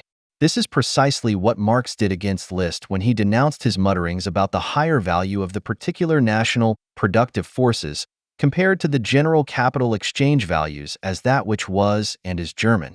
Even if this mumbling, unlike in the days of Friedrich List, no longer explicitly raises itself in the name of the German nation, but comes in a post-national, quasi-borderless form, it turns out not to be the overcoming of nationalism, but on the contrary its reaction formation to the defeat in the Second World War. As the special relationship between the forms of commodity, law, and thought, which rests on the false assumption that National Socialism was nothing more than an extreme form of nationalism, and that it had therefore taught that the idea of the nation-state was essentially fascist and thus discredited forever. If Marx despised Liszt's idealizing, phrase-quibbling, bombastic manner, with which he tried to suppress the fact that under capitalism, the real organization of society is a mindless materialism, an individual spiritualism, then he recognized in Liszt the true German, who can still be found in large numbers as a social character to this day. And he must be at the center of anti-German criticism that deserves its name. Quote, "The hollow, windy, sentimental idealism of the German citizen, behind which the most petty, dirty shopkeeper's spirit lies hidden, the most cowardly soul hides, has come to the era when he must necessarily betray his secret. But he betrays it again in a truly German, exuberant way. He betrays it with idealistic Christian shame. He denies wealth by striving for it. He dresses up in the guise of idealistic, mindless materialism, and only then does he dare to grasp for it. The German citizen is religious even when he is industrial. He is afraid to speak of the bad exchange values he is after. He is afraid to speak of competition, and he is afraid to speak of his own private interests. The German idealizing Philistine who wants to become rich must, of course, first create a new theory of wealth that makes it worthy of being striven for. He creates an idealizing economy that has nothing in common with the profane French and English economy in order to justify to himself and the world that he also wants to become rich. The German citizen begins his creation of wealth with the creation of an exuberant, hypocritical idealizing national economy. But the German citizen knows no better way of confronting his enemy than by attaching a moral stigma to him, suspecting his intentions, looking for bad motives for his actions, in short, by slandering him and suspecting him personally." End of quote. We know all this from the present day. Unlike in Western countries, German free trade is not seen as a competition for influence and power, but as a dialogical principle of international understanding. Merciless export is not seen as a way of maximizing national profits, but as a charitable measure to allow others to share in one's own prosperity in a completely selfless way. Refugee aid had to be turned into a kind of substitute religion called welcome culture, so that the Germans could do something good for their needy fellow human beings. Criticism of Trump and the Brexiteers is only possible as moral superiority and slander, and so on and so forth. The self-congratulatory tone of the endless monologue, which already drove Marx up the wall, makes people in this country receptive to those who cultivate similar forms of monologue. When President Xi Jinping, of all people, who has been peddling the slogan of a community of human destiny internationally for some time to the delight of the Germans, declared China to be the guardian of free trade at the World Economic Forum in Davos in January of this year, German enthusiasm knew no bounds. She was seen as an anti-Trump, cosmopolitan globalist. The Handelsblatt newspaper cheered, January 17, 2017, and Defense Minister Ursula von der Leyen felt that she had been really understood. "We had the feeling that she was holding our speech," FAZ, May 4, 2017. It was only logical that the German Chancellor, in a telephone call with Xi Jinping the day before her visit to Donald Trump in mid-March this year, referred to China as an alliance partner. The FAZ newspaper added to this action, which was obviously aimed at snubbing the US president with the words, "But Trump is not considered an ally, at least for the time being," after his America First statements, his threats, and his rejection of free trade agreements, March 18, 2017. The German ambassador in Beijing, Michael Klaus, then bluntly calls for a proper alliance. "We should be united in our conviction that globalization is a good thing, because we are the ones who benefit most from it. That is why it makes sense to join forces at the multilateral level, such as in the G20-inch, German, people.com.cn, January 24, 2017. But in this country, you would have to look hard to find someone who would call Germany's ruthless pursuit of its own interests for what it is, a policy that only follows the principle of Germany first. Instead, the statements that are being made everywhere sound as hollow, windy, and sentimental as Marx detested. An example of this idealism of the German citizen, Marx, can be found in a joint declaration by the chairman of the Works Councils of the German automotive industry entitled Against Protectionism and Renationalization from February 2017. It reads as if it had been written for a Sunday sermon from the pulpit. "In a world that is growing closer together every day through integrated value chains, international knowledge networks, and digital technologies, isolation and insulation are the completely wrong way forward, igmetal.de. It is fitting that, according to Allensbach, the majority of Germans see their own economy as a beneficiary of globalization, FAZ, April 26, 2017, and yet attach a moral stigma, Marx, to every critic of the German economic model, and not only to the Trump administration. But how do Germany and China actually benefit from globalization and free trade? In answering this question, it is important to consider the significant national economic differences between the two export world champions. Unlike China, Germany is in the stage of a highly developed national economy, within which medium-sized companies in particular, as hardly anywhere else, are at the top of many branches of industry in internationally and decentralized value chains. They determine which product is manufactured when, where, how, and at what price, and which then ultimately receives the Made in Germany seal of quality. The president of the Institute for SME Research, in Bonn states, however, it should be noted that significantly more medium-sized companies in Germany are at the top of value chains than in other countries, FAZ, February 27, 2017. Such value creation is based to a large extent on German foreign investments, which, according to current figures, are made 60% in the Eurozone, in particular in Spain, Ireland, Lithuania, and Slovenia, and 37% in North America, i.e. in the USA and Canada. The FAZ states in an article entitled Record Prospects for Foreign Investments. However, the reasons for the record level of foreign investments are not all positive. While the majority of companies go abroad for sales reasons and to open up new markets, 1 in 4 companies cites high domestic costs as the reason for their investments, April 7, 2017. In other words, it's always cheaper to do it abroad. The full perfidy of this practice only becomes clear when one is aware of the so-called wage restraint that has been agreed between trade unions, politics, and business for years, which the FAZ cites as one of the main reasons for Germany's good situation, and which, for example, is also sharply criticized by the IMF. Germany's labor market is strong. Employees should actually be able to negotiate high salaries. But it is only since 2014 that wage increases have been significantly above inflation. This has the same effect as the weak euro. German products remain cheap, and Germans can buy fewer foreign products, FAZ, April 22, 2017. The IMF staff member responsible for Germany, Enrique de Tragiac, commented, "A sustainable increase in wages and inflation in Germany is necessary to raise price increases in the Eurozone and to facilitate a normalization of monetary policy." The fund also works for higher wages because it hopes that this will reduce what it sees as an excessive foreign trade surplus, FAZ, May 16, 2017. The euro is another major reason for Germany's economic strength. No other EU country benefits from the supranational currency to anywhere near the same extent. Because the euro exchange rate is kept low by the many economically weaker countries, German products are relatively cheap abroad. The euro exchange rate is a reflection of the economic strength of the euro area as a whole. An undervalued currency drives up the surplus both on imports and exports. This is because anyone who wants to import German goods has to pay less of their own currency to cover the corresponding purchase price in euros.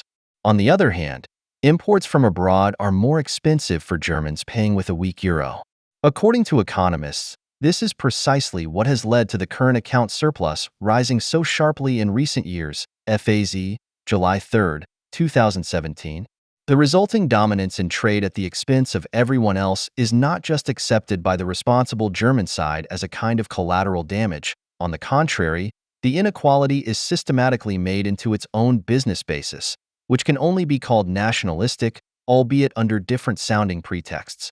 Quote, the federal ministries of finance and economics have agreed on a policy paper on the German current account surplus in the light of German-American trade relations.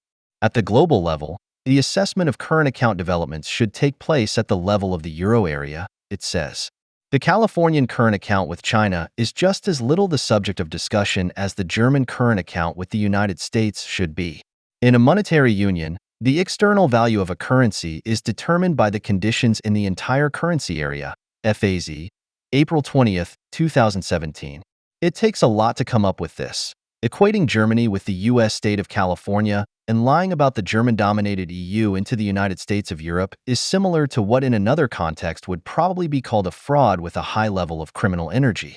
Why such unscrupulousness should not be commented on with the words, "the Germans are buyed," as Donald Trump did at a meeting with the EU leadership at the end of May 2017, according to Spiegel Online, May 26, 2017, must remain the secret of those who still do not want to admit how close the new U.S. president is to the truth with his criticism of Germany's trade practices.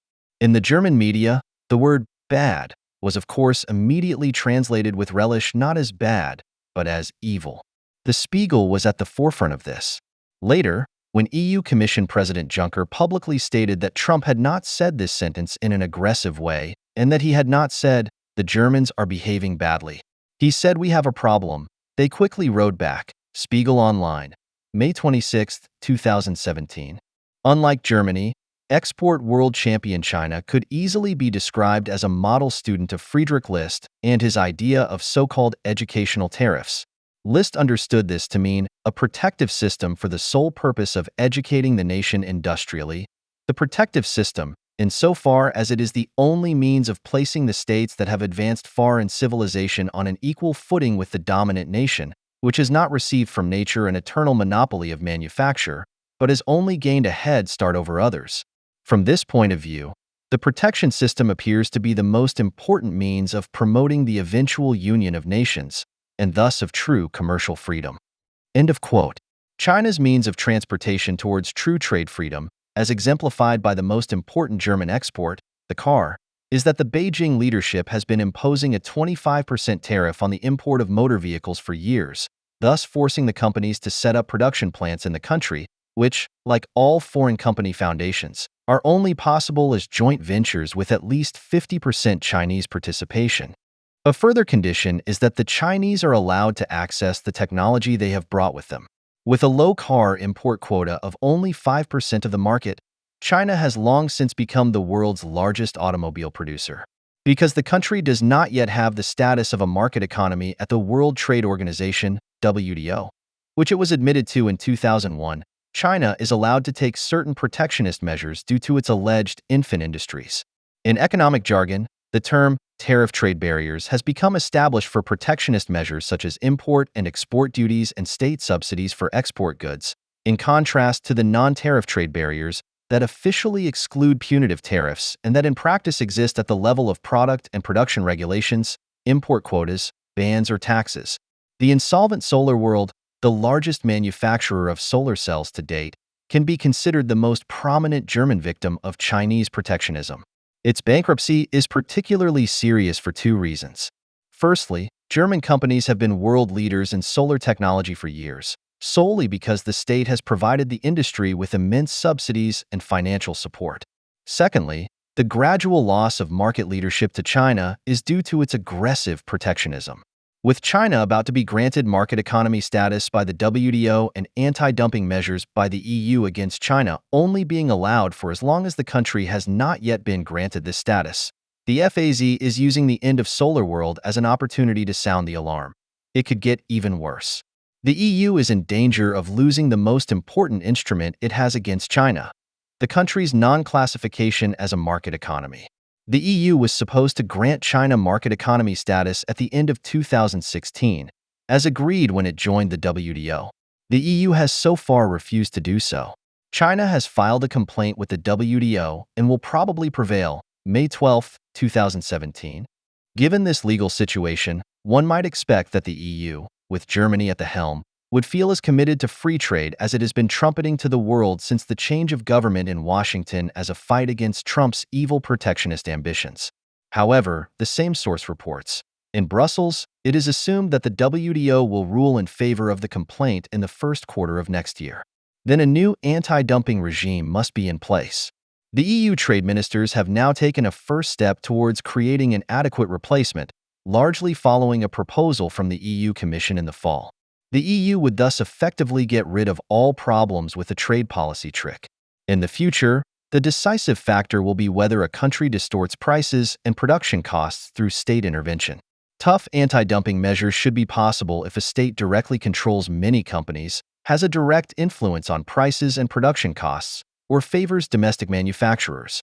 End of quote. One wonders how this approach differs from what Donald Trump's economic advisor Gary Cohn has programmatically and authoritatively formulated for the new U.S. administration, according to Spiegel Online.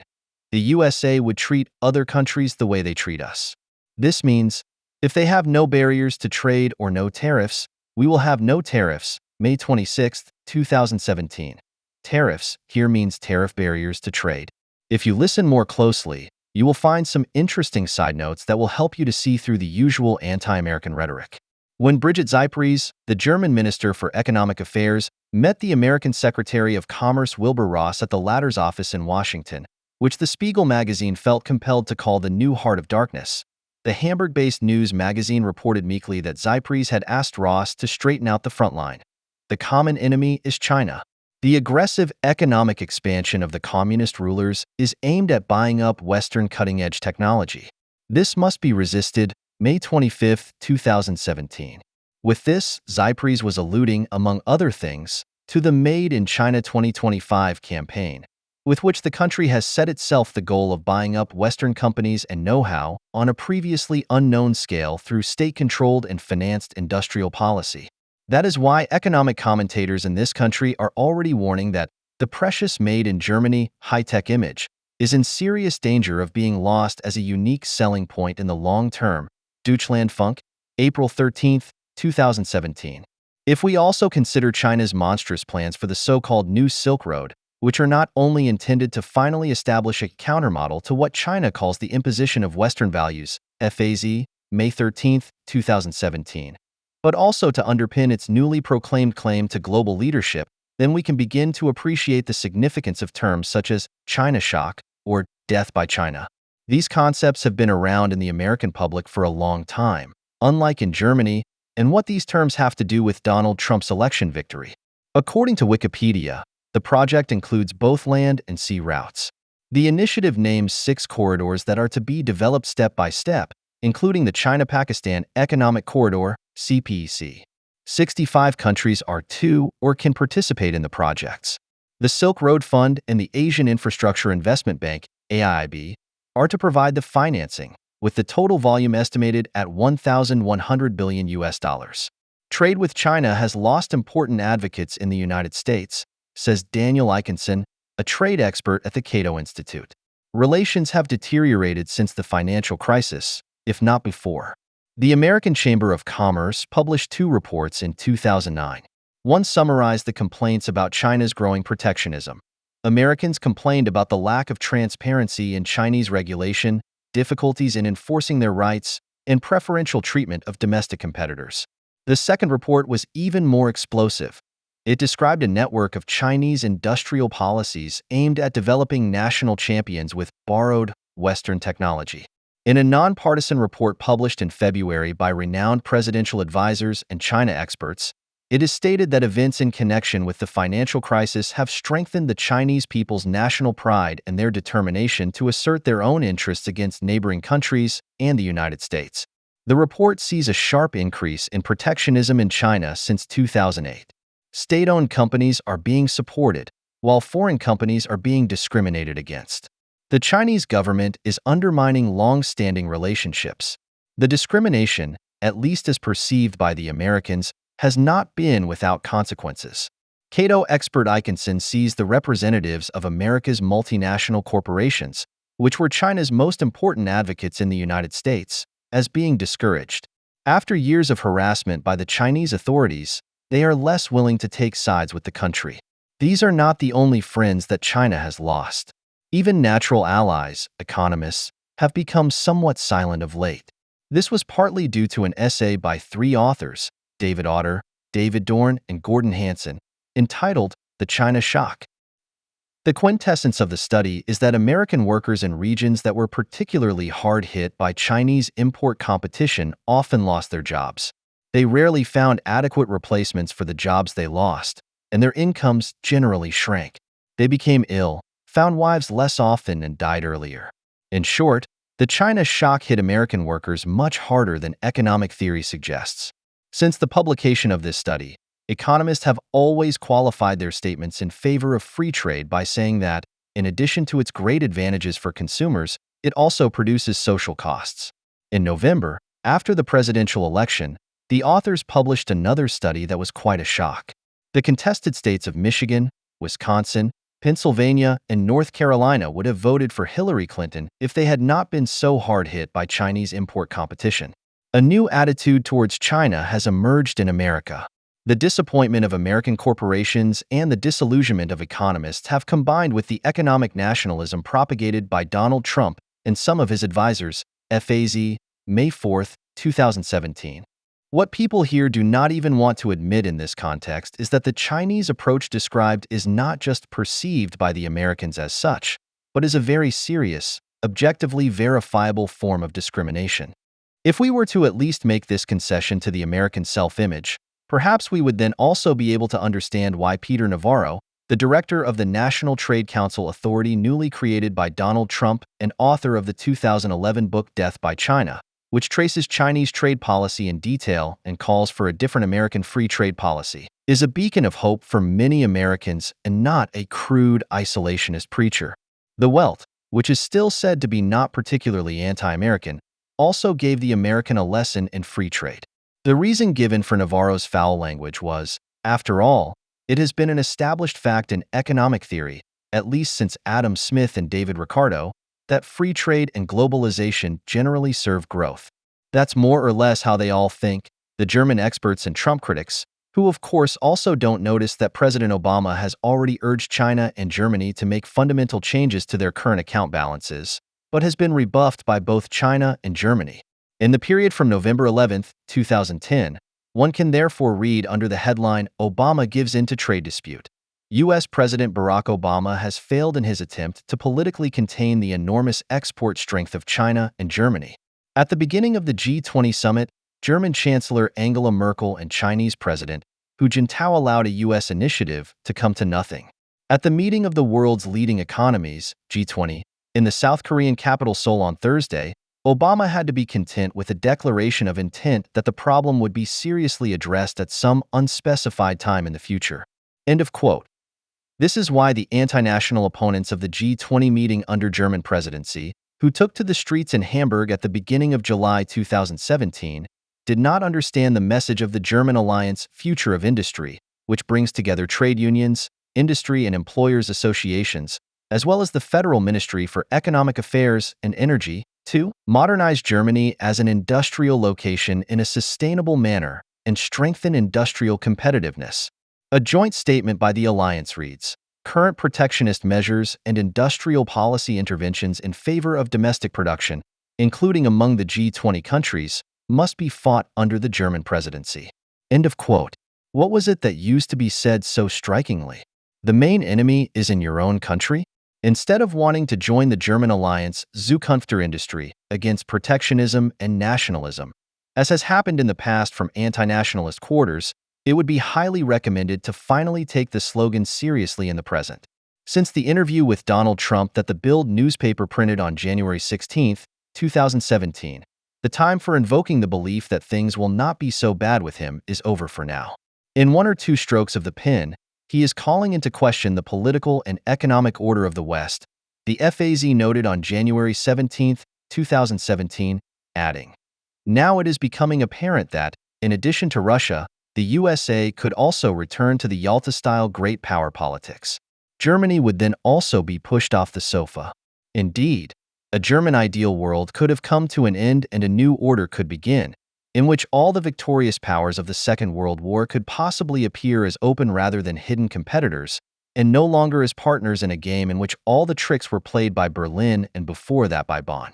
Trump's interventions regarding Germany's leadership in the EU, his praise of Brexit, his criticism of Germany's refugee policy, and the poisoned German engagement in NATO are neither new nor his own. Even if it was meant differently, the FAZ is right. The openness with which Trump calls a spade is both irritating and refreshing. January 17, 2017. Here, someone who cannot be silenced denounced German virtues such as responsibility before history, nonviolence, anti-nationalism, and openness to the world as propaganda that only serves to gloss over the destructive potential behind it. This is a sensitive issue for a country whose post-national and moral leadership of the EU has contributed significantly to the establishment of national protest movements throughout Europe, which are increasingly perceived not as anti-European and backward-looking, but as an anti-German movement to break away from a hated German Europe. Since Trump's words were followed by deeds, Germany sees itself on the front line and recommends resistance instead of adaptation. Deutschlandfunk. De. April 2, 2017. And Civic Courage, FAZ, against the president of the nation, who was being vilified as a fascist, despite the fact that Germany was largely liberated from fascism by the United States. So it's high time to get back to the cozy sofa, on the edge of which you sat modestly but comfortably before an unscrupulous world power and wordless allies pushed you off.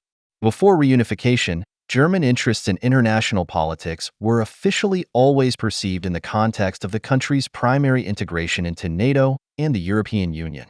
The goal of German and European unity election program for the 1983 Bundestag election of the CDU/CSU, which was still being pursued during Helmut Kohl's term of office, was a matter of West German state policy, and the parallel promotion of further multilateral institutions was not seen as a contradiction to this. Although German go-it-alone policies were considered damaging, the country still claimed a special position under the NATO umbrella in its dialogue with all sides, which included anti-imperialist and pacifist political elements, as well as flirting with the course of the non-aligned countries, referred to as the Third Way. This was the basis for a foreign policy that was supported by everyone from the conservatives to the communists and aimed to increase Germany's sovereignty. The old Federal Republic of Germany insisted on the greatest possible independence, which became a German trademark as a multilateral international approach and also included the victorious powers as treaty partners and not as guarantors of national security. Under no circumstances did the country want to become a mere tool or, in extreme cases, a mercenary of its allies, which is why the USA, for example, was criticized for sometimes rattling its saber too little and sometimes too much, as its policy lacked an idealism that transcended national egoism. The rejection of military force justified the self-confidently asserted German claim to power beyond NATO and the EU. When President Gauck claimed that, step by step, the Federal Republic is changing from a beneficiary to a guarantor of international security and order at the 50th Munich Security Conference in 2014, this should not be seen solely in the context of massive arms exports and expanded foreign deployments. What was meant was above all the demarcation from the French, British, and American definition of the tasks of their armed forces. In the German view, NATO and NGOs belong together, an assessment that Vladimir Putin also follows in his own way when he describes politically active organizations in Russia that receive funds from abroad as foreign agents and treats them accordingly. At the 2012 Munich Security Conference, Foreign Minister Westerwelle emphasized that a modern security policy for the 21st century will increasingly rely on civilian means, while Defense Minister de Maizière emphasized at the 2013 German Security Policy Forum that, quote, "When we consider how we can protect our country and represent our national and alliance interests, we are taking greater account of economic, social, demographic, ecological, and, increasingly, religious aspects than in the past," and the Federal Foreign Office summarizes succinctly, "German foreign policy is peace policy." In concrete terms, this means working for binding rules and strong multilateral institutions, as well as engagement in disarmament, crisis prevention, and peaceful dispute resolution. End of quote. The civil power, Hans W. Moll, Germany is therefore, unlike the great powers, seeking to tame international relations by strengthening international norms. The establishment of international institutions such as the International Criminal Court or multilateral agreements, including free trade agreements, is always about a supranational regime that even the world powers have to fit into. In many places, Germany's reputation was based on the way the loser of the war presented itself to the victorious allies as a civilizer or encloser. After the fall of the Berlin Wall, however, German foreign and European policy often proved to be less predictable than its own postulates. The turbulence surrounding the integration of the GDR was often met with understanding, even though the high interest rate policy at the time, which steered available loan capital to Germany, led to massive disputes within the EU. However, it soon became clear that Germany was not adopting a binding multilateral position on traditional European geopolitics, EU integration, intra-European competition, security policy, and international trade interests, but was increasingly going it alone. One could say that Germany's policy was characterized by surprise attacks. Whether it was the sudden recognition of Croatia and Slovenia under international law, the refusal to participate in the Iraq War, the support for a Baltic Sea pipeline for Russian gas, the abstention in the UN Security Council on military intervention in Libya, the energy turnaround, the toll, or the opening of the border. Every time, allies were offended. The rejection of the Iraq War, which was pursued with anti-American verve by the Schroeder government and shared by France, among others, was particularly indicative of the break with the principle of multilateralism. Together with the refusal to endorse a UN resolution legitimizing the war without seeking a compromise through established channels in European and transatlantic institutions, this was a clear sign that Germany, when in doubt, does not adhere to its own political beliefs, but rather, like one of the much maligned leading powers, selfishly avoids multilateral procedures. In the context of the Iraq War, the decision was made to abandon the transatlantic alliance in favor of a continental European option. The bestseller Der Brand, The Fire, by Georg Friedrich, which was published in the fall of 2002, in the subsequent debate about the German victims of Anglo-American bombings had prepared the ground for broad support for Chancellor Schroeder's German way against the Americans. But the continental European dream was shattered as soon as it was openly expressed. Some Eastern European states preferred the transatlantic guarantees that had proven their worth under Obama to the anti-American European moves of the Schroeder government and joined the coalition of the willing, which also included Italy, Spain, Portugal, and the Netherlands. The increased focus on the EU thus began with a failure that foreshadowed a whole series of European defeats. In the meantime, the former civil power Germany is said to have experienced a normative erosion, Hans W. Moll, in foreign policy, with regard to the formerly always integration-friendly European policy orientation, as well as to the dwindling willingness to transfer sovereignty to the European level. For German foreign policy, multilateralism is increasingly seen not as an appeal to shared responsibility and thus as an objection to the parochial exercise of power, but rather as a historically acquired original potential that should not be left unused for the implementation of a peace policy defined by Germany. In relation to the EU, but also beyond it, integration into the EU is seen as a condition for Germany's own international standing. The exclusive bilateral relations with other countries would have to be kept in a happy balance with the multilateral relations in the EU. And this is precisely what the declared hegemon within the EU is less and less capable of doing. On the contrary, the proposals for European integration, the development of an anti-American counterforce, the failed peace policy, and the economic success that initially inspired all these impositions are perceived as a burden in many other countries. The economic superiority of the Germans is cementing dependencies in other EU countries and promoting economic agony without any prospect of compensation, and the increasingly self-confidently expressed anti-fascism is evoking memories of the European reorganization program carried out under National Socialism. After the failure of the German Reich and its plans for hegemony in Europe in 1945, the old continent ceased to be the determining center of the world, politically and economically. The early Federal Republic of Germany understood this, which is why German politicians began to work on a self-image early on, which Economics Minister Erhard conceived as global export nationalism. From the outset, German economic policy was caught between the conflicting priorities of European duty and global economic freedom. Since the Marshall Plan was aimed primarily at providing potential deficit countries with foreign currency assistance to purchase German machinery and equipment, Erhard's ministry saw it as more than an enormous step forward towards a European economic community as early as 1949. This Europe, with Germany as its productive center, was to be a first step towards the global economy. Werner Abelschauser, quoting Erhard and his ministry, wrote in the FAZ on December 7, 2016 that the aim was to become a partner in a new world economic growth business as a supplier to emerging markets. As early as the beginning of the 1950s, the Federal Ministry of Economics assumed that overseas trade had less and less in common with mere trade in goods. While the motto "trade follows the flag" still applied in the 19th century, and thus the prerogative of the colonial powers, it was now believed that the phase "trade follows the engineer" had begun, in which the German new industries, large-scale chemistry, mechanical engineering, and electrical engineering, which had been oriented towards the world market from the outset, gained competitive advantages. Many of the emerging markets of Erhard's time, such as Argentina, Egypt, Mexico, Turkey, and Indonesia, did not fulfill the hopes placed in them or, like India and Brazil, remained in this status permanently and were never able to join the club of industrialized countries.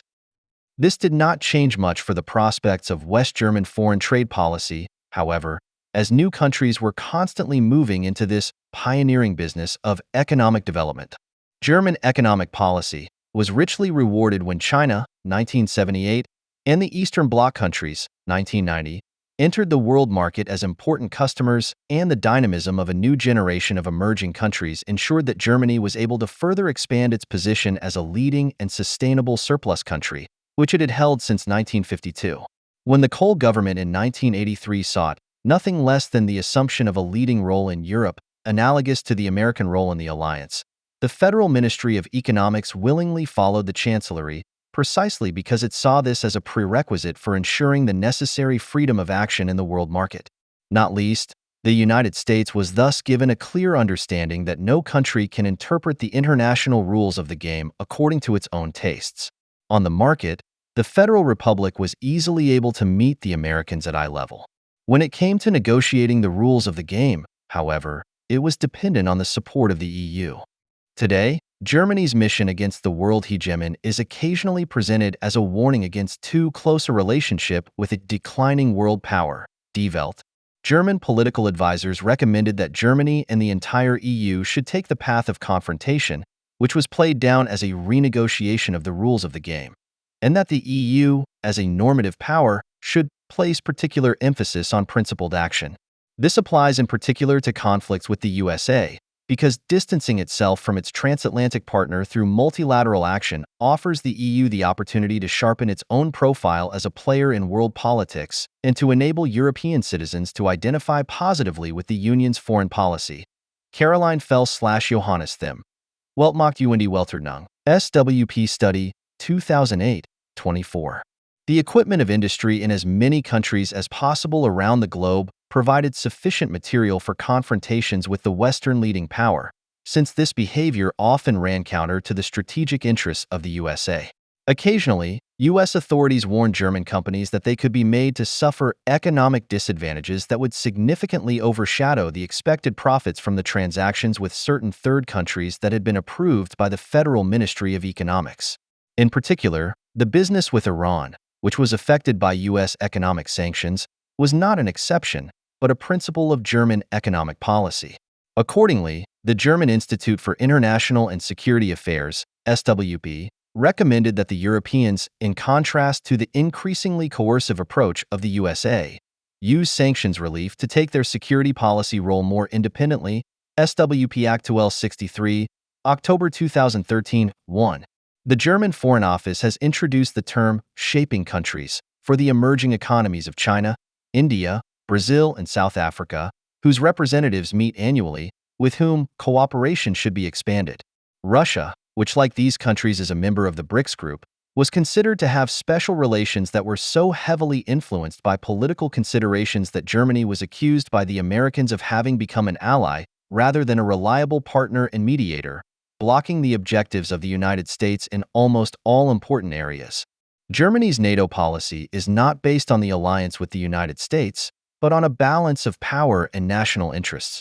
The modernization partnership with Russia is a prime example of Germany's approach in the global context, which is being continued despite the EU embargo on arms deliveries and the restrictions on trade and the money market, although Germany's credibility in Eastern Europe has suffered since the occupation of Crimea.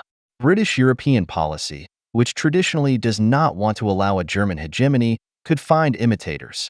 If, as Donald Trump expects, more members leave the EU, Germany could, together with France, become the undisputed leader of a considerably smaller union. For the British, who were relegated to a second-class EU membership by Europe, Prime Minister Theresa May explained Brexit by saying, among other things, that the United Kingdom's place in the European Union is at the expense of our global ties. Addressing Donald Trump, May had pointed out common ground. The leadership that our two countries have taken through their special relationship has achieved more than winning wars and overcoming hostilities.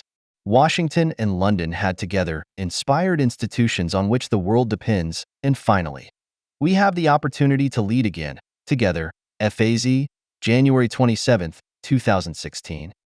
May is hinting at a claim to leadership of her own against a German-dominated Europe, which would focus on global opportunities for shaping the world under clearly defined leadership, instead of following the obviously false premise that a continuous civilizing of the state order can be achieved by constantly creating new institutions and international law. The mere suggestion of this counterposition and the hint of an EU that will soon be diminished in size and importance tempt the German side to make trumped-up claims that are not backed up by anything, as was evident, for example, in the comments made by the German Minister for Economic Affairs, Gabriel, after the U.S. withdrew from the Trans-Pacific Partnership, TPP. Europe should now work on a new Asia strategy. We must now take advantage of the space that America is vacating, FAZ, January 25, 2017. Nor does it shy away from the self-aggrandizement of being the future leader of the world, as if half-hearted integration into the West were the certificate of appointment as the leading power of the West. When Die Welt, January 3, 2017, triumphantly adopts the headline from the Financial Times, Merkel to take over leadership of the Western liberal world, even though the British newspaper also spoke of the difficulties that stand in the way of such a role, Germany presents itself as the last Mohican of Western values, which are now being betrayed by the core countries. Furthermore, Germany is providing new actors on the international political stage with the latest technology, who are explicitly establishing themselves as new centers of power against the West, which is apparently what they are supposed to do according to the German understanding.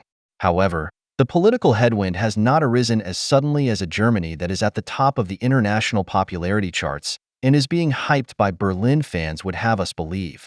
More than 2 years ago, long before Trump and Brexit, the FAZ, October 11, 2014, knew that things would get tight. In terms of foreign policy, Germany is in a situation that would have been described as precarious in the past. It has no good relations with any of its most important allies and partners, neither in Europe nor across the Atlantic. The level of discord ranges from fundamental disagreements on economic policy to open geopolitical opposition. One thing we can say with certainty is that Germany will never be a second Great Britain. There are enough shared values, but what is now lacking is reliability on both sides. America is a world power that thinks in strategic categories. Germany, on the other hand, sees itself as a trading nation. Thus, the reunified Germany stands more alone on the international stage than many could have imagined in 1990. For a country that wanted to be part of the Western mainstream, this is an experience that should make us think. End of quote. The crisis of the European Monetary Union from 2010 onwards, the course of which was characterized by the foreign policy summary of the FAZ, was regarded by the German government from the outset as a sovereign debt crisis that had to be fought by means of a restrictive state fiscal and expenditure policy, although the debt of the private sector had been a major cause of the banking crisis, particularly in Ireland, Spain, but also in Greece. Germany consistently prescribed drastic austerity programs for its national budget because, from Berlin's point of view, an expansion of liquidity threatened to undermine the reform zeal of the governments in the program countries. The private debt of companies and households is already an indication of the fate of the economies falling behind in the EU framework, which are supposed to take up German exports, but are obliged to cut government spending, increase tax revenues, and not only not to launch new social programs, but to reduce the costs of the social systems. Although the official actors in these programs are Brussels, where the surplus countries pool their influence, or the Troika, Germany is rightly seen as the inspirer and guarantor of this policy. A Germany that is acting as if the economic policy orientation could still be derived from the successful post-war Erhard model of industrialization in Europe. Now that access to EU countries has become more comprehensive, responsibility for the failing recovery is being placed on the chief physician, who wants to cure the patient by weakening his state control options precisely through the forces of market participants shackled by debt. Although it has been possible to prevent entire countries from going bankrupt and the Eurozone from breaking apart, the rescue of the monetary union is not a success. Private debt will continue to weigh on economic growth in the Eurozone for years to come, write authors Moritz Kramer and Stefan Best in the Standard & Poor's study. This also means that unemployment will remain high, increasing the risk that Eurosceptic parties will win elections. Zeit Online, July 30, 2014. Not only is there no economic recovery, which would in any case be based only on low wages and intensified self-exploitation, but German policy in Europe, to which there is supposedly no alternative, Merkel, is forcing the transfer of sovereignty, partly voluntary and partly forced, in favor of the EU authorities, which is leading to considerable tensions between elites and citizens in the member states. Germany wanted to activate EU citizens, but only as experts in their increasingly precarious economic existence. In doing so, the EU cannot rely solely on inward-looking competition, which is supposed to guarantee world market compatibility for what is then supposedly a strong global political force. Even political scientists are occasionally at a loss to understand the approach of German politics. The fact that Germany continues to resist taking on more financial and political responsibility in its own interest is the real leadership puzzle of German Euro rescue policy. Siegfried Schieder in Harnisch/Schild, 2014, 86. The problem of German power in Europe remains unsolved because a strong Germany generates weak partners that are to be post-nationalized, i.e. develop functioning institutions for the implementation of EU programs, tax collection and internal security, but are not to pursue their own economic or foreign policy. The new protest parties and movements are directed against this, reacting nationally and only to a very small extent socially by, for example, making the extremely different average wages or unemployment in the EU the defining issue. On the day of the Brexit vote, Pablo Iglesias, the leader of the Spanish left-wing party Podemos, announced in his election campaign, "After the election victory, we will work together to reshape the fatherland," and made it clear what stands in the way of his new fatherland. The German Europe no longer works, it simply does not convince. Zeit Online, June 26, 16. He lost the election with his party, which was only founded in 2014, but he has quickly become a political force in Spain. In view of the widespread dissatisfaction and open resistance to a German-dominated Europe, it was a very special German achievement to question the territorial sovereignty of all EU states by opening not only its own borders to uncontrolled flows of refugees.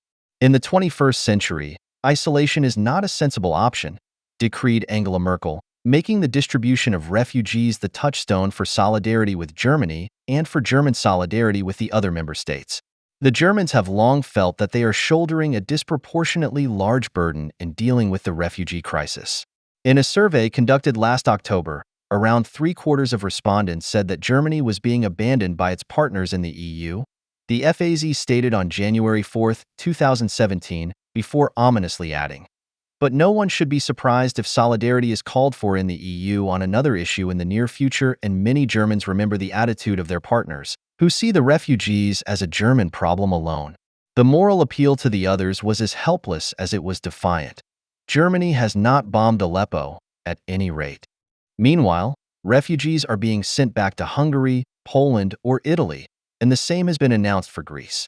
Although no one has dared to enforce the forced distribution of refugees among the member states for a long time, most EU countries are still so resentful that they continue to regard the Berlin decision to initially suspend the third country regulation as a German problem. De Maizier's threat to cut EU structural funding to Central European countries did not lead to any concessions on the German demand for quota fulfillment, but it did help Hungary's Prime Minister Orbán to slip into the role of a European leader and to accuse Germany of moral imperialism during a visit to Bavaria, Zeit Online, September 23, 2015. In the fall of 2015, the Federal Republic of Germany was more isolated than ever before and was not only criticized, but also ridiculed. The triumphant humane gesture was followed, barely arrived in reality, by the even higher raised moral finger. Ultimately, the Islamic attacks in Europe reinforced the doubts about a leading nation in waiting that could reconcile so well with its world economic model, the understanding with peoples attached to a different culture, supplemented by the appeal to a common hatred of the American world leader. After all, friends had been found all over the world, so why shouldn't that also apply to the Islamic world? When terrorist attacks occur, the fact that the old and new colonial powers or Israel attract the hatred of professing Muslims is seen as worthy of criticism but at the same time understandable. It was hoped that attacks in Germany would not occur, if only because it would be contrary to the interests of the respective clients. After the attack on a Christmas market in Berlin, which was preceded by two smaller attacks in the summer, Germany's failure and German complicity were recognized abroad all the more. For example, Welt Online was already spreading the defeatist assessment that Angela Merkel's welcoming policy last year was a mistake that is now beginning to take revenge, a mistake whose effects extend far beyond Germany's borders after the attack in Ansbach on July 27, 2016. In fact, the patriotic celebration of German idealism in late summer 2015 already contained a moment of despair over the country's own leadership ambitions, which had already been abandoned on the European and global stage. Quote, "The scenes that took place in many places in the Republic were breathtaking and moving," as the Chancellor said on Monday. These are the few historic moments in which the Germans, and even a social democratic vice-chancellor, dare to say that it is okay to be proud of this country. But the euphoria was followed by disillusionment. The influx of refugees on Monday brought some places in Germany to the brink of a state of emergency. The question is what the Germans need more: realism or confidence, FAZ, August 9, 2015. They obviously decided on confidence. Realism had to come from outside, via Hungary, Austria, and Macedonia. The attempt to explain the opening of the border at the beginning of September 2015 not only as a humanitarian act, but also as a useful measure in the national interest, as a demographic, cultural, labor market relieving refreshment of German resources, in other words, to present itself realistically, turned into pure madness. A vision study by the notorious SWP entitled 2020, How Germany and the EU Overcame the Greatest Refugee Crisis of the Postwar Period was published in Berlin in November 2015 and passed around as a realistic assessment of the situation, summarizing what is still being spread in politics and the media today. Anyone who wants to understand what was on the minds of those in positions of responsibility at the time, the outrageous speculations that were made even by employers' associations, and what is considered realism in Germany, cannot ignore this scientific pamphlet, which is designed as a grand German narrative. Quote, Germany in 2020.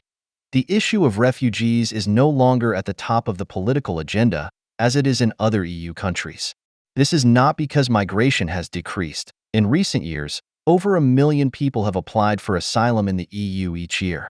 However, unlike the fears in the crisis year of 2015, immigration is no longer concentrated primarily on Germany, and it does not endanger either the internal peace there or the cohesion of the EU member states.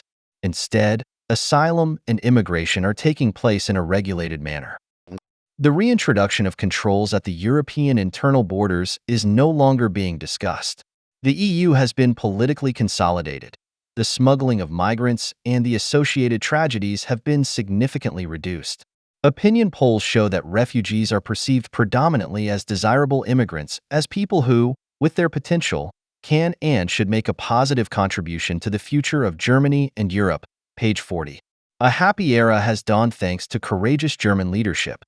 Immigrants have become indispensable in meeting the demand for skilled workers in German companies, and even low-skilled migrants contribute to financing the social security systems. The same applies to other EU countries with good economic development. Beyond these decisive factors at the national level, Germany has also emerged from the major refugee crisis stronger internationally. The fact that a core group of EU states agreed on a European division of responsibility has led to greater solidarity and a greater willingness to engage in dialogue between the countries concerned. This trend is now acting as a catalyst for a more comprehensive common migration policy in Europe. The political weight of those countries that have so far refused to share the burden is noticeably lower in this process, with the result that other states are planning to participate in the compensation. By consistently advocating a generous acceptance of refugees and a comprehensive, coherent, yet pragmatic migration and refugee policy, Germany has strengthened its leading role in migration policy at the European level and also gained influence internationally. Page 45. According to the study, this astonishing turnaround in the crisis that the German initiative had driven the EU into was achieved in Germany through a national effort, with the help of a roundtable of representatives of the parties, the federal states and the municipalities, of business, trade unions, churches, welfare organizations, science, and migrant groups. Page 40. Such a coordinated action by the state and the locally active representatives of civil society is intended to turn the tide. In line with the expectation that, in the face of a crisis of statehood, states would increasingly transform from monopolists of power to managers of power. Page 10. The integration of refugees into municipal responsibility was strengthened. A constitutional amendment enabled the federal government to channel funds for refugees directly to the municipalities, thus also supporting them in the short and medium term. This state restructuring should be accompanied by civil society engagement, which now also allows welfare organizations, NGOs, and families to become active in the initial reception process as sponsors and providers. In particular, the possibility of private immigration and private asylum was created based on the Canadian model. In this case, all costs are borne by private sponsors over a period of 10 years. Page 41. Relying on civil society, the state gathers strength for a distribution agreement with a core of willing parties, and ultimately also with the initially reluctant EU states, thus paving the way for a post-national victory of the subsidiary milieus over nationalism as a pan-European perspective. The star of this apocalyptic-sounding project can only be Germany. According to a Gallup poll conducted in February 2017, 71% of Americans consider themselves friends of Israel. Of those surveyed, 42% said they had a predominantly positive image of what remains the U.S.'s closest ally. For 29%, it was even very positive. This is an impressive result compared to those who are hostile to Israel, 27%. The results of the survey also reveal where anti-Zionist and anti-Semitic Americans are most likely to be found. Among the supporters of the Democratic Party, the largest subgroup of respondents, 36%, is opposed to the Jewish state, while among Republican supporters it is only 18%, the smallest subgroup in the camp of Israel's enemies. At the beginning of the year, Jewish institutions in the USA received over 100 bomb threats. Buildings were evacuated, events canceled, and schools closed. At the same time, unknown perpetrators desecrated Jewish cemeteries in Philadelphia and St. Louis. Despite the figures mentioned, which do not differ significantly from those of the previous year, the media and the notorious experts sought the culprit among the Republicans of all people and found him at the center of the party. In the newly elected U.S. President Donald Trump, the Süddeutsche Zeitung was sure, for Jews, America has always been a safe place. That has changed with the election of Donald Trump as president. Since no anti-Semitic statements by Trump are known, and there is no evidence that the president of the mob, FAZ, is himself anti-Semitic, the SZ Youth Portal interviewed a spokeswoman for the Anti-Defamation League, who pointed out that, during the election campaign, statements were made that were not explicitly directed against Jews, but against minority groups, against Latinos, against Muslims. The editors of the main portal went even further, explaining that they felt reminded of the conspiracy theories surrounding the protocols of the Elders of Zion by Trump's unmistakable anti-Muslim and ethno-nationalist tones, and his criticism of the establishment.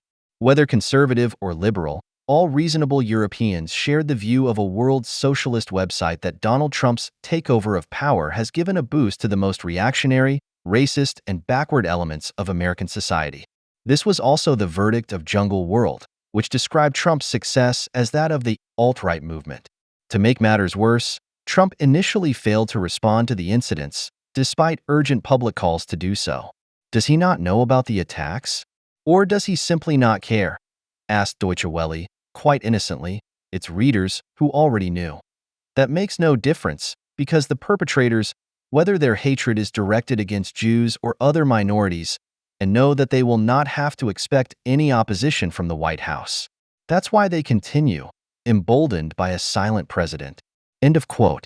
When Trump finally spoke out, he said that the anti-Semitic threats against our Jewish communities are terrible, painful, and a very sad reminder that there is still much work to be done to eradicate hatred, prejudice, and evil.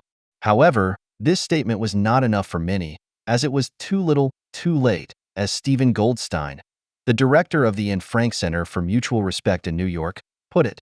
Goldstein, who heads an organization that, under the motto, Save Every and, does not work in the field of anti-Semitism prevention but in anti-racism and simply reduces Anne Frank to a refugee, was the star witness for the SC. The sudden recognition of President Trump is only a band-aid on the cancer of anti-Semitism that is corroding his own government. This was probably meant to include Trump's so-called chief strategist, or uncanny whisperer, Berliner Morgenpost, Stephen Bannon, who is considered by some to be an anti-Semite because his ex-wife outed him as such in the divorce proceedings based on a private statement, an accusation that he denies. But even if Bannon were not an anti-Semite, it is known that he and Trump create a climate in which anti-Semitism thrives. The Süddeutsche Zeitung took the threat to Jews in America that supposedly began with Trump's inauguration to the ultimate absurd extreme. The desecration of cemeteries and bomb threats have created a completely new situation for Jewish Americans. Muslims, Latinos, blacks, they are used to hostility, racism, discrimination, and attacks in a wide range of forms. But for Jews, America has been a safe place. End of quote. A glance at the FBI's hate crime statistics would have been enough to learn that in 2015, 52.2% of religion-related hate crimes were anti-Semitic in motivation. The proportion of anti-Islamic hate crimes was 21.9%, followed by anti-Catholic hate crimes in third place with 4.3%. These figures are largely in line with those of the past 15 years. In the end, it was not the practiced outrage over anti-Semitism that put an end to the incidents, but the executive action of the president, who had described himself as the least anti-Semitic person. Instead of making a hypocritical and public declaration, as Hillary Clinton had demanded, everyone must speak out, as if one could prevent or fight anti-Semitism by simply speaking out, he ordered an intensification of the investigations, in the course of which the American authorities soon followed a lead to Israel and were able to clear up the matter with the local police within a short time. While one of the 3 reported cemetery desecrations turned out to be a false alarm, the gravestones at the New York cemetery had been falling over by themselves for years, but apparently nobody had noticed until then. Nothing is known about the perpetrators of the St. Louis and Philadelphia attacks because they have not yet been caught. The situation is different with the threatening phone calls. The majority of the bomb threats came from an apparently mentally disturbed Israeli youth who had been trying for years to attract as much public attention as possible in this way.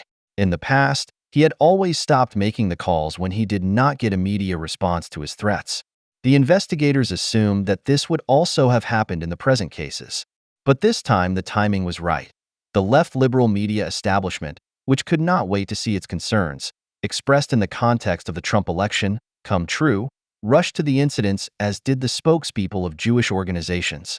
The majority of the latter did not react in such a sensationalist way as the editorial staff of the SC, and occasionally referred to the persistence of both anti-Semitism and the crimes associated with it, which have existed for years.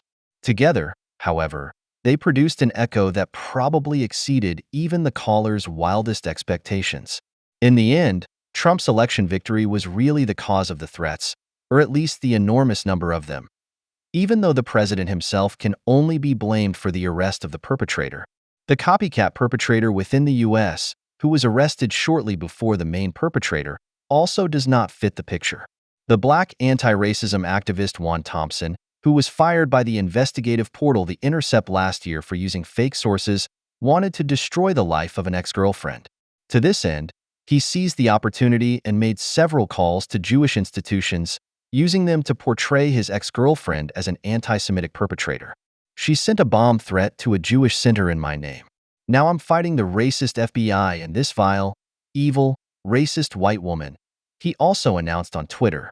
In two other randomly selected tweets from February 2017, Thompson also exposed the New York Times as part of the white media, stating, "Whites are trash. Absolute scum. All of you."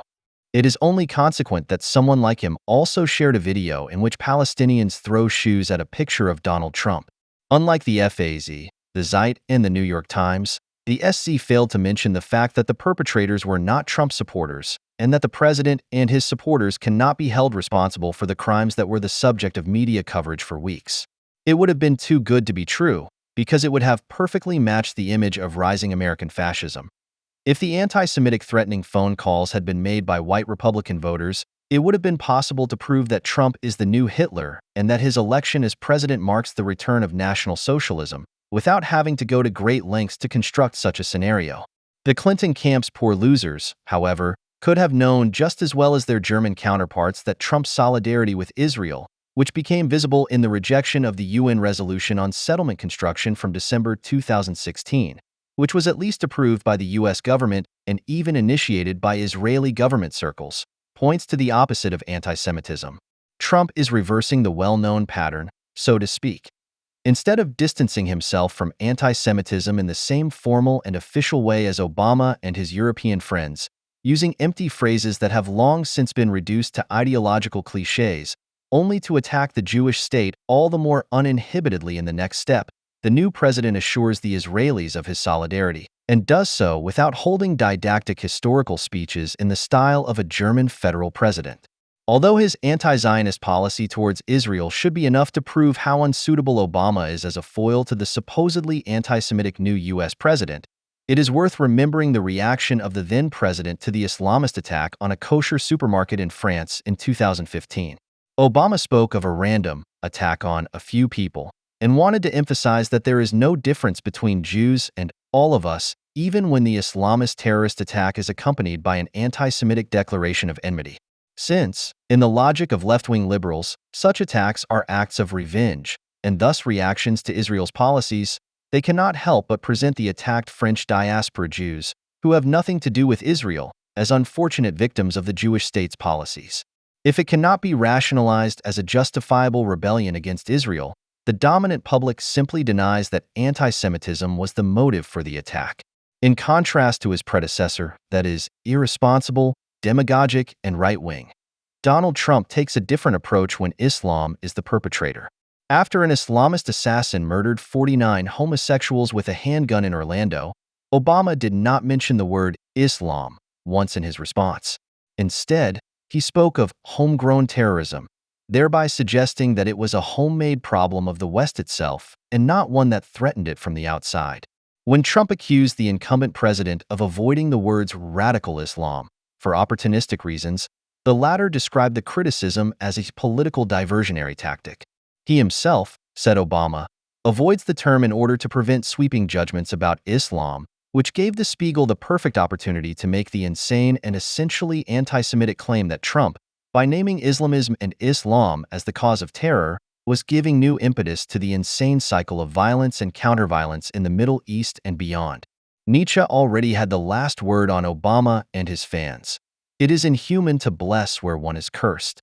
The fact that left-wing Trump opponents, whose demonstrations were led by self-confessed anti-Zionists and anti-Semitic Jew killers, are picking up on the accusation of anti-Semitism shows how projectively the term anti-Semitism has been reduced to a buzzword. But it is not only the left, from whom nothing else could be expected, but also anti-German critics who, after the U.S. election, felt it important to join the anti-Trump popular front. The declaration of enmity is no longer about what is said or written, but only about who does it. In the case of Trump, this means organizing a hunt against leaders and followers. This blunt slogan does not come from an anti-imperialist writer of the Junge Welt, but from the pen of the particularly subtle author and Israel friend Lars Quadfassel.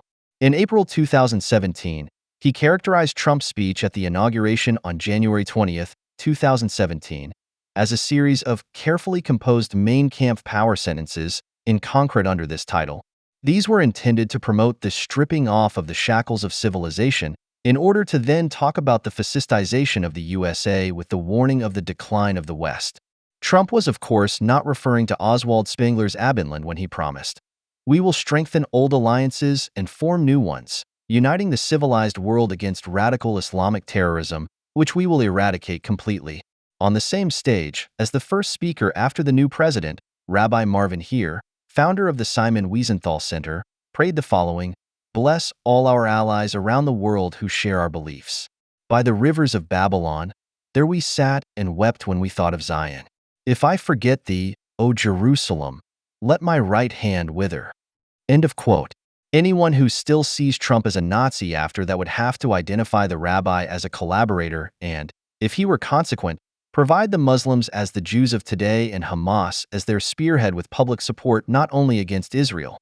Trump spoke of the radical Islamic tenor and thus shattered the Western language regime of good Islam here and evil Islamism there, which, it should be remembered, George W. Bush never managed to do. Trump's now-fired security advisor Michael Flynn had added, in a more precise manner, "We must wage an ideological war against radical Islam and its proponents. If we cannot fight against hostile doctrines that demand our domination or destruction, then we will not be able to destroy their jihadists either." End of quote. Quadfasel does not mention what Mein Kampf power sentences, which, as if this were possible, are also supposed to be carefully composed, are exactly. What he only hints at as a precaution, others speak out. For example, the former German ambassador to Washington, D.C., commented on a section of the speech in which Trump emphasizes the role of his supporters and, not for the first time, addresses them as a movement. Trump sees himself as the leader of a movement.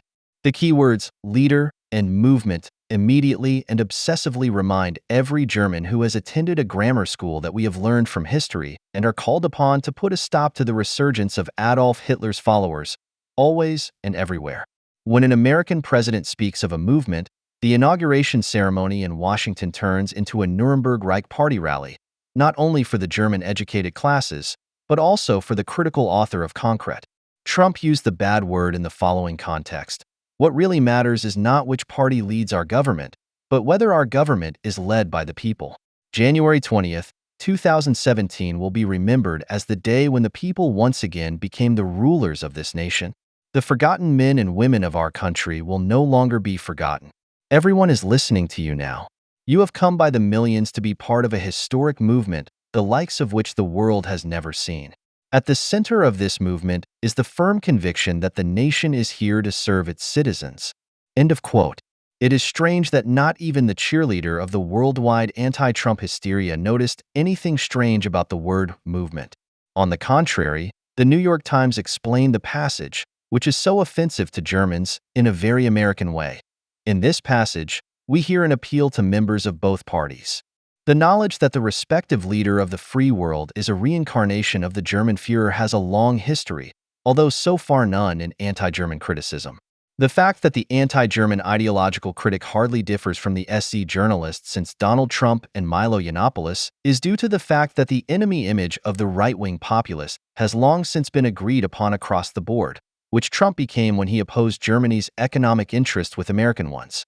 What Quadfasel wanted to say but didn't dare to say, Adam Sobokzinski at Zeit Online manages to say much more succinctly. The president speaks as if it were a matter of the Volksgemeinschaft freeing itself from the chains of the Versailles Treaty. End of quote.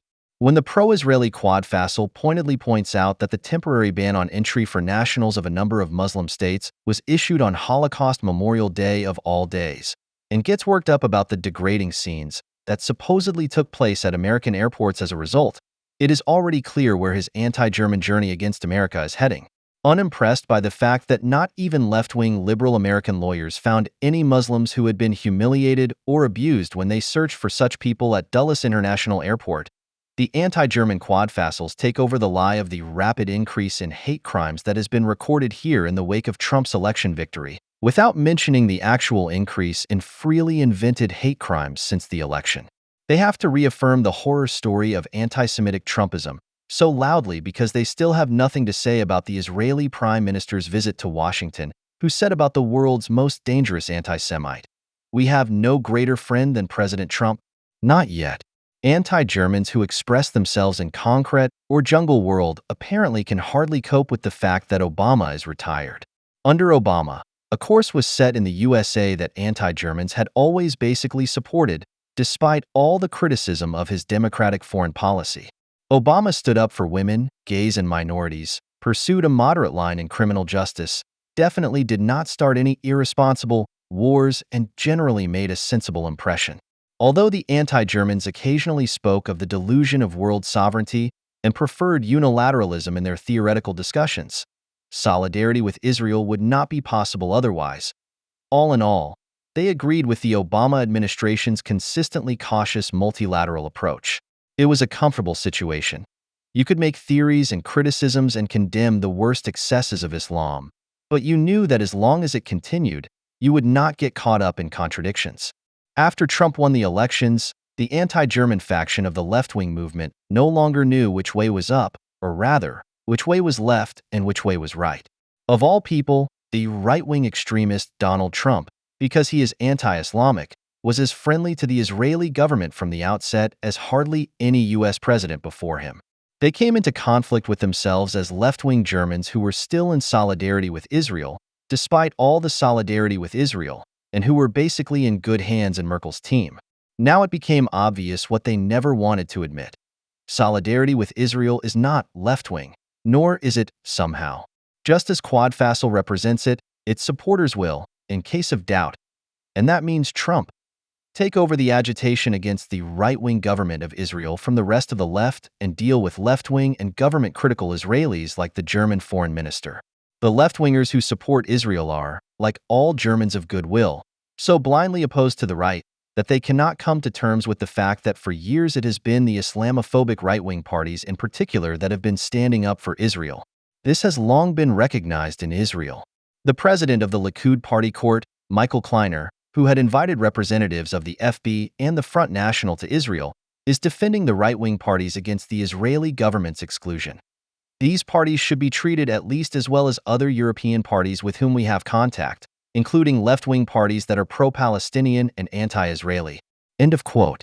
Even though it is still the official Likud line to distance itself from right-wing European parties and to avoid contacts at an official level, many people in Israel are now asking themselves why it is, morally, acceptable to pave the way for Holocaust deniers like Mahmoud Abbas, but not to talk to decidedly pro-Israeli politicians from the ranks of the right-wing parties. It is primarily left-wing and anti-Semitic Islamophiles such as the Swedish Foreign Minister Margot Wallström, who was declared persona non grata by the Israeli government for good reason, and not the right-wing conservative politicians that Israel should be wary of. In view of the characters that cavort in their ranks, it is certainly regrettable that Israeli politicians increasingly feel compelled to accept or even reciprocate the support of European right-wing parties.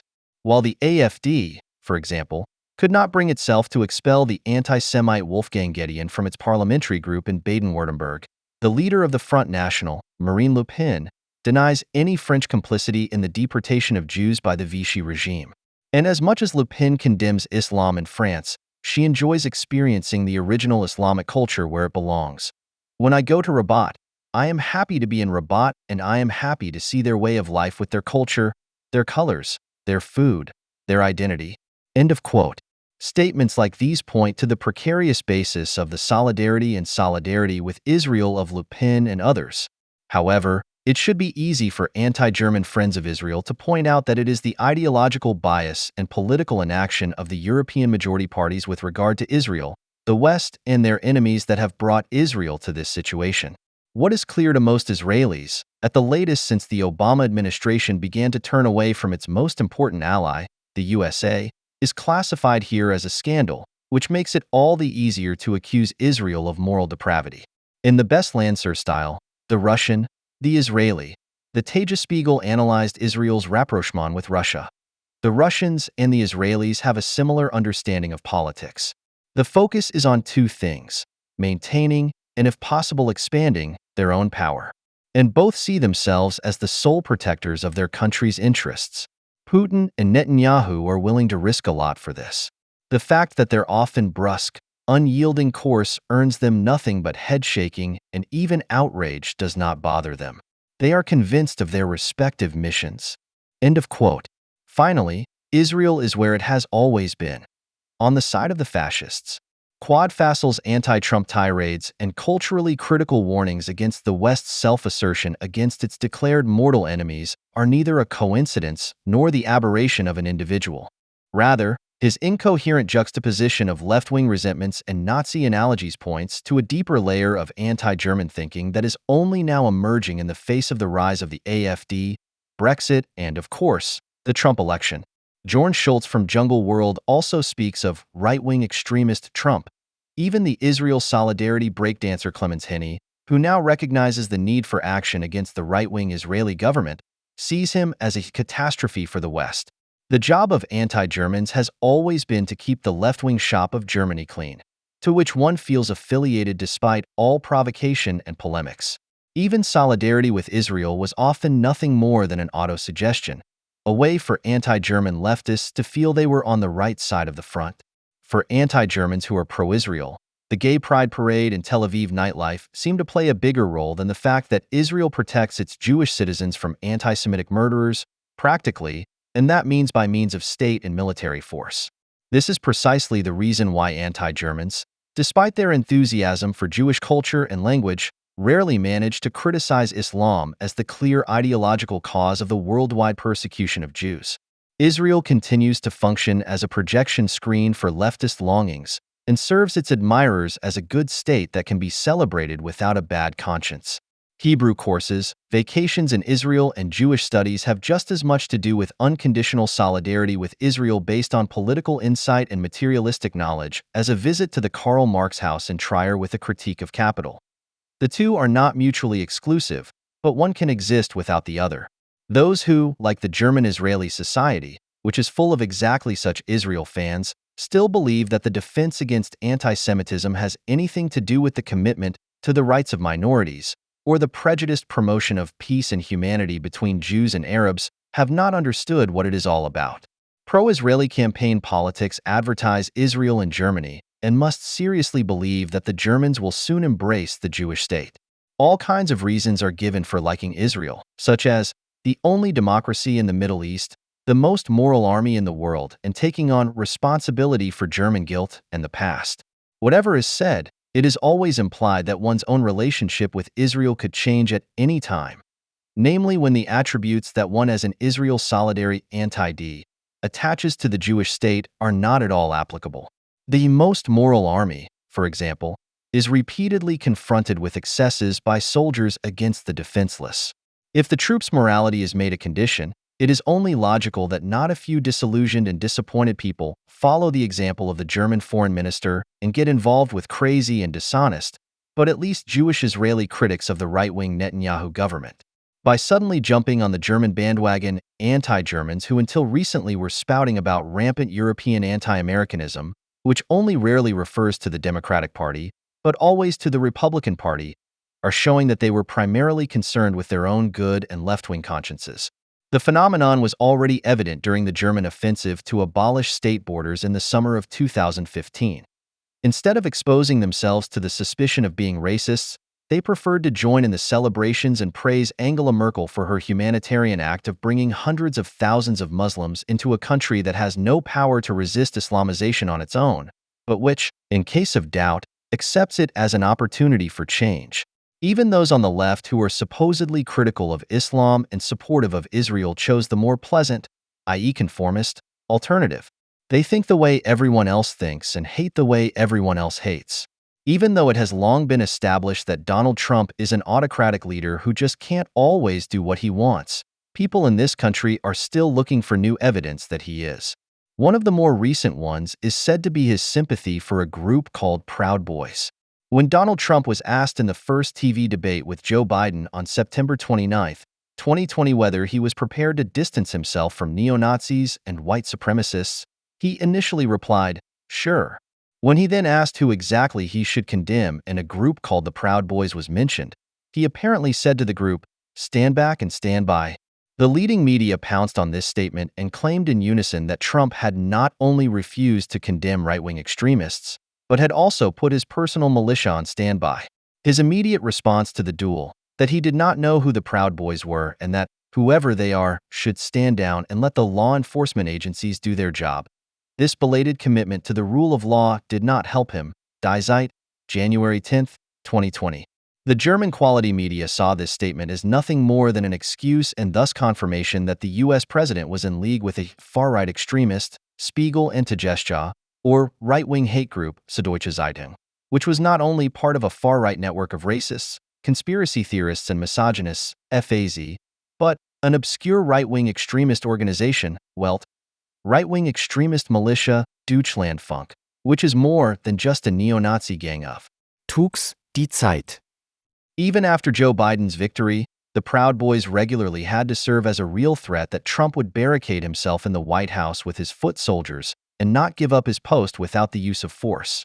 It was of little use when members of the Proud Boys repeatedly issued public denials, such as Enrique Tarrio, who was considered the leader of the group, told the Tagesspiegel, "For more years is chanted again and again." And what will the far-right organization do if Trump has to leave the White House? Have a beer and go out to protest, says Tarrio. He is trying to publicly present the Proud Boys as a harmless group. Will they also resort to violence? No, definitely always peaceful. Peaceful, but powerful, November 14, 2020. The always peaceful but powerful protest had already led to Twitter, Instagram, and Facebook blocking the group's accounts in 2018, which had previously been followed by 20,000 and 20,000 people had liked their page. The group, for which no reliable membership figures exist, estimates range from several hundred to 6,000, was founded by Gavin McLaughlin. Until he left in 2008, the Canadian was one of the editors of Vice magazine, which he co-founded. It is worth knowing that the magazine was not only considered the mouthpiece of the new hipster movement for years, but is also particularly appreciated for the ironic and provocative tone that has always been typical of what is commonly referred to as pop culture. This irony, or rather what is understood by it in pop circles and is often referred to as ironically broken, is characterized by loosely formulated thoughts whose lack of stringency and depth is compensated for by self-ironic turns of phrase and audience provocations that regularly have to violate the rules of political correctness and good taste if they are to be successful.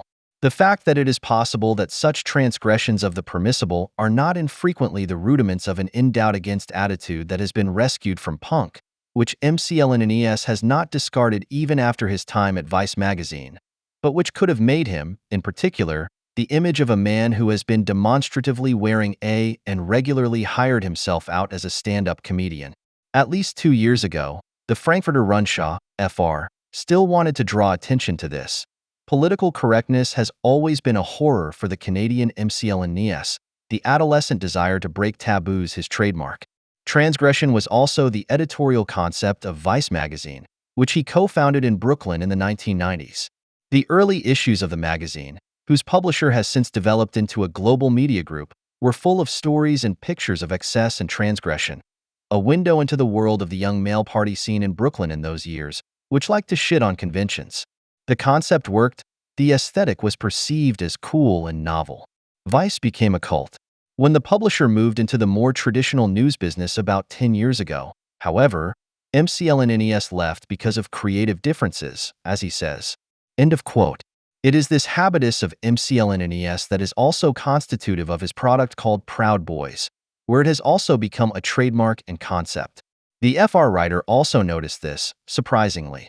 Like McInnes himself, the Proud Boys at first glance do not correspond to the enemy image that the left in America carries around with it from the Trump-sympathetic new right. The Proud Boys are urban, hip, and educated.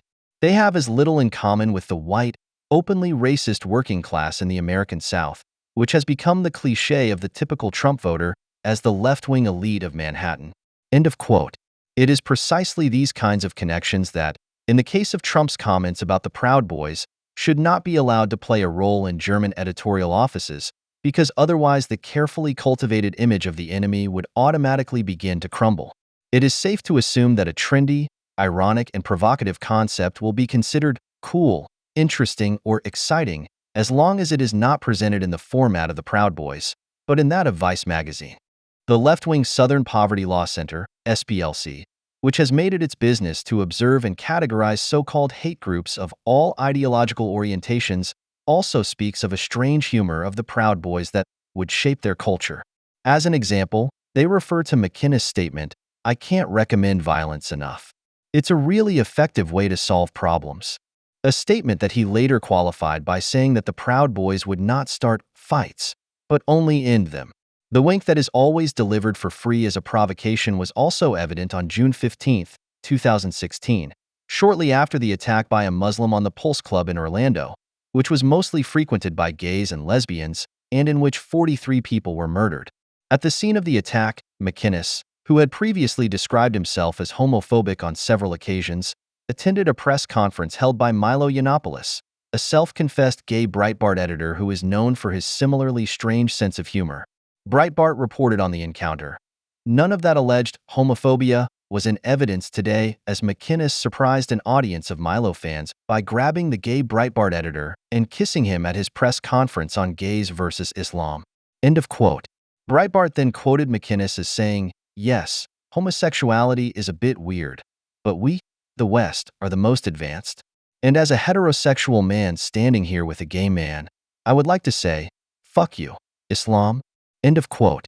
Because of such public appearances, the SPLC attests to McInnes' double rhetorical game. He rejects white nationalism and in particular the term alt-right, while advocating some of its central tenets. For example, McInnes himself has said that it is okay to call him Islamophobic. End of quote. To regard Islamophobia as a central feature of white nationalism says more about the ideological character of the SPLC than about that of a supposedly white nationalism a la McInnes or Proud Boys. When Gavin McInnes first introduced the group to the public in an article for the libertarian website Takis magazine on September 15, 2019, in his typical ironic and provocative tone, under the title presenting The Proud Boys, there was no mention of a commitment to white nationalism. Instead, he wrote that the group's members see themselves as Western chauvinists, a term that encompasses all races, religions, and sexual preferences, and includes all men who refuse to apologize for creating the modern world, and who long for a time when girls were still girls and men were still men. By calling themselves Western chauvinists, the group is using its own brand of humor to replicate the affirmative minority logic that is familiar from the terms nigger or Kanaki. It is intended to be a positive identity marker that is both a misappropriation from the left and a rededication to the positive, albeit with a touch of irony. McInnes continues, 20 years ago, this would not have been controversial, but today, being proud of Western culture is like being a crippled, black, lesbian communist in 1953. Like Milo Yiannopoulos, the Proud Boys confuse the media because the group is SJW without being alt-right. End of quote. SJW stands for Social Justice Warrior and is roughly the American equivalent of the German word linker Gutmensch. The name Proud Boys is borrowed from an outtake from the Disney film Aladdin and once again points to the group's peculiar sense of humor. It is taken from the song Proud of Your Boy, in which the mama's boy Aladdin turns to his mother and announces that he will make her proud. From the outset, the group was confronted with being labeled not only as white nationalists, but also as white supremacists, although even those who use such terms as battle cries are probably not clear about what the difference between the two is supposed to be. The ominous term white supremacism, which is increasingly replacing the term racism, blurs the distinction between the Ku Klux Klan and conservatives who believe that American democracy is the best of all systems. The decades-long attempts of the postmodern left to instill in the majority society the idea that racism runs from white to black, that only whites can be racist against blacks, but never blacks against whites, are completed with the term white supremacism because it no longer requires this shift in meaning. Because the term racism, despite all its connotations, ultimately says nothing about the skin color of the racist and the other, its critique presupposes a universalistic concept of society. Criticism of racism, therefore, always aims at a society that disregards skin color. White supremacism, on the other hand, excludes any other particular form of racism, and even the left-wing New York Times, October 17, 2020, has now realized that something must be wrong. The term white supremacy is used more often today than it was 10 years ago. The New York Times itself used the term less than 75 times in 2010, but almost 700 times since the first issue of this year alone. Type the term into Twitter's search and it will appear 6, 8, or 10 times every minute. the meaning of the words has also expanded. 10 years ago, white supremacy still described people like the Ku Klux Klan and David Duke, the neo-Nazi politician from Louisiana. Now he is cutting a swath through culture, describing a whole range of topics. The bank's mortgage lending policies, university admissions decisions based on final exam grades, programs that teach poor people better nutrition, and the police enforcement policy. When legally sanctioned segregation ended in the 1960s, intellectuals and activists tried to describe a world in which the laws had changed, but much remained unspeakably the same. The words prejudice, bias, and intolerance proved inadequate. In their critical research on American society, the Reverend Dr. Martin Luther King Jr., Malcolm X, and James Baldwin wrote about white supremacy. The term found its way into popular culture in several indirect ways. In the academic field, Richard Delgado, a professor at the University of Alabama Law School, and Professor Derek Bell of Harvard Law School developed the so-called critical race theory in the early 1980s. It advocated storytelling, i.e., the presentation of narratives rather than truth, and the righting of wrongs, i.e., activism rather than dry research, and held the view that white supremacy and racism had long been an integral part of American history and life, and that individual racism was less noteworthy than systemic racism, which was embedded in culture, including the law. End of quote. In fact, Martin Luther King used the term white supremacy in his famous speech in Selma, Alabama in 1965, but it was the only time in all 11 of his most famous speeches from 1957 until his assassination in 1968 that he used the term, and he did so specifically in reference to real segregation. The term also appears in an edition of collected interviews and speeches by Malcolm X, Malcolm X Speaks, first edition 1965, in a telegram from January 1965 to the then leader of the American Neo-Nazi Party, George Lincoln Rockwell. He refers to him as a white supremacist. Even Malcolm X reserved the term exclusively for Nazis, and it does not appear once in the more than 200 pages of the book. White supremacy was apparently not yet used as an all-encompassing explanation for all the problems of the black population in the USA, but rather specifically against certain individuals who were individually convinced of the superiority of the white race. The change in meaning and the associated excessive expansion into an all-encompassing, racialized term seems to have been introduced at universities later on and is probably due to critical race researchers such as the above-mentioned body snatchers Richard Delgado and Derek Bell, who, curiously, see no contradiction in referring to the adversaries Martin Luther King and Malcolm X in the same way. To avoid the accusation of being a group of white supremacists, it has so far not helped the Proud Boys that their chairman, who has been following in the footsteps of Gavin McLnes since November 2018, is, according to Wikipedia, an avowed Afro-Cuban, is called Enrique Tarrio and also acts as an activist for the group Latinos for Trump. What would have earned other groups instant praise for their diversification is seen as a perfidious form of white supremacy in the case of the Proud Boys. Quote, although they claim their members are diverse, Tarrio says he is Cuban-American. The group describes its core beliefs as a belief in closed borders and the goal of restoring Western chauvinism. CNN.com, January 10, 2020. It is the word although that reveals the subtext here, which is, a group that does not call for open borders is not only made up of white supremacists, it can never be diverse. What is revealed here is that the category of diversity always means more and something other than a collection of different skin colors or sexual orientations, which is often referred to as colorful. Diversity has always been a form of representation of attitude that relies on exclusion rather than inclusion. For example, those who refuse to be ideologically instrumentalized in the name of diversity, such as conservative blacks, women, or gays, are no longer considered to be truly black, female, or gay. Just how far this form of exclusion has already progressed in society is evident from a sentence that has long since ceased to be heard only in the Taz or in critical whiteness seminars, but which was printed in the FAZ on October 1, 2020. It is one of the peculiarities of American political culture that it is not uncommon for people who are not white to group themselves on the right. End of quote. The sentence not only reveals that its author, U.S. correspondent Frock Steffens, apparently considers it unthinkable in Germany, unlike in the U.S., for people of color to be anything other than left-wing. What Steffens is mainly concerned with can be understood as the quintessence of all diversity initiatives. Everything is allowed to diversify as long as it remains within one's own ideological racial boundaries, and as long as diversification does not encourage independent thinking beyond one's own race and owned gender, i.e., does not lead to individualization. Steffens' statement was fully in line with Joe Biden, who during the election campaign snapped at a politically undecided black radio presenter with the words, "I'll tell you what. If you find it hard to decide whether you're for me or for Trump, then you're not black." With this remark, Biden reflects the anti-racist consensus within the Democratic Party. In the end, it is statements like these that help to explain why the Proud Boys exist at all. The group is above all one thing. It is a reaction to social changes within American society that are associated with terms such as diversity and would not exist at all without the social success of what is ideologically associated with them. In the words of Gavin McLnes, "I'm still the same punk I was 20 years ago, except that my target is no longer the bourgeois squares from the suburbs, but the politically correct left-wing elite." Fr. October 30th, 2018.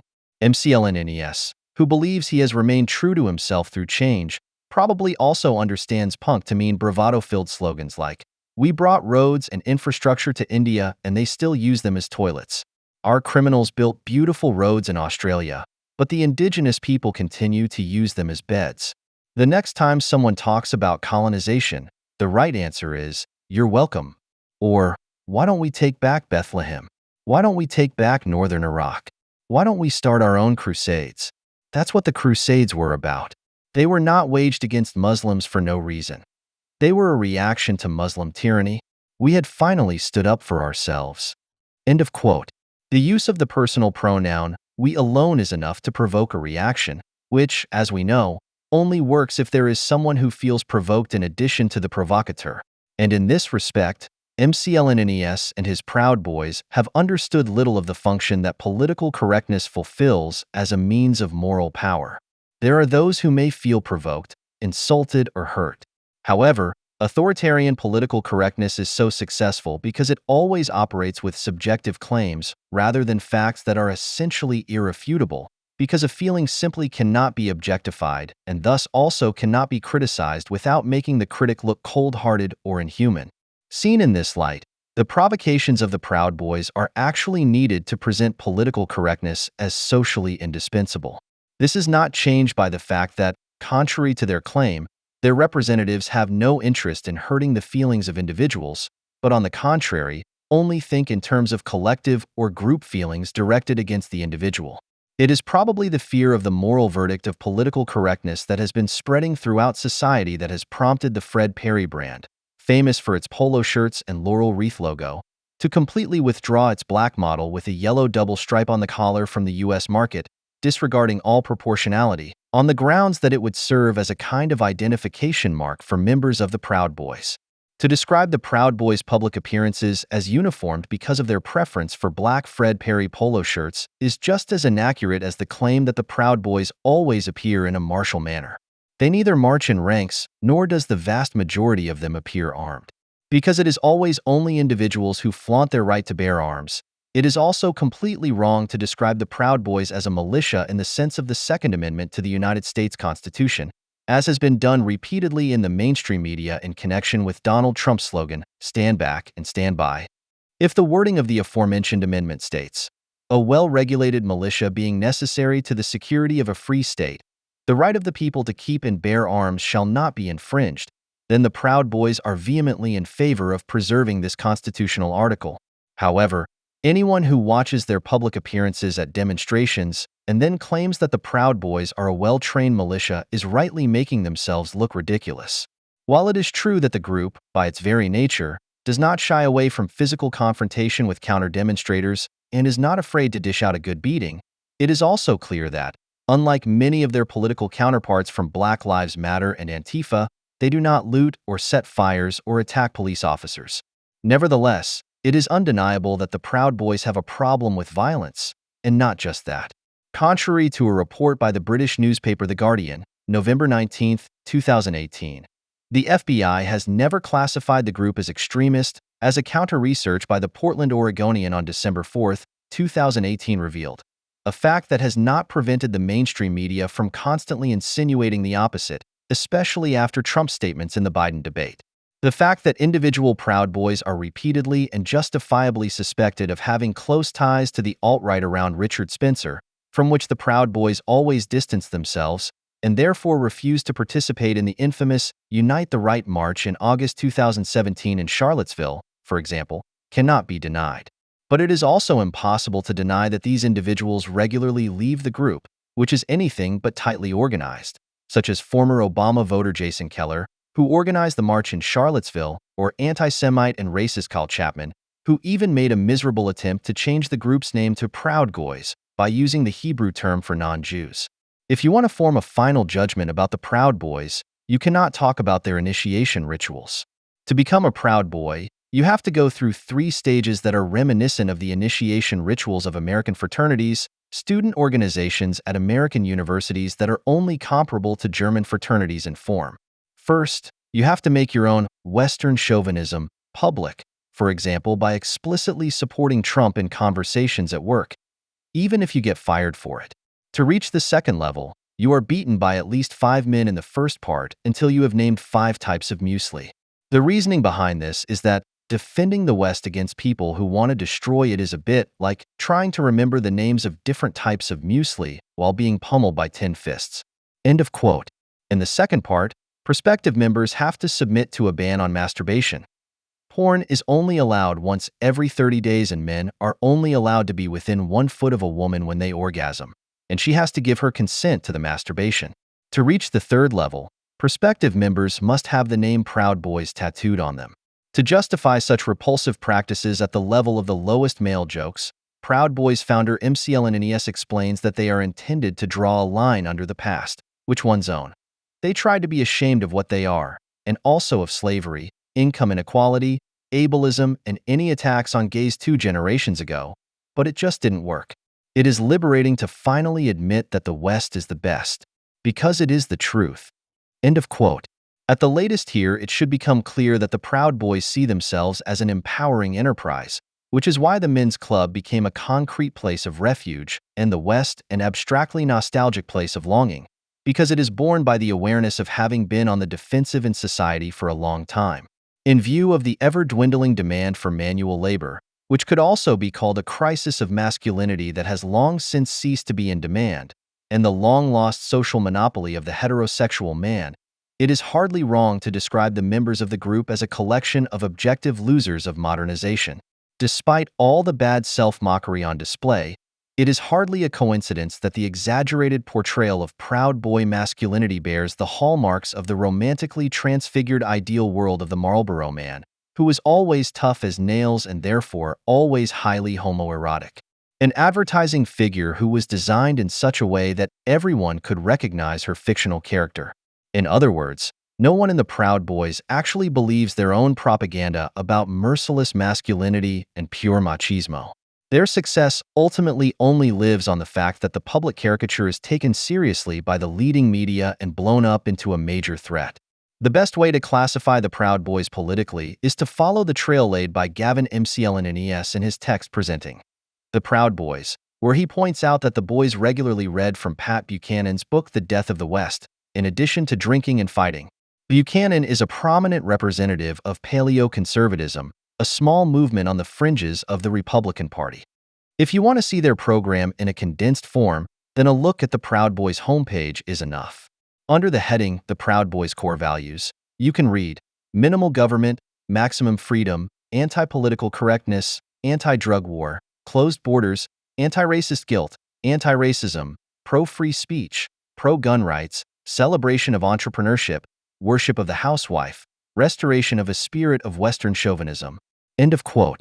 With all the diffuse and sometimes unappetizing goals that are revealed here, and the particularly cunning variety of right-wing extremism that is supposed to be hiding behind them, if you are a constitutional patriot who only demands as much state as is absolutely necessary and as much personal freedom as possible, you probably have to leave it to the relevant experts in the leading media to assess that.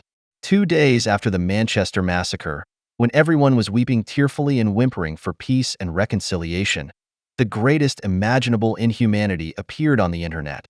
Unfortunately, Ariana Grande is too stupid to see clearly and warn her European fans of the real threats to their freedom and lives. She will continue to speak passionately in favor of immigration, Islam, and against America. One wonders whether they bombed her to attack her or out of solidarity with her. The Daily Telegraph, May 24, 2017. You can't treat a singer like that, who is hardly older than her teenage fans, who was visibly upset after the attack, who expressed her feelings in a sensitive way and immediately announced a benefit concert in Manchester. The British and international media were immediately in agreement on this. Ifunanya Okeke, who apparently everyone should know, is quoted in the same article with the words, "The author of this message of hate and his followers used terrorist attacks for the selfish purpose of propaganda for their own negative political agenda." The same provocateur added a little later, "When will Ariana Grande stop feeling sorry for herself and condemn Islamic terror?" Ariana Grande, a self-confessed Clinton supporter who, after the election of Donald Trump, called on her fans to stand up every day to make us feel accepted and loved for our differences, and recorded a song with singer Victoria Monet in support of Black Lives Matter, is certainly what you would call a positive person. After licking donuts that didn't belong to her in a shop, then pressing her sugar-loving mouth to the mouth of her companion, and finally shouting out loud, "I hate Americans, I hate America," she finally apologized in a well-behaved and stupid, but somehow also enormously positive way.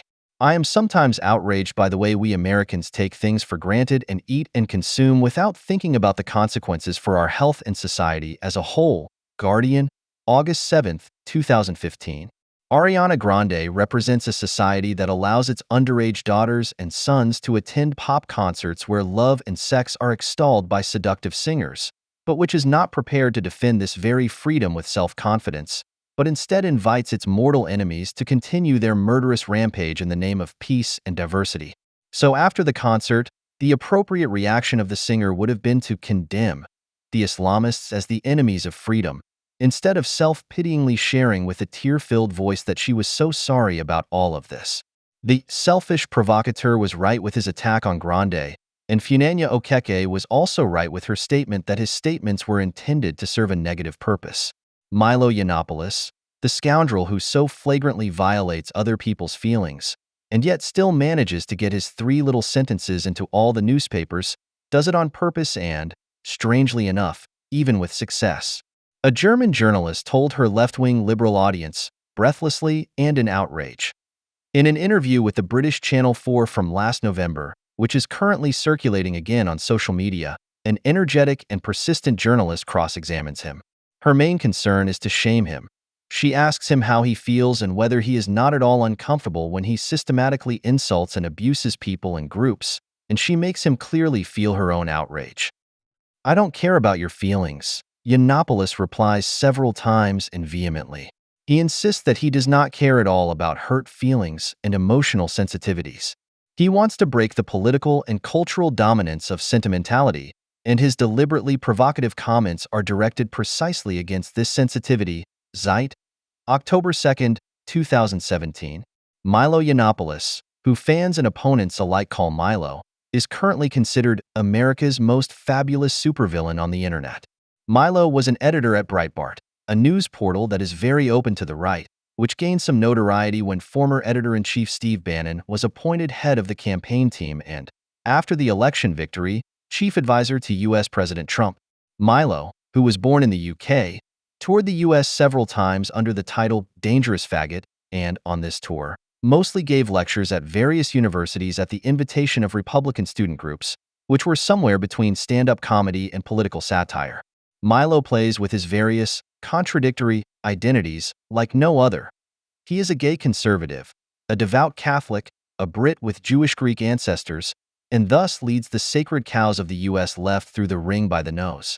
His favorite enemies are the public representatives of political correctness, the mainstream media, and the political left. That's enough for many to consider Milo to be a right-wing extremist. In addition to his work for Breitbart, various actions against feminist computer game programmers, which have become known under the name Gamergate, as well as his criticism of the safe space policy of many American universities, are being used against him. Last but not least, Milo's vehement opposition to Islam is, of course, a thorn in the side of the left. Someone who is so openly gay and sexy that you would initially be more inclined to think of him as a gay porn star than as the poster boy of the American right, but at the same time has as little in common with the LGBT movement as he does. Someone who falls so far outside the role of gay man that has been assigned to him, not only by this movement but also by the left in general, and who is declared to be quasi-natural, is sure to attract media attention and outrage. This small, mischievous, British fag, Bill Maher about Milo and Maher's program on February 17, 2017, dared to support Trump and has managed to antagonize both left-wing and right-wing enemies of freedom within a relatively short time. The world of his enemies, who act as if someone like that could have no friends, has agreed to call Milo Yiannopoulos a troll. While the majority of so-called trolls really have nothing else on their minds but to disturb and insult other people on the internet, to disrupt conversations about the most harmless of subjects with their resentful or completely meaningless blather, and are therefore often enough and even admittedly only antisocial, this negative attribution was soon extended to people who take an uncompromising approach to their opponents. And in doing so, they disregard the rules of the respective prevailing discourse. The term troll is consequently used to describe the authors of comments, posts, etc. in forums and social media such as Reddit or Facebook, whose contributions are considered harmful to the culture of debate. The troll is someone who is against it in a way that is harmful to the community, who has nothing substantial to say, and who makes himself unassailable in terms of content due to an alleged lack of arguments. The debate is undermined when a participant does not respect an argument from the other side, but instead ruthlessly torpedoes it. Trolls, it is said, do not want to contribute anything, but only to disrupt. The decent and tolerant defend themselves against these provocateurs. The community of hygienic digital citizens excludes the indecent and intolerant according to the rule, don't feed the troll, so the troll should starve. But Milo Yiannopoulos, with ironic distance from the actual naysayers and troublemakers who usually only have a swear word at the ready, calls himself a virtuous troll, and rightly so. Since his opponents only offer empty formulas and feelings that must be respected, both of which only serve to systematically and authoritatively withdraw their prejudices, which have been reduced to opinions without justification, from any discussion, the critic is left with the scandal, which he sometimes really wants to cause, as in the case of Ariana Grande. But often enough it also triggers a scandal when he presents what bothers him about the prevailing discourse in a reasoned and non-polemic way. Milo Yiannopoulos responded to those who call him a racist without evidence. Don't fight identity politics with identity politics. White pride, white nationalism, and white supremacy are not the way to go. You should not give a shit about skin color, you should not give a shit about sexuality. You should not give a shit about gender, and you should mistrust anyone who does. January 26, 2017 at the University of Colorado at Colorado Springs. He appeals to the truly right-wing extremists from the Breitbart spectrum to turn to reason and logic as the prerequisites for a friendly common sense and to finally abandon their identitarian delusions, just as he does to their harshest critics. I encourage you not to fight identitarian movements with your own identitarian politics. Instead, recapture reason, logic, and common sense to show how crazy the whole identitarian movement is. Because here's the thing. If you force everyone to play the game of identitarian politics, if you insist on playing whites against blacks, men against women, heterosexuals against gays, then you will be successful, but that is not the right way. The way you should go is this. Remind your opponents and yourself that it is better to be enthusiastic about values and ideas. You should focus on what unites people instead of what divides them. And you should give a shit about skin color, sexual orientation, and gender, and be deeply suspicious of all people who give a shit about it. End of quote. His performances were often accompanied by violent protests. For example, there were violent riots at the University of Berkeley when hundreds of leftists demonstrated against his appearance, set fires, threw incendiary devices, and used pepper spray. The performance had to be canceled, and Milo Yiannopoulos was escorted back to his hotel under police protection. His thoroughly shocked comment on the orgy of violence organized against him deserves to be recorded against all the identitarian and insensitive droolers in the liberal and left-wing media in Germany, whose comments, cobbled together from hurt feelings, are in reality incendiary devices against anyone who disturbs their authoritarian monologues. Quote, they no longer allow any opposing opinion. Not even a silly, harmless, gay speaker like me. They don't want students to hear other opinions. They are completely petrified when someone contradicts them and presents an alternative view of the world with arguments, facts, and reason. I had to be evacuated from the University of Berkeley today. This university was once the spearhead of free speech, which makes this whole affair particularly sad. This campus no longer stands for free speech. I come from the United Kingdom, where we don't have a First Amendment. I hope to find a place here in the United States where I could express my opinions, make a few good jokes, and make people laugh and think without fear of violence. I thought America was the place where that was possible. Of course, I am not a racist or a sexist, as they claim. They only claim it to justify the violence against me. And even if everything they say about me were true, it would still not be an appropriate reaction to ideas. By claiming that I would use violence with my words, they justify their actual physical violence against me because they have made it credible that I am a physical danger to the safety of the students. End of quote. Critical theory has always been concerned with resentment against the negative. The propaganda of the deed, Adorno, interview in Der Spiegel 19/1969, is not only directed against the refusal of critical theory to join in, but against everything that opposes the constant democratic mobilization. Living democracy is what the federal government demands of its citizens. Those who simply privatize, who have no opinion, or do not want to give one, are considered irresponsible shirkers who should at least be ridiculed. The same hatred of the spoilsport, the grumbler, the community pest is now being expressed by the community of needs that exists on the internet, consisting of interdependent discourse leaders. Rather than the genuine Nazi, with whom the virtuous troll is often compared, he resembles, at least in the imagination of his opponents, the intellectual in the ivory tower who refuses to give a constructive answer. The virtuous troll opposes a social practice of excluding everything that is not conformist, which he constantly brings to the fore. He breaks the rules of the conversation, which has been reduced to a discourse, just as critical theory opposed a practice that only meant mindless drivel. He therefore has to deal with the concentrated rage of those for whom form is an end in itself. In order to keep the humming standstill going, formalities that were originally intended to help the conversation progress towards the victory of the better argument are misused. While Adorno was still able to gain something from the rules of etiquette, for example in Minima Moralia, on the dialectic of rhythm, today they are a means of pushing aside unpopular positions, in other words, an expression of the violence that they are supposed to help prevent. The conversation is constantly threatened by microaggressions and other inventions of the discourse terrorist delusion, which are punished with all the severity of the applicable law, the etiquette, or netiquette on the internet. This also applies, of course, to the supreme troll Milo Yiannopoulos, who lost his Twitter account for hate speech. Where the place of speech is everything, what is actually said recedes into the background, and the right skin color, the offended gender, the persecuted sexual preference of the speaker replace the missing or objectively false argument. Where the content of a statement contradicts one of the many resistant and absolutely to be respected minority identities, the subaltern also becomes an enemy. White trash, which is not entitled to articulate its interests due to its lack of minority status, has no choice but to defend itself against this label, which makes the origin of the argument an exclusion criterion. Whether he is actually racist, as is regularly insinuated, is irrelevant, because even with the best manners, as a white person he would only have the right to speak as a self-confessed penitent and not the right to articulate his interests as a worker, for example. Milo Yiannopoulos does not rail against blacks, women, or homosexuals, and he certainly does not side with white, homophobic racists.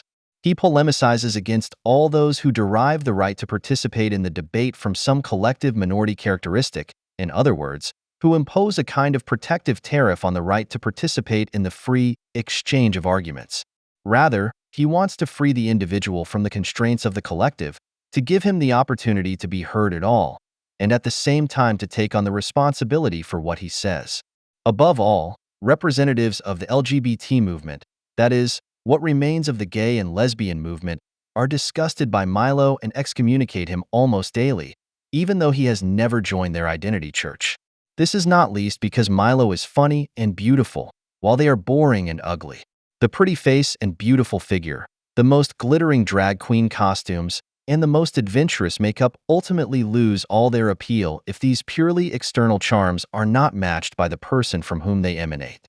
Unlike Milo Yiannopoulos, the representatives of the LGBT movement cannot help but reaffirm, in stiff and constrained language, in which every word is carefully chosen and intended to reassure, how conformist and uptight it is under the colorful costume and pretty mask. They add new letters to their alphabet of abbreviations every few minutes, thus constantly adding new, and ever smaller, splinter groups that are to be made visible. They have deliberately distorted the former goal of equality, that is, the demand to be treated like everyone else in public and to be allowed to keep private matters private.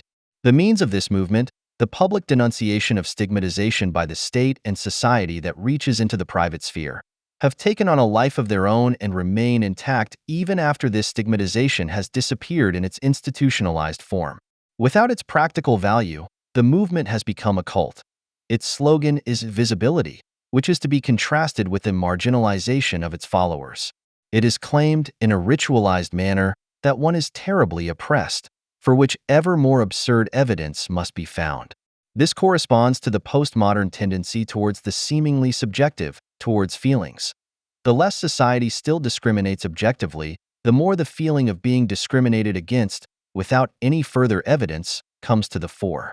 They demand recognition, as if sexual orientation were a special achievement, something that one constantly has to struggle for. The LGBT community flaunts its private life all the more the less anyone is interested in it.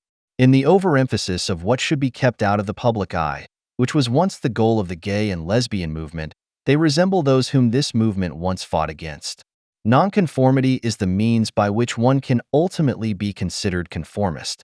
The CEO of Apple, Tim Cook, for example, considers his homosexuality to be a gift from God that has helped him to become a better Apple CEO.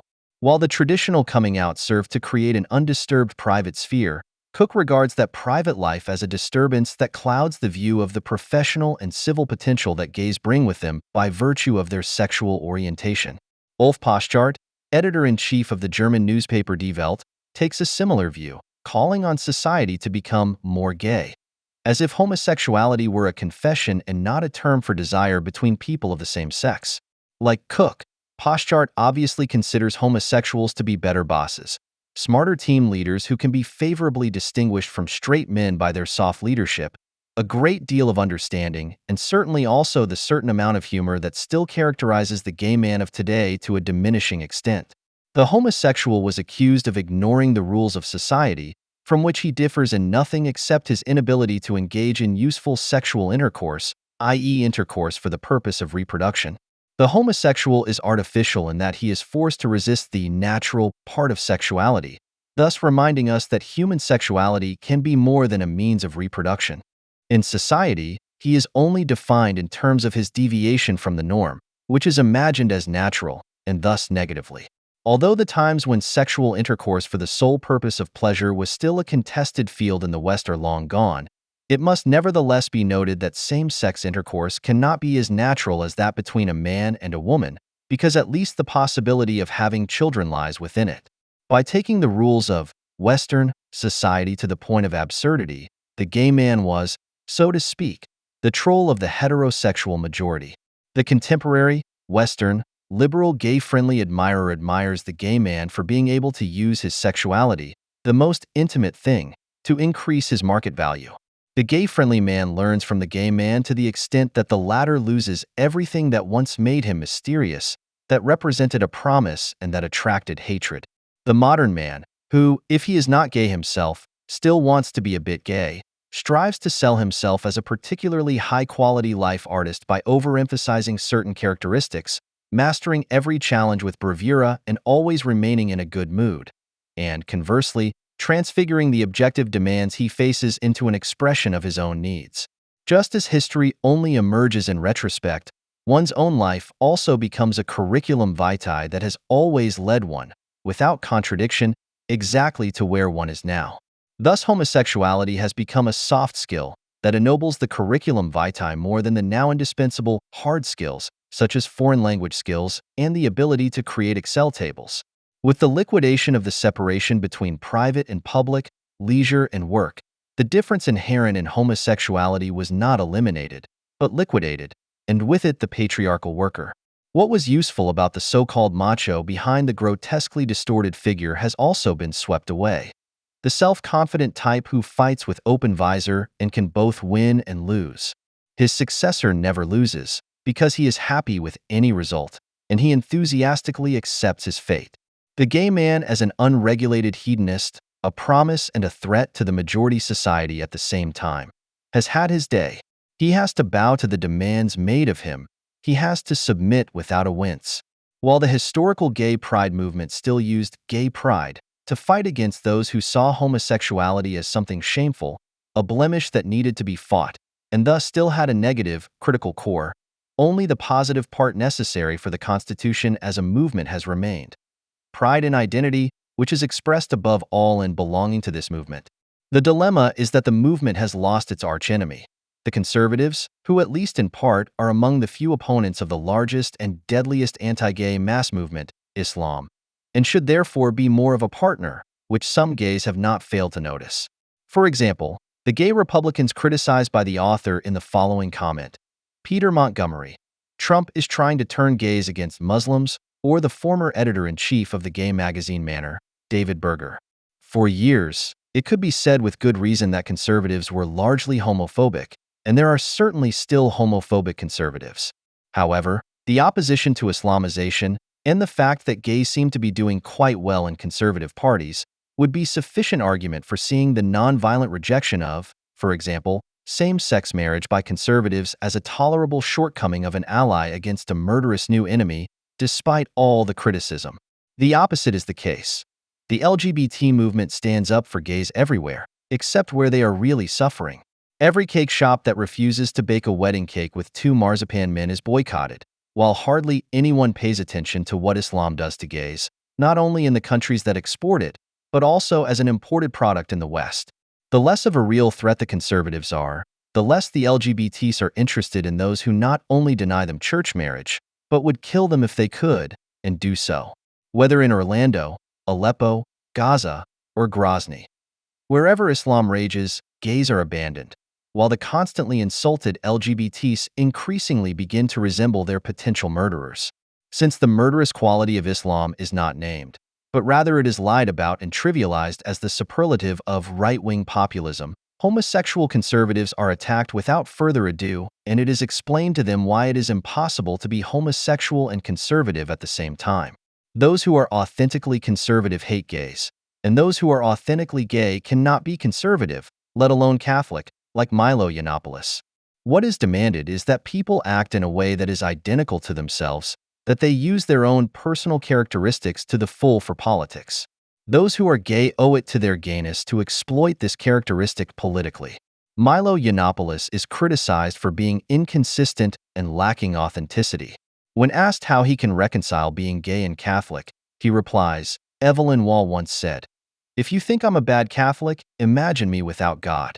The Catholic Church has always protected gays, even if it did not always agree with what they did at night.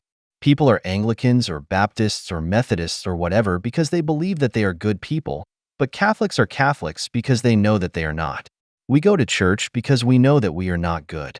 And for me at least, given my lifestyle, that is a more honest theological approach than the one offered by other forms of Christianity.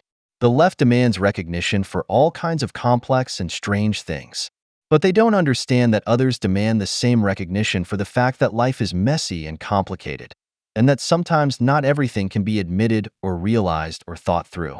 Sometimes it takes a lifetime of study and prayer. End of quote.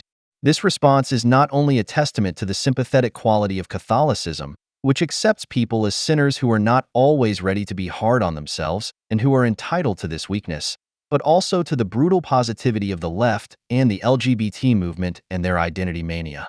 Oscar Wilde's motto that it is man's first duty to be as artificial as possible. The effect that historically applied to the gay is now directed by the LGBTs against every gay person who resists his or her role, which is considered natural, in a cultural revolution that has set out to relentlessly fight every doubt and every deviation from one's own identity.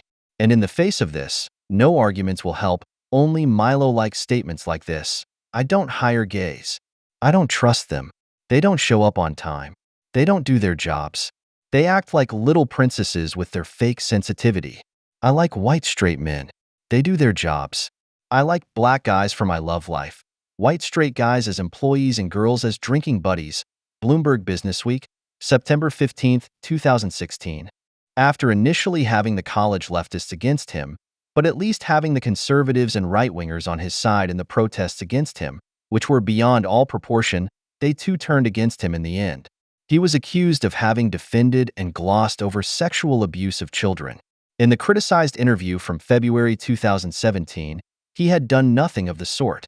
He merely said that under certain circumstances relationships between men and 13-year-olds could be beneficial for the latter, and reacted to the ensuing outrage in his sarcastic way. But these statements were his undoing. His statement that the age of consent, the age below which sexual acts cannot be consented to, is an arbitrary boundary that in certain cases is more of an obstacle than a protection for the young people it is supposed to protect was too much.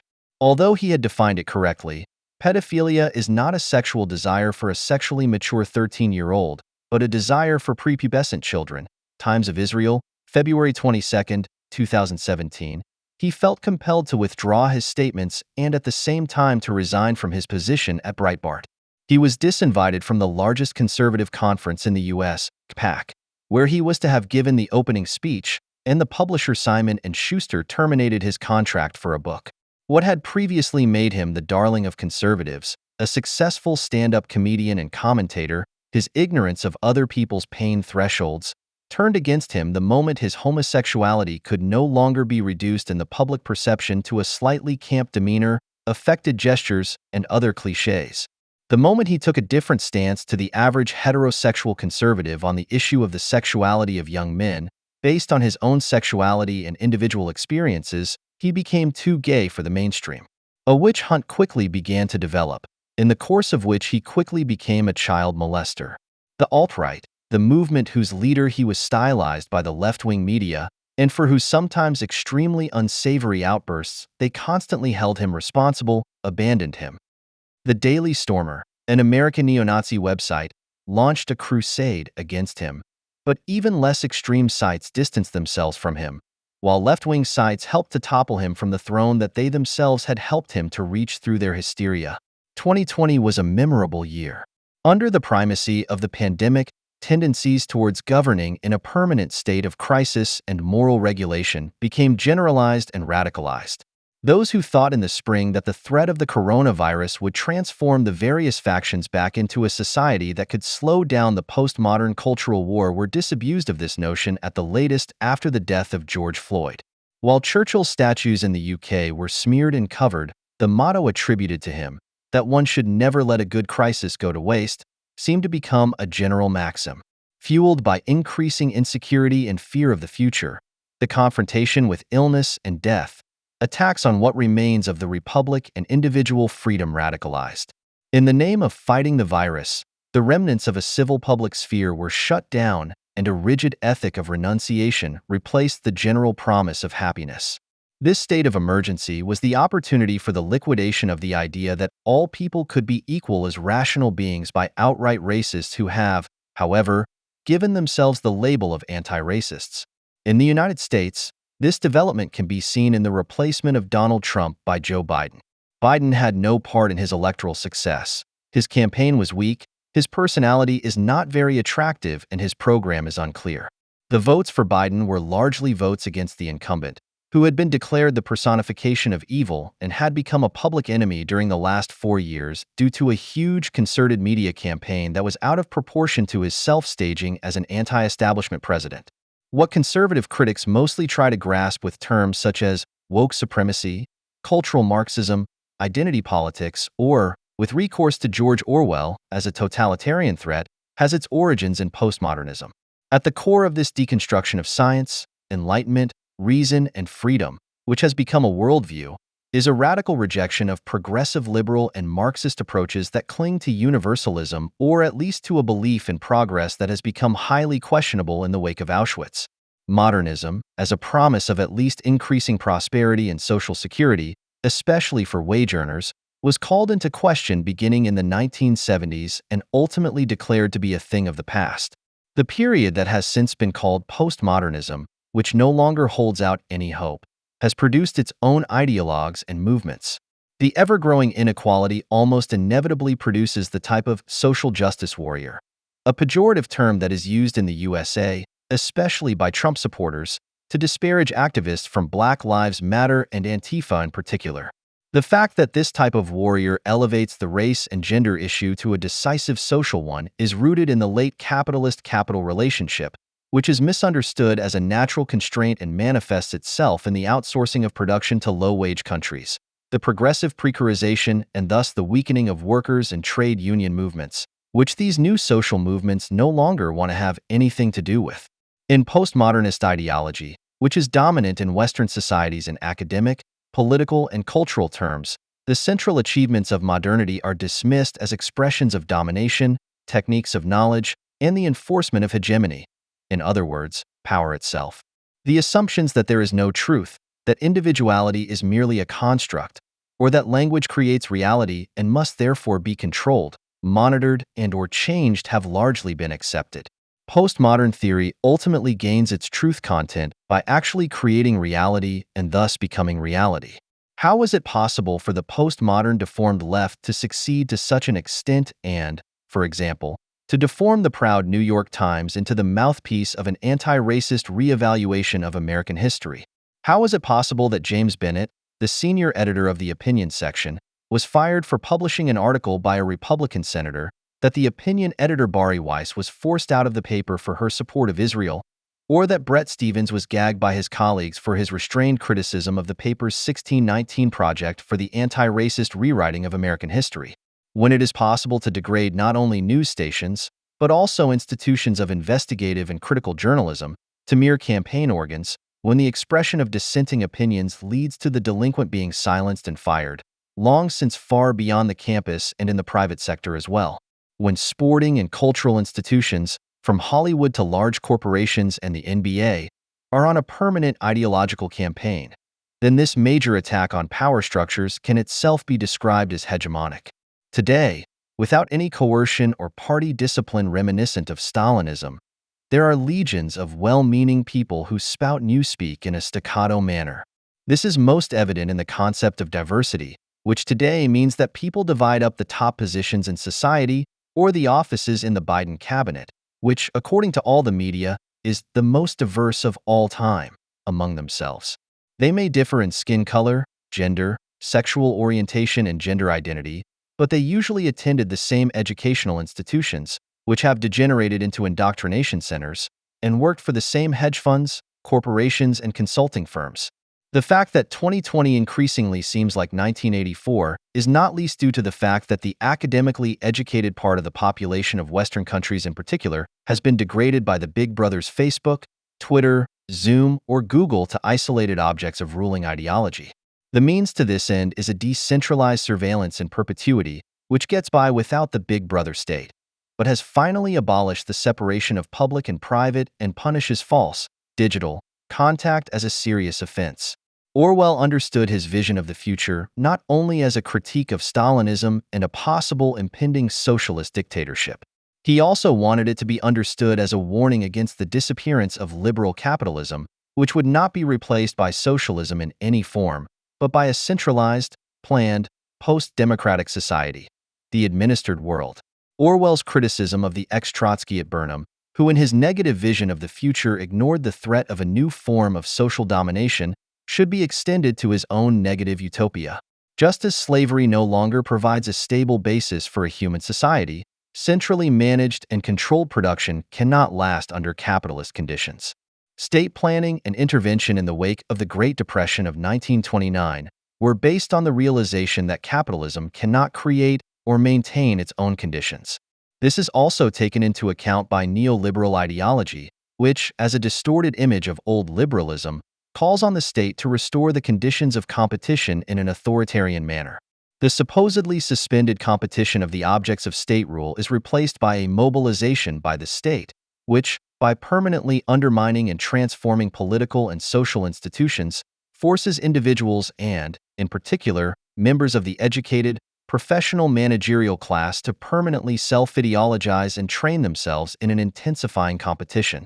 The oppressive similarity between today's world and that of 1984 is therefore not due to a centralized state authority that forces conformity on society's administrators under the permanent threat of death. The alignment of those traditionally leading social classes, in particular, who see themselves as particularly educated, takes place without the need for the threatening backdrop of a big brother. The role of big brother in monitoring and punishing is now taken on by people who address each other as brother and sister, and whose ministry of truth is called Black Lives Matter. Since postmodern conditions necessarily produce their supposed antipodes, who mirror a similar tactical relationship to truth and social reality, and thus make their own contribution to undermining any criticism, it is all the easier to point the finger at them. It is easy to legitimize the fact that Facebook and Twitter constantly warn against the statements of the President of the United States, but not those of murderous dictators, by pointing out that he actually makes dubious or false claims on a permanent basis. The almost idiosyncratic disgust with which members of the academic managerial class react to Trump, COVIDiots, or climate deniers, for example, makes it clear how much success in ideological self-adjustment is based on destructive drives and base instincts. However, the fact that this self-adjustment is taking place quite obviously does not explain how. The fact that such mobilization is possible under capitalist auspices presents insurmountable problems, especially for conservative critics of identity politics mobilization from the Anglo-Saxon world. As adherents of an almost schematic Marxist understanding of base and superstructure, they are convinced that it was capitalism that first made liberal society possible and overlook the fact that capital could only develop on the basis of achievements that preceded it, which it is constantly in danger of falling back on through self-abolition. One of the vague terms used to try to get to the bottom of the problem, and one that is even more common than the reference to Orwell as a critic of real socialism and totalitarianism, is cultural Marxism. At first glance, this term seems to make sense. The central position that left-wing liberal ideologues occupy in the public sphere, the moral furor of their language policy, their authoritarian traits, and the widespread disregard for a critique of political economy. But that is not what the most famous liberal conservative critics, such as the Canadian psychology professor Jordan Peterson, are concerned with. He owes his intellectually unfounded prominence to the fact that he refused to comply with a law in 2016 that de facto made the use of false gender pronouns a punishable offense. For Peterson, cultural Marxism is a project of Western Marxism that was initiated after the failure of classical Marxism in the face of the catastrophe of Soviet totalitarianism. He borrows from Maurice Merleau-Ponty and Perry Anderson, who understood Western Marxism as an idealistic turn and a departure from class struggle, indeed from political practice altogether. According to Peterson, classical Marxism has been transformed into postmodernism. Peterson uses this term synonymously with cultural Marxism through its academization, which spread in the 1970s through an exchange between U.S. elite universities and French intellectuals. In this way, Marxism, which viewed history as a class struggle between the bourgeoisie and the proletariat, was transformed into an identity political project of intellectuals against the working class. The problem with this widespread analysis is not least that it ignores the central break between postmodern ideas and Marxism and is blind to the historical upheavals that have contributed decisively to the end of Western Marxism. Even more important than the belated realization that real socialism had turned out to be a version of Oriental despotism was the seemingly temporary success of state-controlled, Keynesian capitalism during the Trente Glorieuses from 1945 to 1975, when the unity of mass production and mass consumption, seemingly finally stabilized by the interaction of the state and social partners, entered a severe crisis in the 1970s.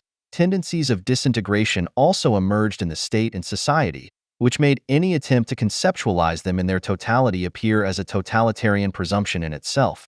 Liberal and conservative critics of the rampant identity politics are united by their blindness to the brutality with which the crisis-ridden upheavals in the capitalist mode of production have always been associated. For them, coronavirus measures, climate policy, and the identity political reorientation of numerous large corporations and hedge funds are expressions of an anti-economic policy, although they fail to realize the enormous stock market profits that corporations such as Amazon, Tesla, Microsoft, Apple, Netflix, etc. have made in 2020. What happened was what they, as apologists for capital, would have to call creative destruction, with Schumpeter the replacement of one mode of production by another. As can be seen from the voting behavior of the richest electoral districts with the most college graduates in the U.S. over the last 40 years, conservatives have gradually gone from being the winners of the old order to the losers of the new one. The disruption that is accelerating with the corona pandemic is likely to hit them at least as hard as the trade unionists associated with the Democrats under Reagan. Since conservatives generally lack any instruments for criticizing political economy, their protests seem as helpless as those of the Luddites. They also fail to provide a plausible explanation of why post-structuralism found favor at North American elite universities. The reason for the success of these ideas is essentially that, by breaking with universal and Marxist ideas, they provided the right soundtrack for globalization. Tolerance of cultural or sexual identities, strict anti-racism, and the big corporations, leftists and liberals united in the fight against Trump's xenophobia or his Muslim ban, and their enthusiasm for openly gay CEOs or a black vice president are both lubricants and cements for the enforcement and maintenance of an expanding world market with its deregulated production and supply chains. Not only identity politics, but also climate protection and coronavirus measures are attempts to overcome the crisis, whose propagandists claim to be able to overcome real problems such as racism, globally spreading infectious diseases, digitization, or global warming under false social premises. This remains unexamined, even by critics who, in a baseless optimism, rely on being able to expose the dominant ideology by presenting positive facts. Just like their opponents, who call themselves woke, they rely on the great awakening of the sleeping sheep, while the actual social disaster remains completely in the dark. Liberal critics of identity politics and what is celebrated as cynical theories at Western universities eventually ended up with the Frankfurt School in their causal research, which can possibly be explained by the statements of the late Herbert Marcuse, who was influential in the American left, to some extent plausibly. But even reasonably sensible critics of the rampant identity politics, such as Graham Lindsay, who are committed to the liberal tradition, draw a line of connection from Horkheimer's essay Traditional and Critical Theory to the sad state of the humanities and social sciences today. Quote, "The aim of critical theory is to infect critical thinking and transform it into critical theorizing in order to undermine the hegemony that is theoretically assumed to have been built into the existing field of knowledge, Bailey, or fabric of society, Sensoy and D'Angelo." End of quote. What Horkheimer brings into the suspicious proximity of Foucault and Derrida, or their activist-minded disciples of today, in the eyes of such positivist-minded scholars, is the claim he formulates for criticism to be aggressive not only towards the conscious apologists of the existing, but just as much towards distracting, conformist, or utopian tendencies in one's own ranks. For people like Lindsay, this is proof of the wholesale rejection of critical thinking by critical theory and, at the same time, the unintentional confirmation of Horkheimer's judgment that enmity towards the theoretical is in truth directed against the transformative activity associated with critical thinking. People like Lindsay recognize the alleged proximity of critical theory and identity politics in Horkheimer's insight that the interest in transformation, which is necessarily reproduced with the prevailing injustice, but should be shaped and guided by the theory itself, and at the same time it has an effect on it. Through this minimal claim, the usually completely misguided, striving for a state without exploitation and oppression, in which a comprehensive subject, that is, self-aware humanity, actually exists, the liberal critic has actually succeeded in determining what still distinguishes him negatively from identity political activists in his belief in a society that is basically right and can at best be optimized through reforms. The remnants of society that the liberal critic defends are clearly the lesser evil compared to the horror scenarios of a patchwork of identities.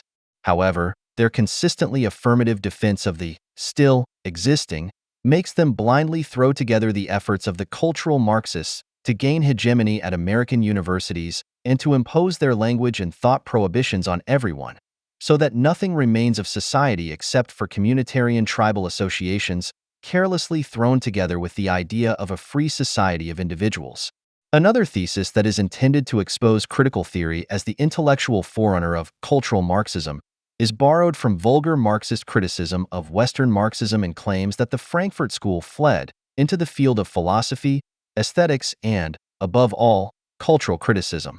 For example, the critique of the culture industry is said to be an expression of a snobbish, educated bourgeoisie, in the wake of which the left, especially in the USA, has shifted the political struggle to the field of culture.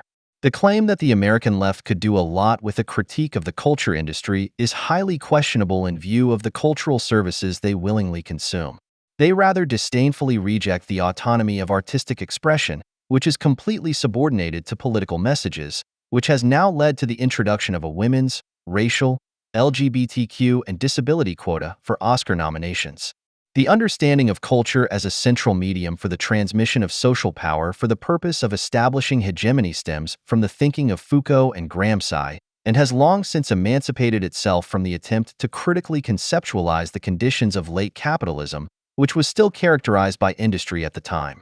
In contrast, the enthusiasm of the post-bourgeois feuilleton for ideological remnants of Western Marxism could be usefully understood as cultural Marxism.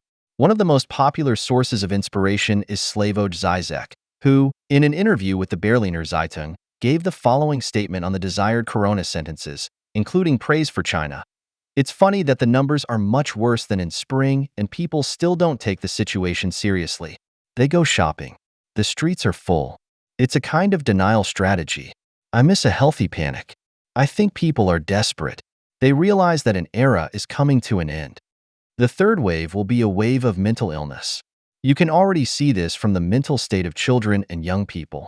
They are socially isolated and depressed. This pandemic is just a small sample of the real crisis that is coming later. Other viruses, global disasters, and above all, global warming." End of quote. Žižek seems to completely miss the fact that his plea for the courage of hopelessness, for acceptance that our old life is over, his leveling of the differences between the surveillance methods in China and the USA for fear in view of the temperatures in Siberia, minus his crisis communism, corresponds exactly to the program circulating under the name Great Reset, with which the ruling class is striving to organize the new normal after the corona crisis and restore trust. Quote, "COVID-19 is a great accelerator of change, whether in terms of climate, digitization, geopolitics, of course, but also the economy. What we see is that the transformation of our societies is accelerating daily. And I see this as much as an opportunity as it is a necessity. For example, we know that there is a connection between the increase in infectious diseases on the one hand and the rise in temperatures, the loss of nature and biodiversity on the other." End of quote. What characterizes what could be called cultural Marxism today is not only the same instrumental relationship to the corona crisis as a means of achieving one's own political goals, which they share with the propagandists of a crisis communism, but above all that it merely doubles the dominant idea of the future society as it appears in the diagnosis of the problem, of course highly theoretical and difficult to criticize. What today still deserves the designation critical theory or ideology critique is based on the critique of culture and language as central moments of political domination.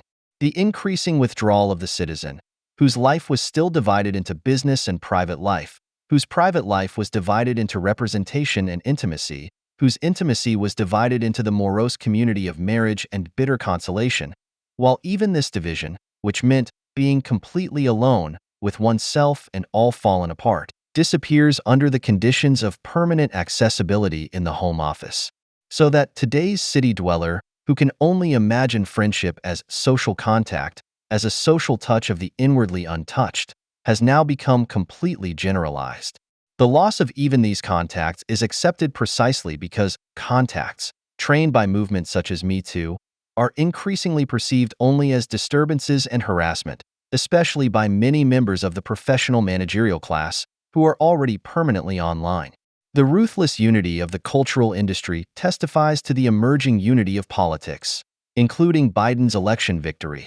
While Horkheimer and Adorno saw Enlightenment as degraded to mass deception in the products of the late capitalist culture industry, in the phase of postmodern capitalism, it comes to itself as mass deception without enlightenment. In the age of liberal expansion, amusement lived on an unbroken belief in the future. It would remain the same and yet get better. Today, this belief is being spiritualized once again. It is becoming so fine that it loses sight of every goal and only exists in the gold ground that is projected behind the real, Horkheimer and Adorno wrote. In contrast, the current period of upheaval completely excludes the subtle, any kind of spiritualization, so that every NBA broadcast or Netflix series should actually be accompanied by the caption, "Continuous election advertising." The tendency for products of the culture industry to spoil the fun by being business-minded and biased towards the ideological cliches of a culture that is liquidating itself has become the final liquidation of amusement in favor of public education. While political messages have long been called election advertising, product advertising increasingly contains political, or rather ideological, messages. The beautiful appearance of the world of goods and the promise of a special product that ends in disappointment have long been obsolete. Language that merely invokes truth only arouses impatience to quickly reach the business purpose that it actually pursues. In today's advertising for products tailored to the post-material professional managerial class, which are usually in the middle to upper price range, the generally shared worldview is increasingly being sold instead of the product, that is, the agreement with hegemonic ideology, which believes that it can get by without business and self-interest. You only have the choice of joining in or staying behind the mountain. Thus, agreement with the current campaign, whether in the name of the fight against global warming, a virus, or the structural racism of Western societies, becomes more important than one's own interests, which is not least evident in the hand-tame begging letters from the particularly state-oriented cultural sector, which is suffering from a de facto professional ban due to the corona measures. The attitude that everyone is forced to adopt in order to prove their moral suitability for this society time and again is reminiscent of those boys who, when they are accepted into the tribe, move around in a circle, smiling stereotypically under the blows of the priest. Existence in late capitalism is a constant rite of initiation. Everyone has to show that they identify with the power that beats them without reservation. Precisely because the chapter on the culture industry, just as it has always been accused of doing, investigates the totalitarian tendencies within the West and in particular in the USA, because it asks about the conditions under which the residuals of freedom could disappear, it is not to be seen as a spiritual pioneer, but as the unavoidable basis of a critique of the supposedly Marxist identity politics. In truth, it is part of the irrational planning of this society that it only reproduces the lives of its faithful to a certain extent. The ladder of living standards corresponds quite precisely to the interconnection of the classes and individuals with the system. The manager can be relied on, the small employee is still reliable. Left-wing intellectuals have never been able to get over the fact that, by virtue of their position in the ideological production process, they are hardly in a position to offer any real opposition. Perhaps for this very reason, they have always undermined the strictest possible dissemination of critical theory and done their utmost to promote its incorporation into the postmodern canon. The result was a realization very similar to the one Orwell had Winston Smith note in his diary in 1984. If there is any hope, it lies with the proles.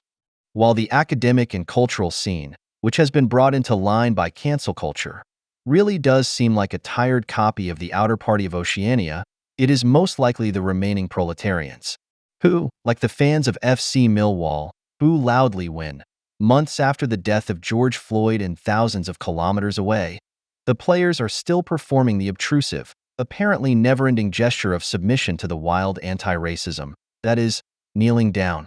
The vilification of those who were already the losers of the crises and disruptions of the 1980s and 90s, and who will certainly not be spared by the current ones, already indicates that their economic exclusion and decline is understood as a self-inflicted consequence of moral misconduct.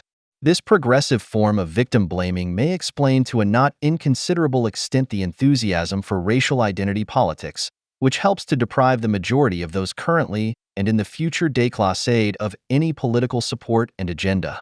The pseudo-liberal paternalism that does not want to shake the capital relationship and is today the modus operandi of the left does not need enlightened subjects, but objects of paternalism.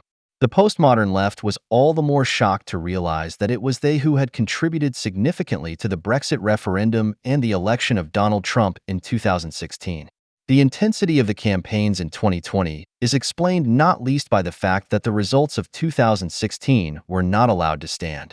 The Trump phenomenon provoked more outrage than almost any individual political decision. The fact that a rhetorically inept person with the vocabulary of a moderately gifted primary school pupil democratically represented the speechlessness of his supporters, who had been pushed aside and could not cope with the ever-changing rules of politically correct speech, was inflated into the ultimate threat to democracy in newspeak. The only thing that seemed even more dangerous was the promise to counteract the sinicization of the world economy, which at the World Economic Forum, Ursula von der Leyen, Heiko Maas, and Joe Biden run under the euphemism global cooperation, and to bring jobs back to America. The cancellation of the Paris Climate Agreement, which, as a not insignificant effect, includes the obligation of Western countries to outsource their own industrial production to Eastern countries in order to achieve the self-imposed targets for reducing greenhouse gases, was also aimed in this direction. Trump's constant reminders of China's responsibility for the COVID-19 pandemic, which led to the U.S.'s withdrawal from the pro-Chinese World Health Organization, finally made him appear to be an inhuman monster in the eyes of a thoroughly ideologized world community.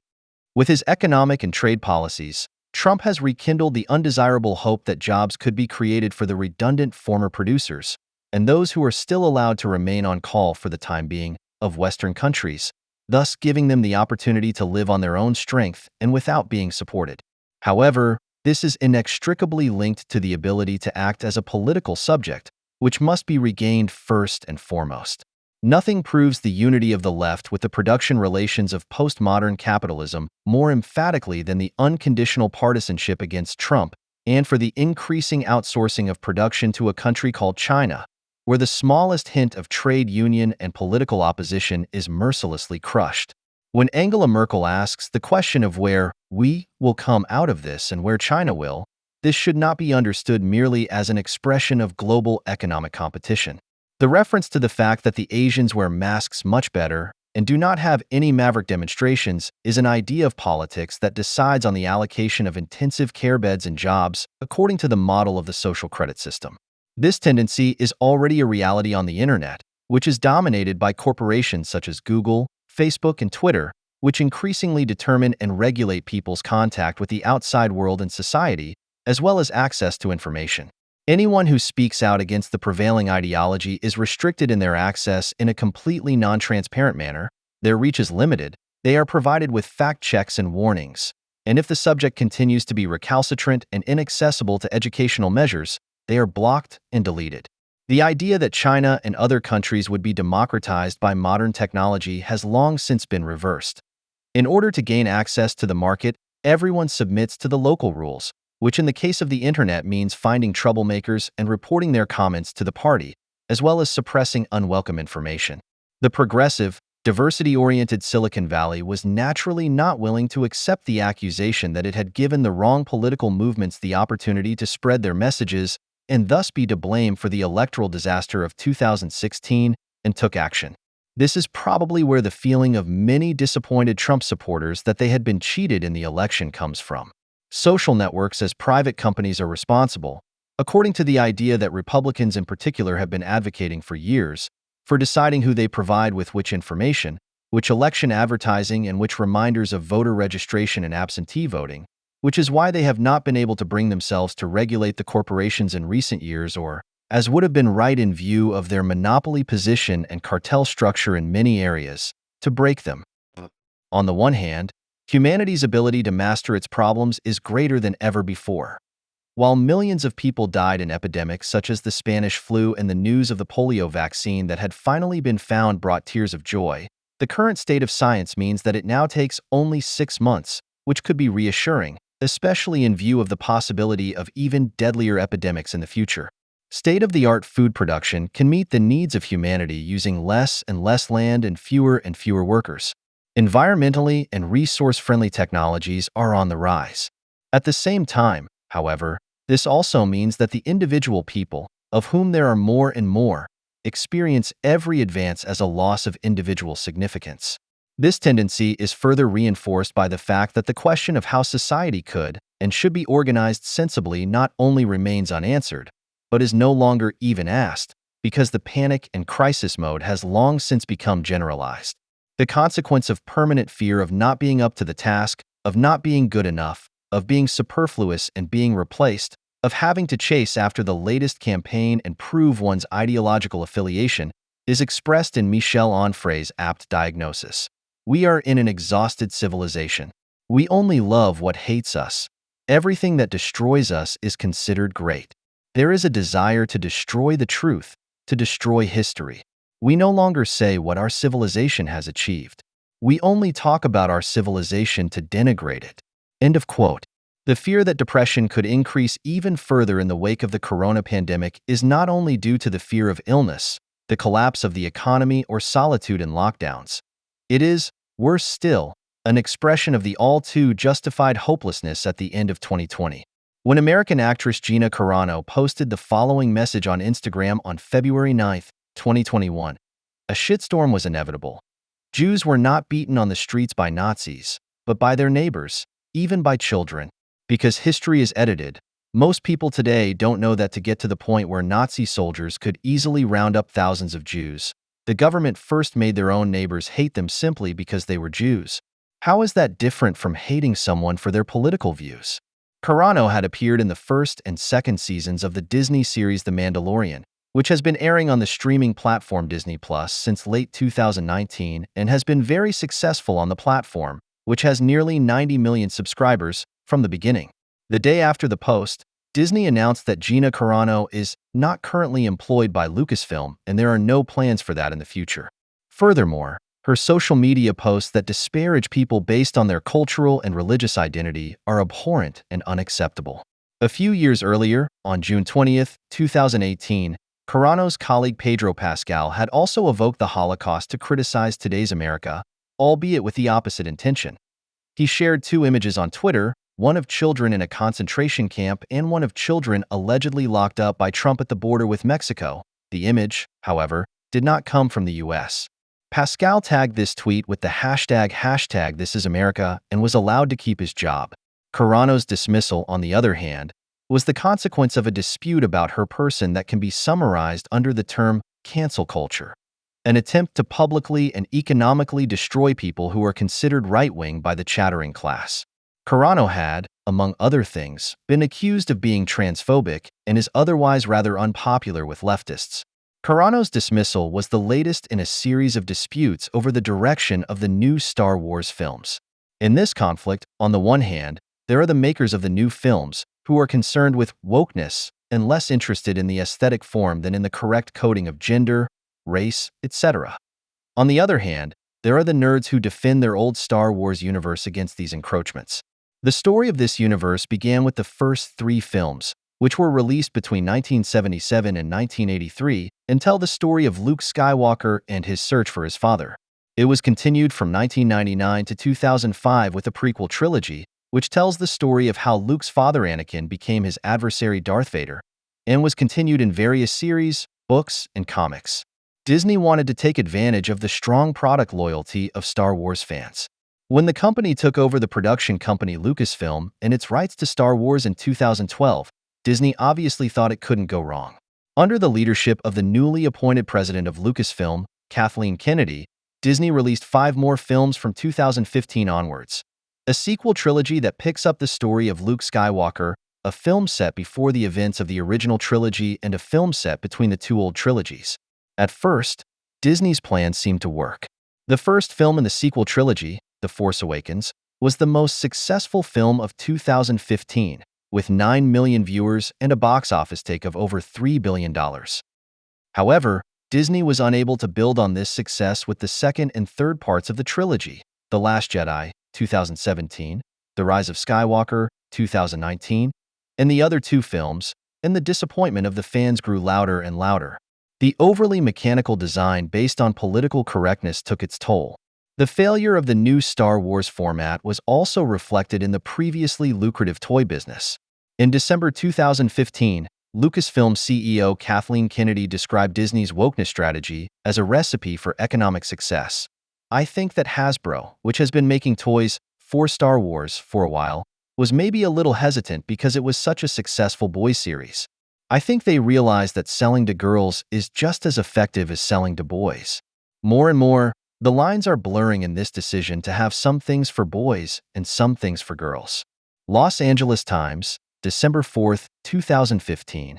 A toy line produced by Hasbro for Lucasfilm's 50th anniversary does not include a single character from the Disney trilogy, and overall sales of Star Wars toys have actually shrunk. A newly built part of Disneyland in California called Galaxy's Edge, which focused exclusively on the new films, also suffered from a lack of interest. The theme park opened its doors on May 31, 2019, but the stream of visitors that Disney had been counting on failed to materialize. In the first week, visitors were able to enter this part of the park with almost no waiting time, and the employees of the souvenir shops were given shorter working hours because they were underemployed.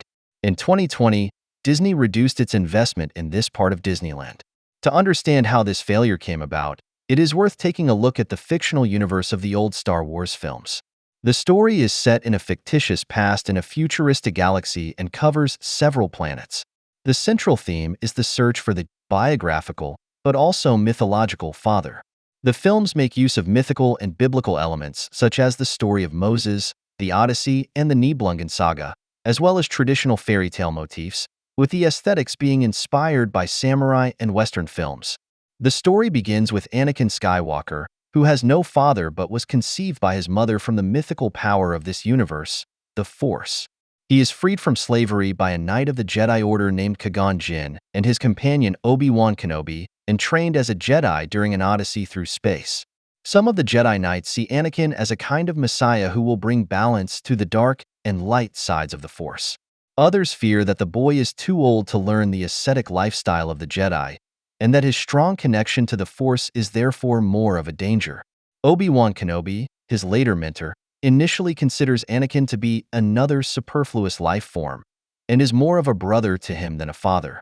Anakin and Obi-Wan's teacher, Qui-Gon Jinn, is killed in a fight with a Sith, a part of the Jedi Order that has fallen to the dark side of the Force. The disorientation of the overwhelmed Anakin leads him to the dark side. Because the jealous Anakin fears the loss and death of his wife Padme, he eventually turns to an evil Sith Lord with the Order named Darth Sidious, who had manipulated the young Anakin as a friendly Senator Palpatine, later as Chancellor of the Republic and finally as a quasi-fascist emperor, to make Anakin his student under the new name Darth Vader. Anakin's conflict with his disappointed and failed teacher Obi-Wan culminates in open warfare after Anakin has murdered dozens of children who were being trained as Jedi Knights on the Emperor's orders. After defeating Anakin on a lava planet, Obi-Wan leaves him at the edge of a lava stream. While Anakin's limbs are burning and Obi-Wan turns away. Assuming that Anakin will die, Emperor Palpatine searches for his apprentice. He fits the burnt and mutilated torso of Anakin with electronic armor, including a mask and helmet, which completely transforms him into Darth Vader. The outer hermetic sealing corresponds to the inner one. In the first trilogy from the 70s, which takes place after the one just described, Luke Skywalker is looking for his father. Obi-Wan tells him that Darth Vader has killed him. In the fight with Darth Vader, the latter finally says the now almost proverbial sentence, "I am your father." Luke is nevertheless of the opinion that not everything is lost with Darth Vader, and refuses to kill his father in battle, as the Emperor had planned. Luke was to switch to the dark side of the Force and replace Darth Vader. Darth Vader, on the other hand, stands protectively in front of his son when the Emperor tries to kill him, and throws the Emperor into the depths. The son Luke seeks paternal authority, rebels against it, and ultimately triumphs over his father by experiencing his father's conflicts as his own, discovering the good in his contradictions and overcoming his hatred of his father. The son's faith, in turn, helps the father Anakin to save himself and to protect his son. After the fight with the Emperor, the severely injured Darth Vader asks Luke to help him take off his mask, which is keeping him alive, so that he can look his son, as Anakin, in the face before he dies. The theme of patricide is thus addressed, but the taboo is never broken. In fact, the new films are constantly about sacrificing all kinds of characters. In the second part, one of the protagonists, Finn, a former soldier of the Empire, almost sacrifices himself. Then another female pilot wants to sacrifice herself, and finally Luke Skywalker, who has grown old, sacrifices himself. In the third part, the rather human android R2-D2, who has been familiar to viewers since the first film, has to be deleted for a while. The second protagonist of the new trilogy, a junk dealer named Rey, ultimately wants to sacrifice herself to destroy the Emperor, who has apparently survived his battle with Darth Vader, and the annoying main antagonist Kylo Ren, who is neither a real villain nor a sympathetic character, sacrifices himself to save Rey, after he had already murdered his father in the first part of the Disney trilogy. In the second part, a newly introduced purple-haired Vice Admiral named Holdo, who appears and looks like a prototypical lecturer in gender studies, defies the macho hero's adolescent shenanigans, a cowboy-type pilot, and remains apparently completely inactive in the seemingly hopeless situation of her spaceship, which leads to a mutiny. Finally, Vice Admiral Holdo orders the evacuation of the spaceship, and it turns out that she was pursuing a simple but perfectly sensible goal under the guise of the evacuation. Some pilots were to fly to an abandoned planet to request help via its transmission facilities. Why she didn't tell anyone about the details of her plan beforehand remains her secret. It's obviously just about exposing the only character who somehow fits the flair of the Holodrus from the original films. Vice Admiral Holdo commits a kind of suicide attack to cap it all off by steering her spaceship into the enemies at the speed of light, thus sacrificing herself for the mistakes of the daredevil pilot. Why she couldn't just leave the ship herself and let the spaceship fly into the other ship on autopilot is just one of the gaping holes in the plot. The strangely Islamic-sounding death is, precisely because it is so obviously idiotic, neither sad nor tragic. One has the feeling that Vice Admiral Holdo was only projected from the outset to die. The characters in the Disney trilogy remain dull overall, plot holes remain unexplained, and much of it is nonsensical, measured against the internal logic of previous Star Wars productions. One of the main characters from the old films, Chewbacca, who belongs to a bear-like, fang-toothed, thoroughly fearsome species, whose eating habits no one had previously been interested in, becomes a vegetarian. Luke Skywalker, the optimistic daredevil, is portrayed in the new films as a broken old man who is about to kill his protege because he senses the dark side of the Force in him. The films do not explain how this misanthropic old man is transformed from an absolutely hopeful character who still sensed good in his brutal and feared father and was right. And hardly any Star Wars fans understood this portrayal. Not even Mark Hamill, the actor who plays Luke Skywalker, who has repeatedly expressed his displeasure with Disney's character development in interviews and did not agree with the portrayal of his, as with Vice Admiral Holdo, completely nonsensical, sacrificial death. Fans found the third part particularly offensive. The title, The Rise of Skywalker, played with the expectation that Luke Skywalker might have survived, but those who hoped for it were disappointed. The central moment of the original trilogy, Darth Vader's decision in favor of his son and against the Emperor, was completely devalued by the Emperor's survival. The story of Rey copies Luke Skywalker's search for and conflict with his father, but an obvious difference is that Luke bears the surname that his father had discarded as Darth Vader, Skywalker. In contrast, Rey initially has no surname, which symbolizes her search for identity. When the protagonist Rey finds out that the Emperor is her grandfather, her search for identity is over, but since she obviously does not agree with the result, at the end of the movie she does not answer the question about her name, Rey Palpatine, but Rey Skywalker. In doing so, she not only reduces her entire search to absurdity, but also slips the story of the old films over her head like a glove, as a mere style. The character of Rey may well have been inspired by the feminist desire for a female hero, but in the end she seems more like a misogynistic fantasy. A woman who has everything in her cradle, effortlessly and magically outstripping everything that men had to learn with great effort, and in the end nonchalantly taking the place of the thoroughly destroyed, male, childhood hero of the fans. In contrast, the role of the cancelled Gina Carano in the series The Mandalorian, which is also set in the Star Wars universe, was very different. Her character Cara Dune was enthusiastically received by fans, a heroine who could be taken seriously. Carano, a former mixed martial arts fighter, fit into the dark, militarized, bizarre, and funny world of Star Wars, and fans believed her character could do anything she was credited with doing in the story. The Mandalorian was unanimously celebrated by Star Wars fans because it tried to pick up on the plot of the old films and capture their mood. Because The Mandalorian thus set itself apart from the modus operandi of the new Star Wars films and was also economically successful, the series fueled the already existing controversies at Lucasfilm. A few years ago, a picture was circulating on the internet that apparently came from Lucasfilm's offices. In the background, you can see a poster with the head of Luke Skywalker, over which a large red cross has been painted. This became the symbol of the goal of the new Star Wars films, the symbolic destruction of the old, patriarchal, and traditional. The Mandalorian producer and writer Jon Favreau, on the other hand, had gathered a group of comic book fans and Star Wars dogmatists, old employees of George Lucas and other people who in every respect fulfill the image of socially somewhat conspicuous but interested envy. While the Kennedy Group consists of people who had a lot to do with Disney and Hollywood, but very little to do with Star Wars and its audience. At the end of 2020, the conflict between the two parties escalated both inside and outside Lucasfilm, and again it was about Luke Skywalker. In the last scene of the last episode of the current season of The Mandalorian, a Jedi Knight arrives to save the protagonists, only to take off his hood at the very end and reveal himself to be the young Luke Skywalker. The joy of the fans at the computer-generated version of their childhood hero was enormous after the disappointment of the films, and the part of Lucasfilm responsible for these films reacted with corresponding anger. In the angry exchanges, especially on Twitter and YouTube, fans soon began to accuse Lucasfilm of attacking anyone who criticized the new films as a Nazi, troll, or right-wing, and above all, as too masculine.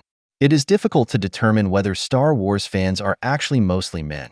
Nevertheless, the franchise is constantly being accused of this, and since the takeover by Disney, also internally, I would never just say, well, this is a franchise that has been appealing to men for many, many years, and therefore I owe something to men, said Kathleen Kennedy to the New York Times on November 29, 2016. Her goal of attacking this overly male-oriented approach has become almost proverbial on the internet through her appearance at a film festival wearing a t-shirt that read, "The Force is female." The intro to every Star Wars movie says, "A long time ago in a galaxy far, far away." In the old films as well as the new ones, everything is supposed to be Star Wars, even under Disney. The world is that of Star Wars, and there are lots of characters from the old films. But the feeling that attracted the millennials to the cinemas, who saw the second Star Wars wave during the prequel trilogy by George Lucas at exactly the right age for puberty, did not want to come about, because a purely worldly emptiness has taken the place of this archaic and futuristic universe, and the filmmakers constantly beat their political convictions around the audience's ears. The attempt to translate reality into a fairy tale has both a reactionary and a critical content in that this attempt can also expose the ideology of aesthetic realism, because the rules of reality appear to be just as fictitious as the rules in the film. Richard Wagner's work also moved in this relationship between reaction and revolution, from whose adaptation of the Nibelungen saga, the Star Wars saga, has borrowed much. In the third act of Die Meistersinger von Nürnberg, Walter von Stalzing asks the master, Hans Sachs, "How do I start according to the rules?" Hans Sachs replies, "You set them yourself and then follow them." Wagner is describing his own approach here, which is basically a parody of the classics. Once the previous external rules and the style in which they are expressed have been exposed as arbitrary, because the nobility has been dethroned as rulers and patrons, the artist has to look to the crowd to survive, and as a ventriloquist of the audience, he sets the rules according to which he can evoke the desired effect. In his essay on Wagner, written between 1937 and 1938, Theodore W. Adorno develops a concept of style that is then further developed in the chapter on the culture industry in his Dialectic of Enlightenment. In the unity of not only of the Christian Middle Ages but also of the Renaissance, the different structure of social violence is expressed, not the dark experience of the dominated, in which the general was locked, chapter on culture industry, Dialectic of Enlightenment. The style of the culture industry is the negation of style. There is no longer any room for a clash of styles in which the general and the particular collide, and thus the possibility of reconciling the general and the particular, of the rule and the specific claim of the object, is also cancelled. Anyone who watches films from the time when Adorno and Horkheimer developed their critique of the culture industry inevitably does so with different eyes than they did. The films from the period in which the Dialectic of Enlightenment was written belong to the era of cinema between 1910 and 1960, which is known as the Golden Age of cinema. These films, with their rather theatrical scenery and acting, are now themselves suitable for nostalgic transfiguration, and the criticism of Adorno and Horkheimer seems, when applied to today's works, like an empirical statement. Even the old Disney cartoons from this period now seem almost like handicrafts. However, The aggression of the propagandists of the woke Star Wars films is directed less against the Golden Age, which as a closed chapter of film history is no longer of much use, than against New Hollywood, a phase of cinema that began in the 1960s and ebbed away in the 1980s.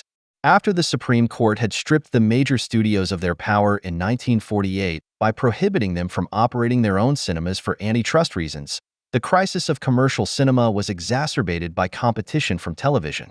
In the 1960s, the demographic change in the cinema audience due to the baby boomer generation was added. In the 1970s, 76% of moviegoers were under 30 and 64% had attended college. The studios continued to try to build on past successes, but they no longer understood their audience, which led to a number of financially ruinous flops. Meanwhile, European cinema was celebrating successes that the emerging independent film productions were emulating, reminding people of how much the old Hollywood had been shaped by European immigrants and their outsider status. These new films were met with a great response from American moviegoers. The 1967 film Bonnie and Clyde, which Warner Brothers initially did not want to produce, finally ushered in the new Hollywood. Jack L. Warner, the head of the studio, reportedly hated the film so much that it was shown in a small number of cinemas. It was only months later that the studio responded to voices in the criticism that praised the film and brought it to more cinemas. The film became a box office hit and won 2 Oscars.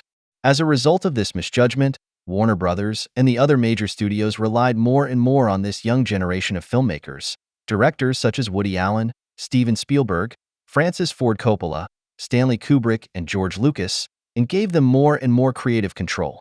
Influenced by television, but in competition with it, and fired by the loss of power of the major studios, these directors stepped out of the shadow of the production companies to draw people back into the cinema with dramatic big-budget productions such as 2001, A Space Odyssey, Apocalypse Now, and The Godfather. Thematically and stylistically, these films now corresponded less and less to the ideal of the Golden Age.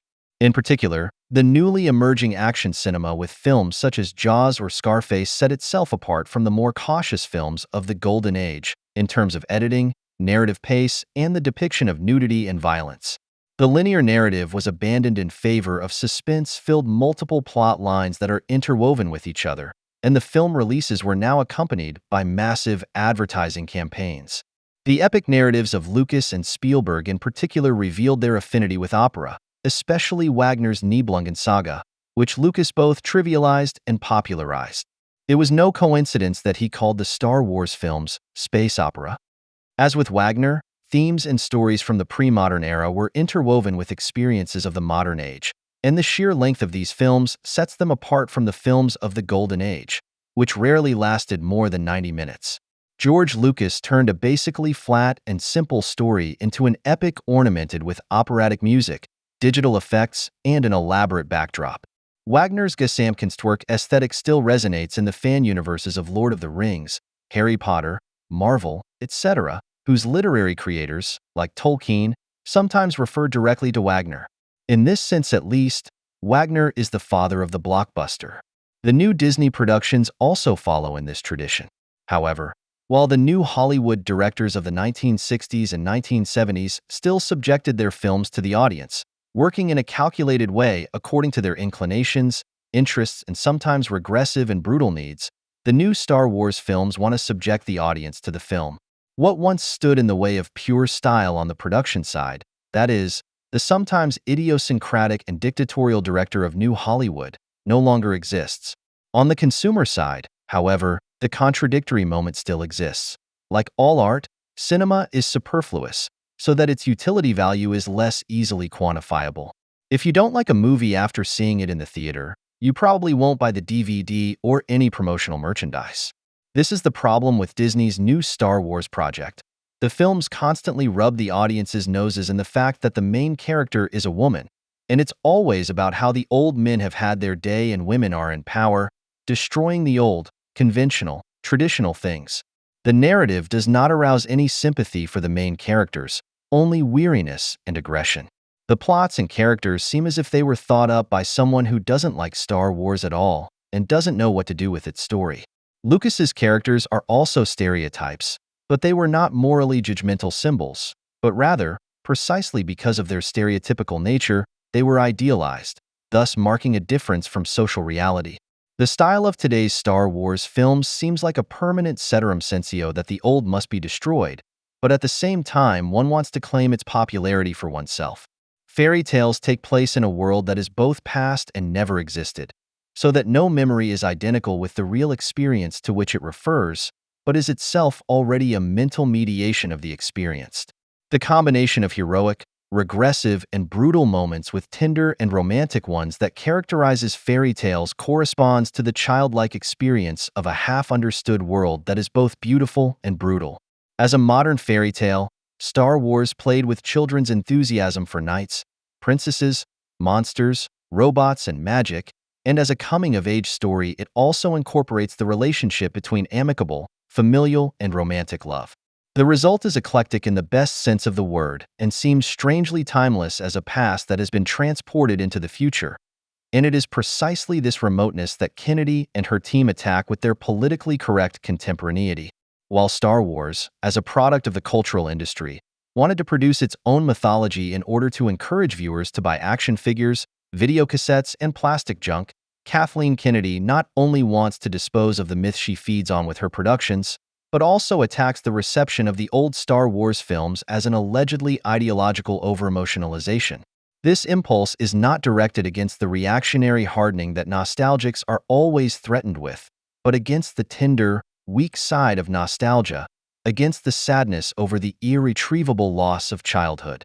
It is precisely the attack on the conciliatory side of nostalgia that is immature. Those who try to use fantastic worlds not to revive the child in themselves, but to abuse these worlds as an adult and enlightened means to the end of equalizing women, blacks, and vegetarian predators, not only want to subject reality to a childish need for control, but cannot even tolerate deviation in a fictional dream world. There can be no fantasy without contradiction to reality. But because this contradiction must not enter consciousness, Disney attacks the fans who do not submit to Kennedy's story department.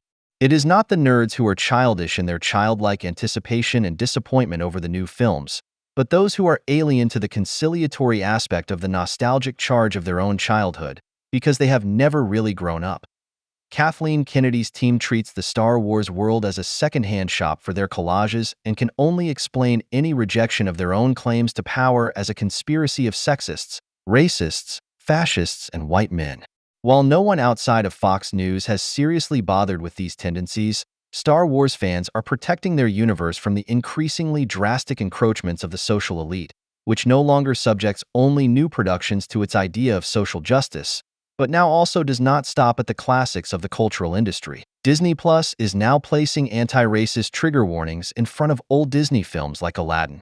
The aim is to keep the fans of these old characters as consumers without appealing to their childish, regressive impulses, because it is precisely these impulses that prevent moviegoers from passively absorbing any ideological nonsense that is presented to them.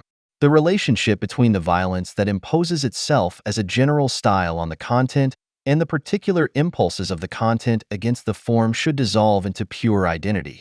The style is used to expel the content from the form, but the consumer wants the intoxication that cannot be achieved without the content being exhausted. And so the economic failure of the Star Wars films at the hands of Kathleen Kennedy presents Disney with the choice of either pleasing the old culture industry or allowing the franchise to sink with ever-new attacks on its own fans. A real success of the Star Wars series under Kathleen Kennedy is becoming increasingly unlikely. The more she produces, the more news there is that Disney is trying to limit the damage and gradually wants to transfer the management of Lucasfilm to Jon Favreau's team. Kennedy's economic failure shows the limits of the ideological burdening of the cultural industry. When form has triumphed over content, all that remains is a politically correct moral jargon, and that does not attract the masses to the cinema. Without the beautiful appearance of a far-off galaxy, the cultural industry is deprived of the last vestige of its aesthetic appearance, which is its sine qua non. The less the postmodern ideologues succeed in mediating between the needs of capital with regard to the message of the products and the needs of their consumers, the worse the product works.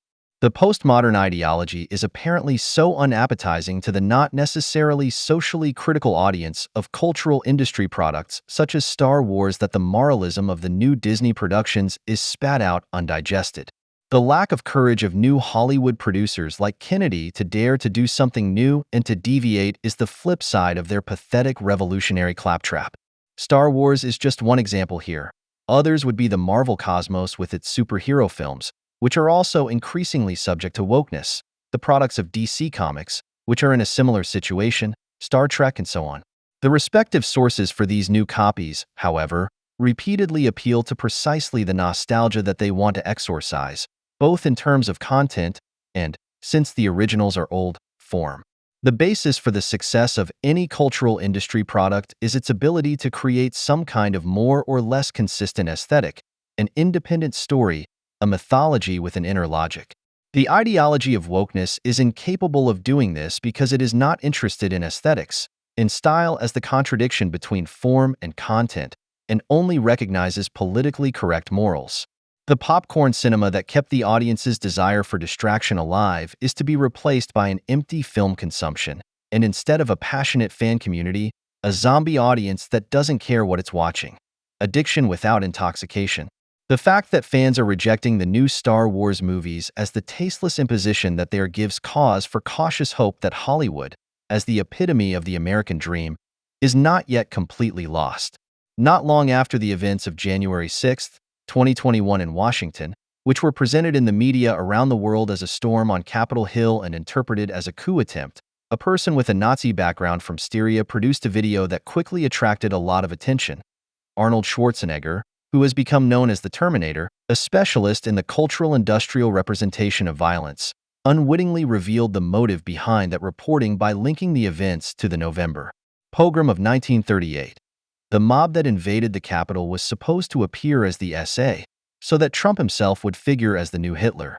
In doing so, he was more authentic than any journalist, and he was catering to a particular need that is particularly pronounced among those who support transatlantic partnership and friendly relations with Israel, to repress the inextricably irrational and the mendacity that necessarily adheres to international politics as the state of nature Hobbes, in the guise of civilization, which ultimately prevails between states and which no hegemony of the USA, however it may be constituted and however well it may function, and how important it is that it still exists, can remove.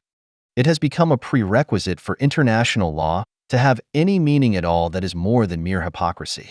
If the President of the United States, who was voted out of office, on the one hand displayed this so well-repressed attitude in such an unconcealed manner until the very end, and on the other hand, in contrast to this, what must have been perceived as particularly embarrassing, reasonable measures in the interests of Israel became possible under his leadership: sanctions against Iran, withdrawal from the JCPOA, recognition of the Golan Heights, status of the West Bank, moving the embassy to Jerusalem, mediation of the Abraham Agreement, ending financial support for UNRWA and similar organizations, then this is difficult to understand in terms of the rationality of international law and is a real narcissistic insult for pro-Israeli legal positivists. The storming of the Capitol was therefore just what was needed to personify all the irrationality and mendacity of international politics in the proto-fascist who commanded the storm troopers, and in this way to split off one's own idealized image of a U.S. sovereign and hegemon that could ensure a reasonable and true order based on law and international law, both internally and externally. This idealization of the USA is based on the abstractness of a concept of democracy that is taken more seriously than the concrete situation in which Israel finds itself. In domestic politics, where the political state of nature does not necessarily have to prevail, it was evident in the events of January 6 that people no longer have, or do not want to have, any concept of what organized political violence, a state under the rule of law or a non-state. The action of a mob which alternates between flash mob and lynch mob, the roar of "hang Pence" could be heard, was fantasized into an attempt at a Reichskristallnacht in the USA. In the process, the truly new thing about the ex-president was also camouflaged. A leader who at the same time refuses to be a leader, a kind of private leader who, precisely by withdrawing, gives rise to all kinds of conspiracy fantasies, even promoting them in this perverse way, and flirting quite shamelessly with those who vote for him for that reason, for which social media provide the ideal form of communication, or withdraw it, as happened to Trump after January 6. It literally takes a shamanic rabble to conjure him up as a true leader, And if it doesn't work out and he doesn't appear at the conjuration because the projection screen prefers to go golfing, then this mob is disappointed and may even want to testify against their own beacon of hope at the impeachment, or take it as an opportunity to spin an even more abstruse conspiracy theory. And so, as with the white supremacists in the USA, anti-Semitism regularly emerges in the wake of certain disappointments with the foreign policy of the Trump administration. In an article entitled, "White Supremacists Defend Assad, Warn Trump, Don't Let Israel Force You into War with Syria," published in Haaretz on April 9, 2018, Alison Kaplan-Sommer collected tweets from Richard Spencer's followers about the Israeli airstrike on the T-4 airbase in Syria, which also killed 7 Iranians, including a colonel in the Revolutionary Guards.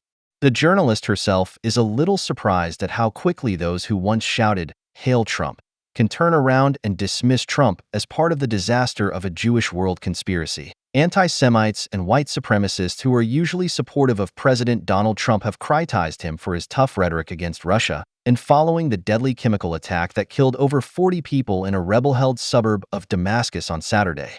Across Twitter and on Gab, a favored platform for Twitter refugees banned from the platform for violating its guidelines, the current situation in Syria is being portrayed as an effort by Israel, Jews, the deep state, and other nefarious globalist forces to force Trump's hand and keep the United States mired in a Middle East conflict. David Duke, for example, thanks Assad's loyal supporters in this sense. Daily reminder that Assad is fighting Al-Qaeda, ISIS, Israel, Turkey, Saudi Arabia, and the West, and he's winning.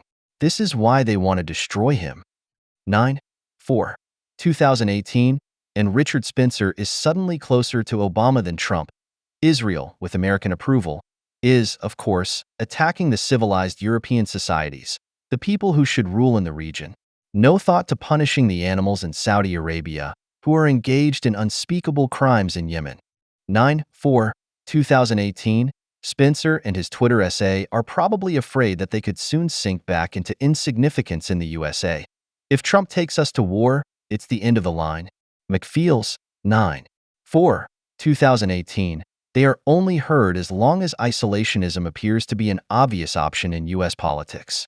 The short text that Stephen Ballier left in English is notable for the anti-Semitic terms that he uses, which are particularly prevalent among U.S. conspiracy theorists.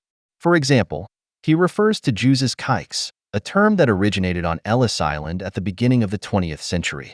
Many Jewish immigrants were either illiterate or unable to write in Latin script, but refused to sign the forms with the X that was customary in such cases, as it reminded them of the Christian cross. Instead, they did so with a circle, for which the Yiddish word kickel is used.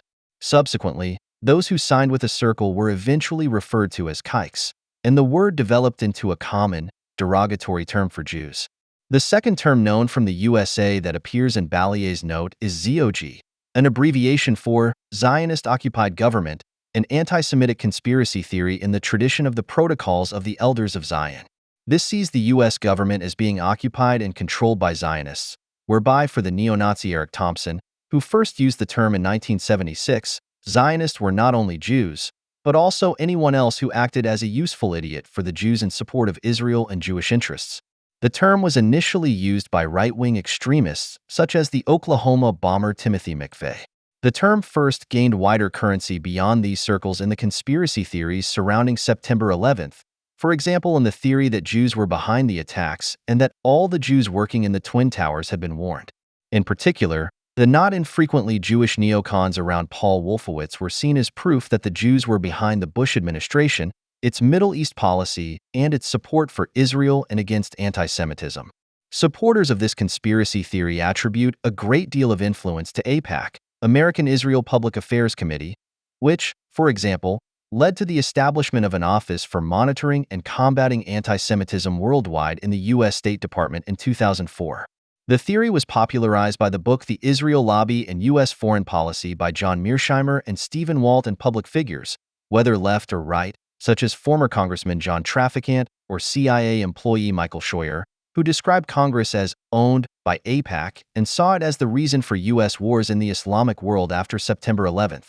Even among left-wing, libertarian, and right-wing opponents of an interventionist U.S. foreign policy, who often supported Obama, Ron and Rand Paul, or Donald Trump in their presidential candidacies, It is not uncommon to find the view that the U.S., with its wars and its one-sided support for Israel, has alienated the Islamic world, is senselessly wasting American taxpayers' money and endangering the lives of Americans. And not only American soldiers, but also civilians, are at risk from the increased terrorist threat. Even if not all of them are prone to conspiracy theories, it is striking how many of them explain the interventionist policy, the war on terror, and the alliance with Israel as the result of sinister machinations.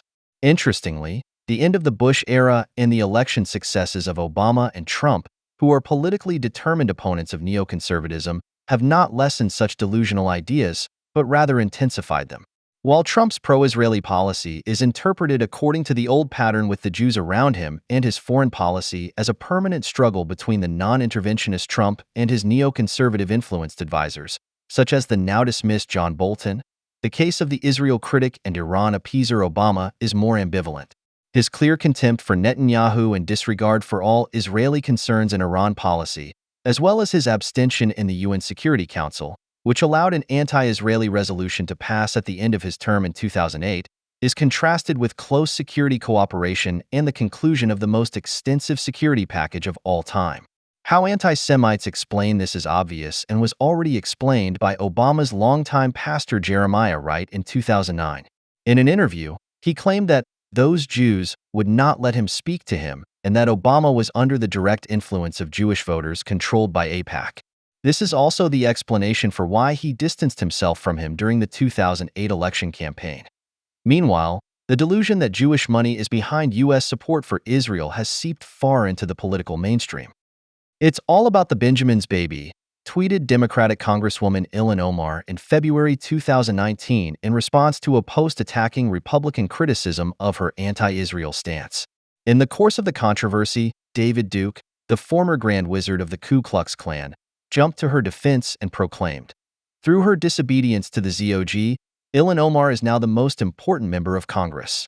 Whether black pastors, right-wing extremists, left-wing and Islamic congressmen, intelligence officers, or political scientists, they are all united by the anti-Semitic idea that Jews are pulling the strings and are behind all evil.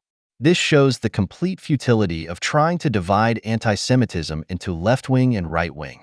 Whether Robert Bowers, who carried out a terrorist attack on the Tree of Life synagogue just a few months before Omar's tweet, saw his tirades against the Trump administration, which he claimed was controlled by Jews, confirmed by David Duke, Louis Farrakhan, or Democratic representatives, is irrelevant because the anti-Semite does not recognize parties, only Jews.